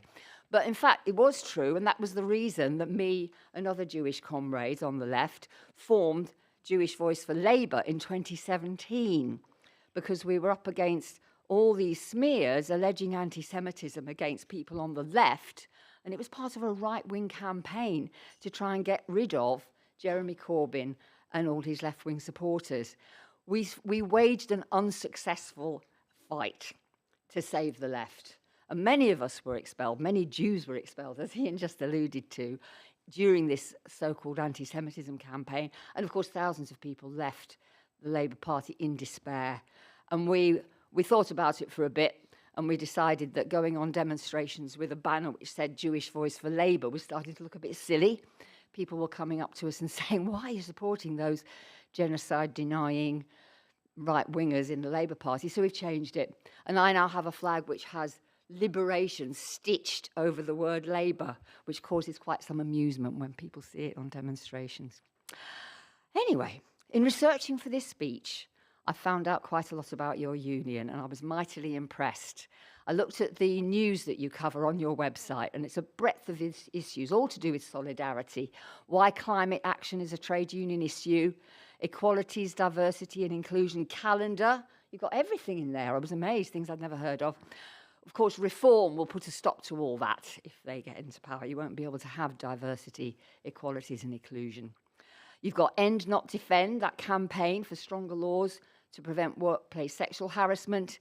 And you've got Palestine, Cuba, Venezuela and Nicaragua solidarity, all brilliant stuff. At this point, I want to plug this free newspaper, folks, Palestine News. I want Ian and Sarah to send it round to all your branches. You can get it for now, and it comes out every season. So this is the summer one, and it's free, and you can give it to people to keep them aware of what's the history of Palestine and the story and how we mustn't forget solidarity with Palestine. Oh, absolutely. You can come and I've got a few copies here, so delegates can take one away. I'm going to wave it over Ian's head here. Is that, no, you're welcome, shall you? So I watched your video about BFAWU at Greg's. Tell you what, after seeing that, I'd join tomorrow. I mean, I think you're wonderful. Yesterday, I was at a convention in Sheffield, which was different branches of the left trying to get together and think, where do we go now? Because people are really confused these days. I don't know about you. People wanted to join your party. Some are still in it. Some have left it. Some were never in it. Some have joined the Greens. Some are just feeling really disillusioned and bereft and drifting about. So we had this convention to try and bring people together. And Joe Solo, the great singer-songwriter, was there. Does anybody know Joe? Wonderful. Our members. Is he really? He is indeed. Oh my goodness, that's amazing. And he sang this song. He got us all to sing the chorus. Solidarity forever, the union makes us strong. So that's very relevant to me being here. I love that. So I'll tell you a bit about my experience as a Jewish activist. So my family, like many Jewish families who you now might meet here in England, came from Eastern Europe at the end of the last century, no, the one before, the end of the 19th century. So all four of my grandparents were refugees from pogroms. These were real campaigns of intimidation and well, quite often out-and-out massacres against Jews who had to live in isolated ghettos because they were discriminated against. Across Christian Europe, this was the case for centuries. I mean, anti-Semitism a real thing. So my grandparents came from Poland, Russia, Eastern Germany, and Ukraine. My mum's mum, my granny, was the last one to come over, and she was 3 in 1903. She was the same age as the old Queen Mum. And she came over as a little toddler from Kiev. Sorry, Kyiv now, I get confused. I personally was brought up in a sort of secular, that is not particularly religious, socialist Jewish home in Manchester, like many others. And you may not know about this, but lots of Jewish families used to have on their mantelpiece in the house a little blue and white box where the kids would be encouraged to put their pennies in. And it said on it, plant a tree in Israel, because we all thought this was great. You know, we should be making the desert bloom and all that stuff about Israel in its early days. And I did this. I didn't realize that my trees were being planted over the ruins of destroyed Palestinian homes and communities at that point. It was just a normal thing you did. Not that my parents were at all active Zionists. They weren't active supporters of the movement which created and then sustained the Israeli state. But it was just a sort of thing in people's minds that Israel was a sort of safe haven if Hitler were to come again, if there were to be a new Holocaust. My old mum used to say that. So not actively Zionist, but having this kind of emotional connection with Israel, which is still current with many Jewish people, though lots of them are starting to question what sort of a state they've built and what sort of a state they're supporting. But as I said, anti-Semitism is a real thing. My mum, and this is common for many older Jewish people, and not so much older, remembers being at school. Imagine if you're about 7 or 8, and your schoolmates are saying, "You killed our Christ." That was common. People used to say that to Jewish people, "You killed our Christ." So that's not very nice, is it? If you want to know a bit more about this, there's a fantastic new film that's just come out, like today, Double Down News, that really great sort of left-wing platform for news about all sorts of interesting things. They've got a film with Miriam Margolyes, Michael Rosen, and Alexei Sale talking about what it's like to be the wrong kind of Jew. You know, growing up with the sort of beliefs that I now have, and being expected because you're Jewish to support Israel and not supporting Israel and constantly having to explain yourself. It's really, well, lovely as you can imagine with those three. That's really nice. So I grew up in this sort of left-wing household with Israel just sort of a bit in the background, and I always thought it was a bit odd about the way the Palestinians were treated, but we didn't know much about it really. I was a student lefty from the age of about 16 at school. When I went into work eventually, I was a journalist. I was in the National Union of Journalists, and I got involved. This is in the 70s, so it was anti-fascist struggles, troops out of Ireland, all sorts of anti-imperialist, you know, Vietnam War. And as a professional journalist, I worked for Reuters, a big news agency that you might have heard of, in Nigeria. And then I came back home in the 90s, and I switched to teaching in around about 2000, and I became a National Union of Teachers rep, and now I'm an International Solidarity Officer as a retired member of the National Education Union, which is the new configuration of the old NUT. So like I'm sure many of us here, I was opposed to the Iraq War, and I ended up joining a group called Jews for Justice for Palestinians in 2004, because that group was part of the anti-war movement. And it was the first time, I remember it vividly, in Trafalgar Square, one of those big anti-war rallies, hearing a Jewish person standing up, speaking out against the war, and putting the struggle of the Palestinian people into the context of what goes on in the Middle East, and saying, look, we as Jews do not support this. Don't believe that all Jews back Israel and Zionism, because we don't. We're very critical, and we have good reason to be. And that was a revelation to me. So I sought out this organisation that this speaker represented and joined them, Jews for Justice for Palestinians. After a time, I wanted to get involved in the boycott movement, which was developing in that period. And I helped to form a group called Jews for Boycotting Israeli Goods. We had a slogan. We said that it was kosher to boycott Israeli goods. That didn't make us very popular in some circles, as you can imagine. But it was helpful to the Palestine Solidarity Movement and people who wanted to support the boycott. And I don't know how much you know about the boycott movement, but basically it was an attempt to, and this is the phrase that the Zionist organizations use, to delegitimize the delegitimizers. They said that people who support the boycott were delegitimizing, undermining the state of Israel. They were constantly saying, you don't accept that Israel has the right to exist, which is something we could debate, but let's not go there today. And their aim was to delegitimize us.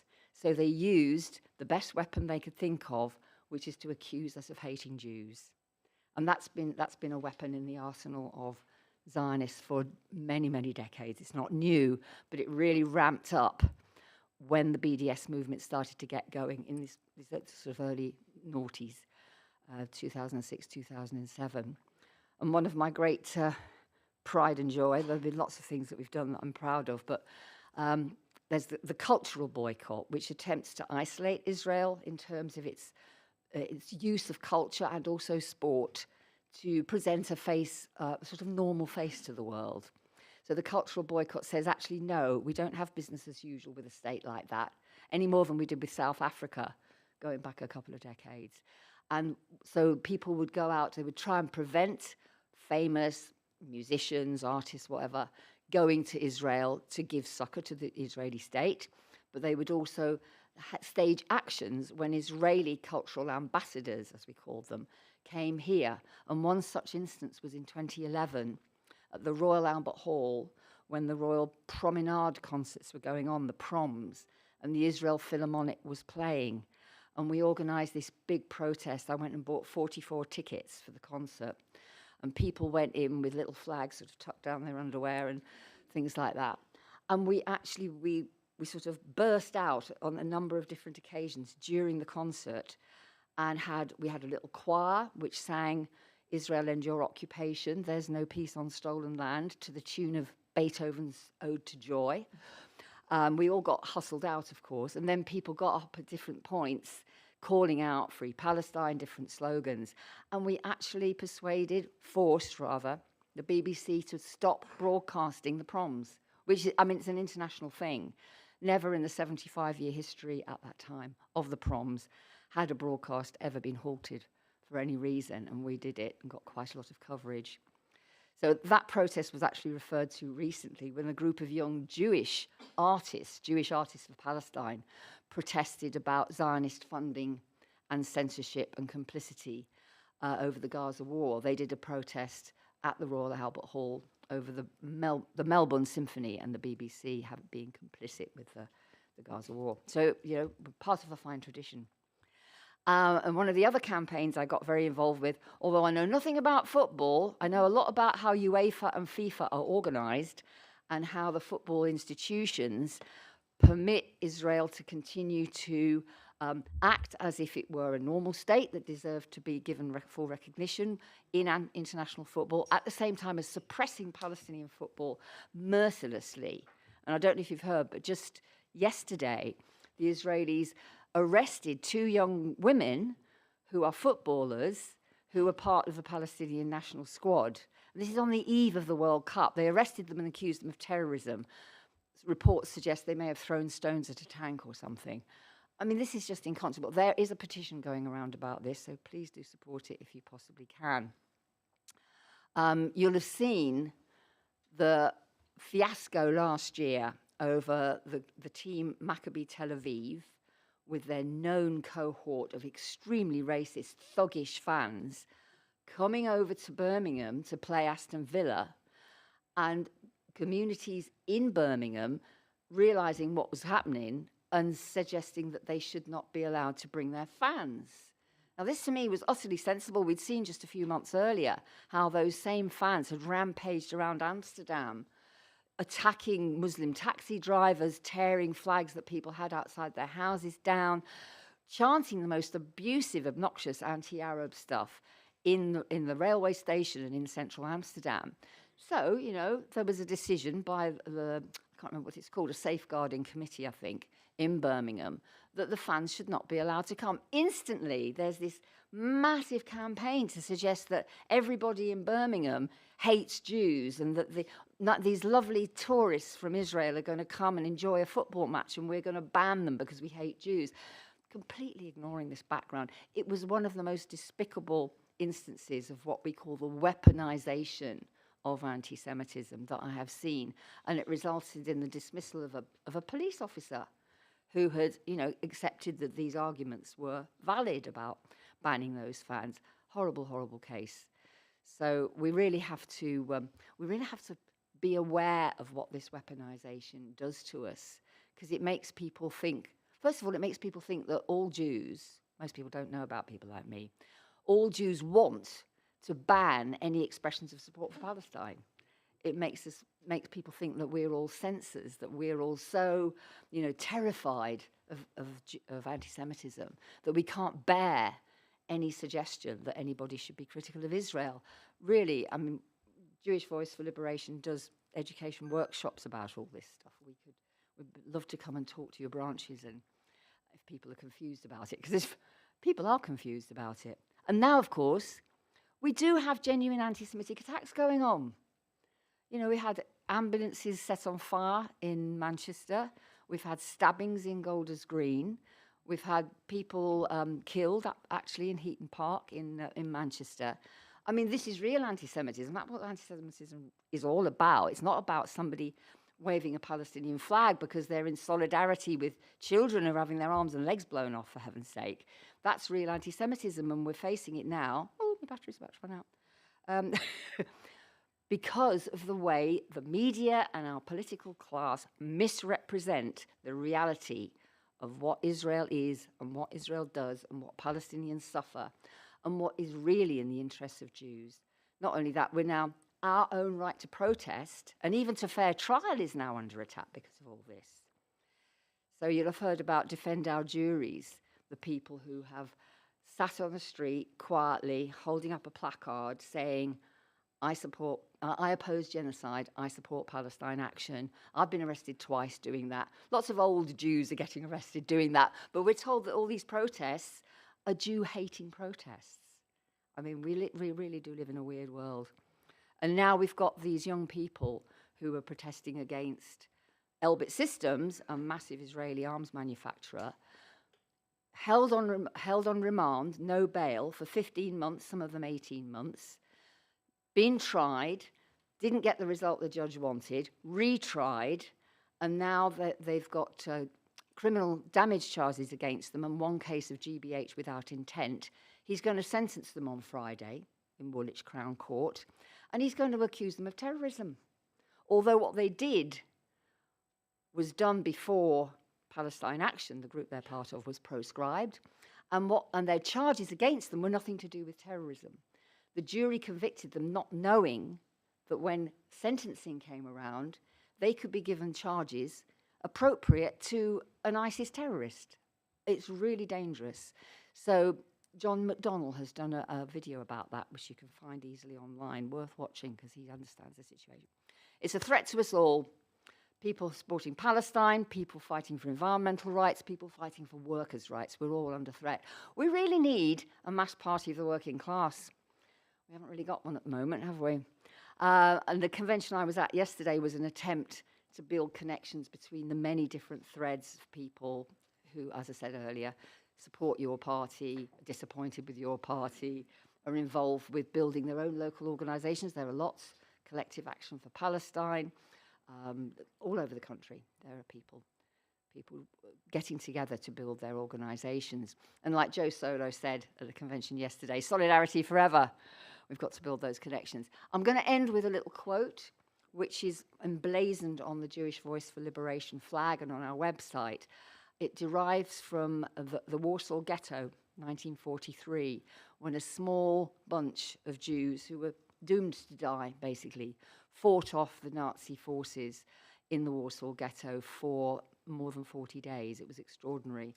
One of the few survivors was a man called Marek Edelman, who was a leading member of the Jewish Labour Bund. This was a socialist, internationalist, mass organisation, which was anti-Zionist. It always said, wherever we live, that's our home. If we're fighting oppression, we're fighting it for everybody, not just for ourselves, because none of us are free unless all are free.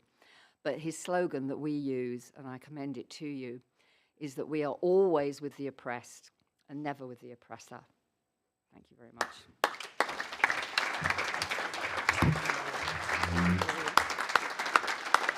Oh, thank you.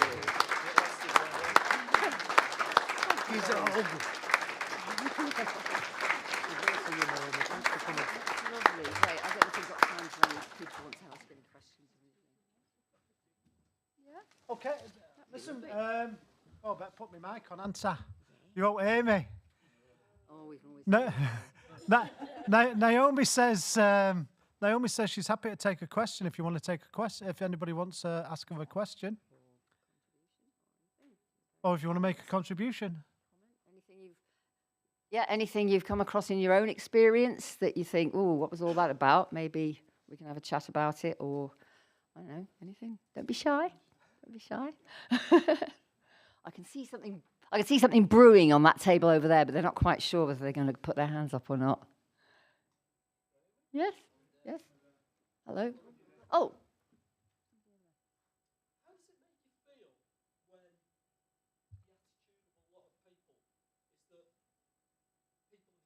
faith homogenous. It doesn't apply to anybody else, but apparently it applies to you guys. That's such a really good question. I mean, for years, I mean, I'm 73 now, and I would say for about half a century, I've got used to very patiently explaining to people, yes, I know I'm Jewish, but that doesn't mean that I support everything the Israeli state does, or even support the ideology behind it. And for a while, I would say, up until, you know, before the anti-Semitism nonsense started in the Labour Party, I think most of us thought we were getting somewhere. People did understand. Yes, of course, not all Jews are Zionists. In fact, not all Zionists are Jews. Michael Gove's a Zionist. Trump's a Zionist. Starmer's a Zionist. And they're not Jewish. So all this idea, and thank you very much for picking that up, that we're just a homogenous block that all believe the same, is actually anti-Semitic. I mean, if you stereotype any racial or ethnic group or religious group and attribute the same views to every single one of them just because of who they are or how they're born, that is obviously racist. And we get that all the time. And it does surprise me, you know, how many people still don't know that there are Jews like me. And when we try and approach the BBC, it's one of the things JVL does a lot, is to try and correct some of their appalling coverage of these issues. They treat us like we're an insignificant, you know, irrelevant, tiny fringe, a weirdo fringe, you know. But in fact, by their own reckoning, the Institute for Jewish Policy Research, which is not a Zionist organisation, it's quite a reputable think tank, did a survey quite recently where they found that 64% of Jews would call themselves Zionists, but that obviously means that 36% don't. And within that figure, 12%, this is a rising number, actually call themselves anti-Zionist. So it's not nobody. And then there were a further, I can't remember exactly, about 10% who said they were non-Zionist. I mean, lots of Jews find it very difficult to sort of break away from that years and years and years of indoctrination and instill belief that, you know, we're all vulnerable. We have been massacred over and over again throughout history. Not the only minority to have that treatment, but it just seems to happen to Jews at different places at different times. And that Zionism is presented as the answer. You know, we're not safe anywhere where there are people who aren't Jewish. We've got to go and build our own. This is what the Jewish Labour Bund protested about vigorously. That, you know, you don't run away from racism. You get together with all the victims of it and you fight it together. That's the thing. So there are loads and loads of Jews now who are thinking, ooh, that indoctrination I received, it's not right. I was interviewed by somebody on LBC, and it wasn't one of the well-known ones. I can't remember his name now. Very early in the mornings, before the horrible Nick Ferrari comes on at 7, they have somebody else doing a 3-hour slot. And I got invited on to talk about, it must have been, the proposal that we should ban the hate marches because this would help to keep Jews safe, which is rubbish, of course, on the contrary. And I said my little spiel, and the guy was saying, oh, how come we don't know about people like you? I said, you're a journalist. I didn't say this to him. You could easily find out about people like me because there's loads of organisations. There's a Jewish bloc on every single demonstration, hundreds of people identifying themselves as Jews and being there for Palestine and being hugged and praised, which is embarrassing actually because we're only human. We're only there because we're human beings, not because we're special. But people on those demos are so pleased to see Jews there because maybe they don't know that we're not all the same. That was a brilliant question, thank you. And it just makes me feel furious, actually. That's what it makes me feel. I've given up feeling upset about anything like this. Anybody else got a question?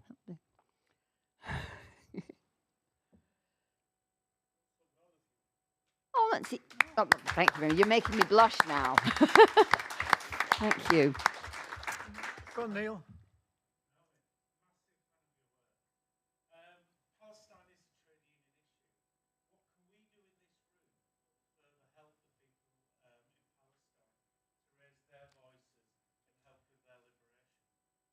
Another brilliant question. See, I think a lot of trade unions, they have the policies, you know, yes, we support freedom for Palestine and so on, but there aren't many where the leadership actually do anything about it and engage their members. That's the thing where I think you guys are probably, perhaps with my union, the NEU is also really good at running campaigns which involve their membership.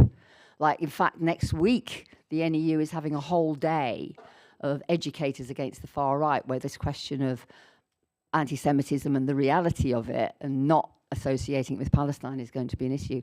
So loads of campaigns that you as a union can support and sort of let it trickle down through your membership, through the branches. Like, for example, using this paper, if you can get all your branches, it's free. I don't know if all of you took it. We might not be able to afford to give it to you, but at the moment it's free.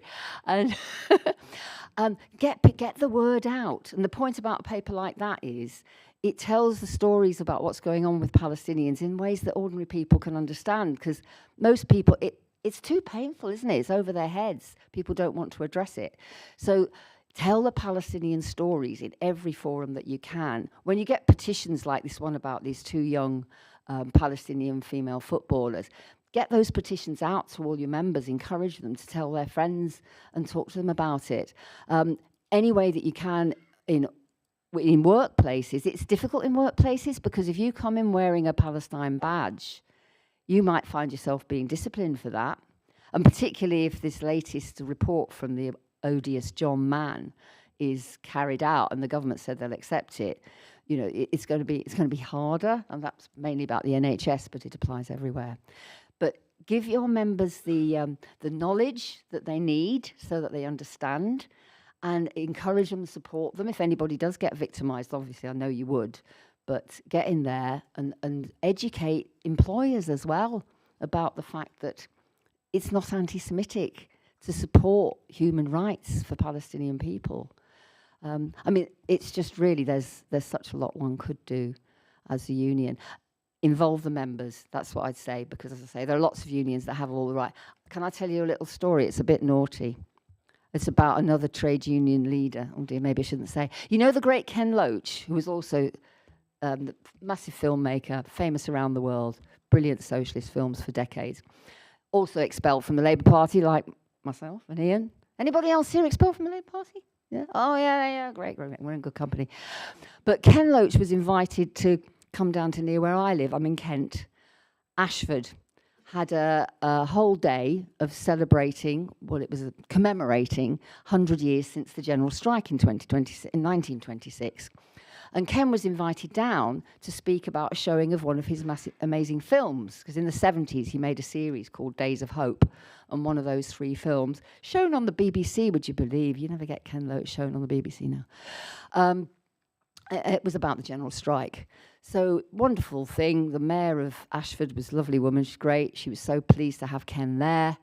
But she'd also invited, and I'm not going to name them, a senior official from the GMB, right?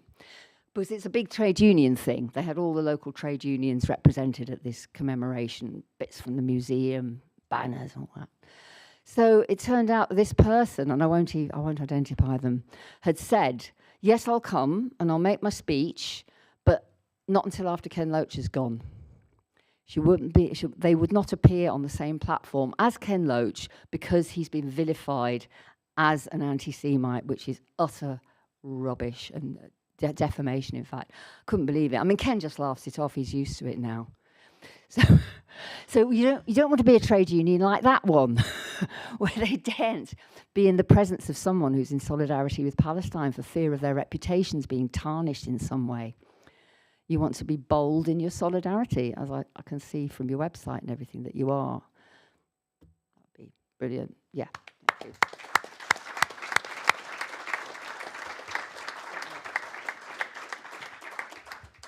One last, anyone?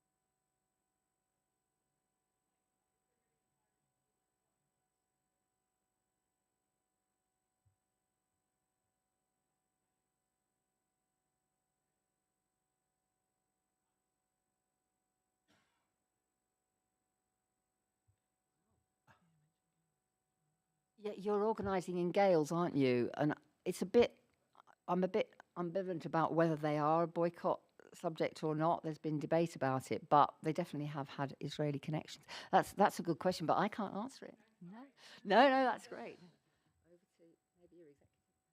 On a question that you can ask Naomi that she can answer. One last opportunity, and then obviously I'm going to invite the General Secretary to thank our guest. No? Okay, General Secretary.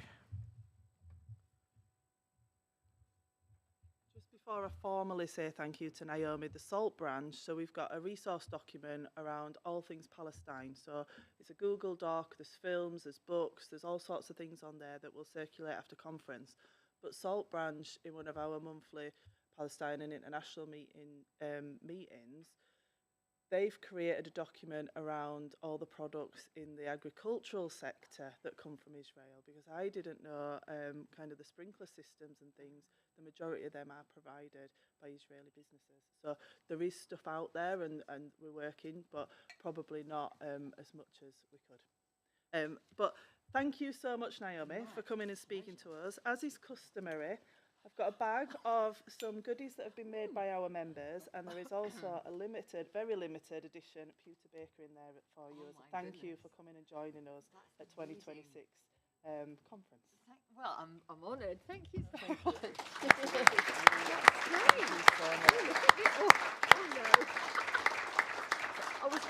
I wondered why Sarah's dragging a bag over with her to come and speak. Thank you. No, thank you. Thank you very much. I'm very honoured and fantastic to be able to speak to you. And Naomi, I know Robbie over there, he's big on badges. Massive on badges. And there was a design of a badge which is reproduced, which I'm sure Robbie will want to present you with, probably. Probably.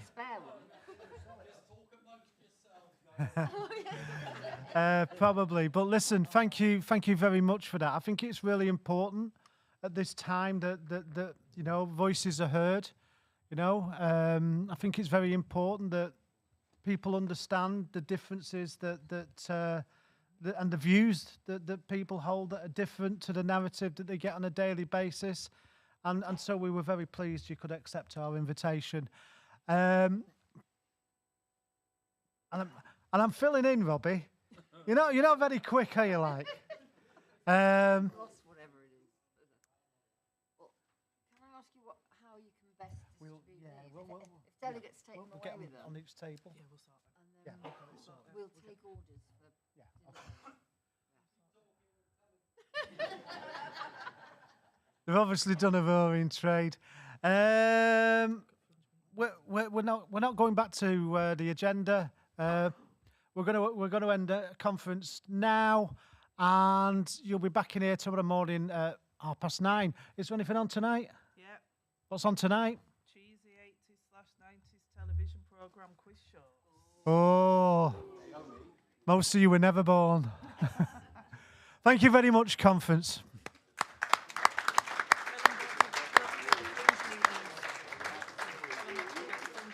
Oh, don't forget the fringe meetings.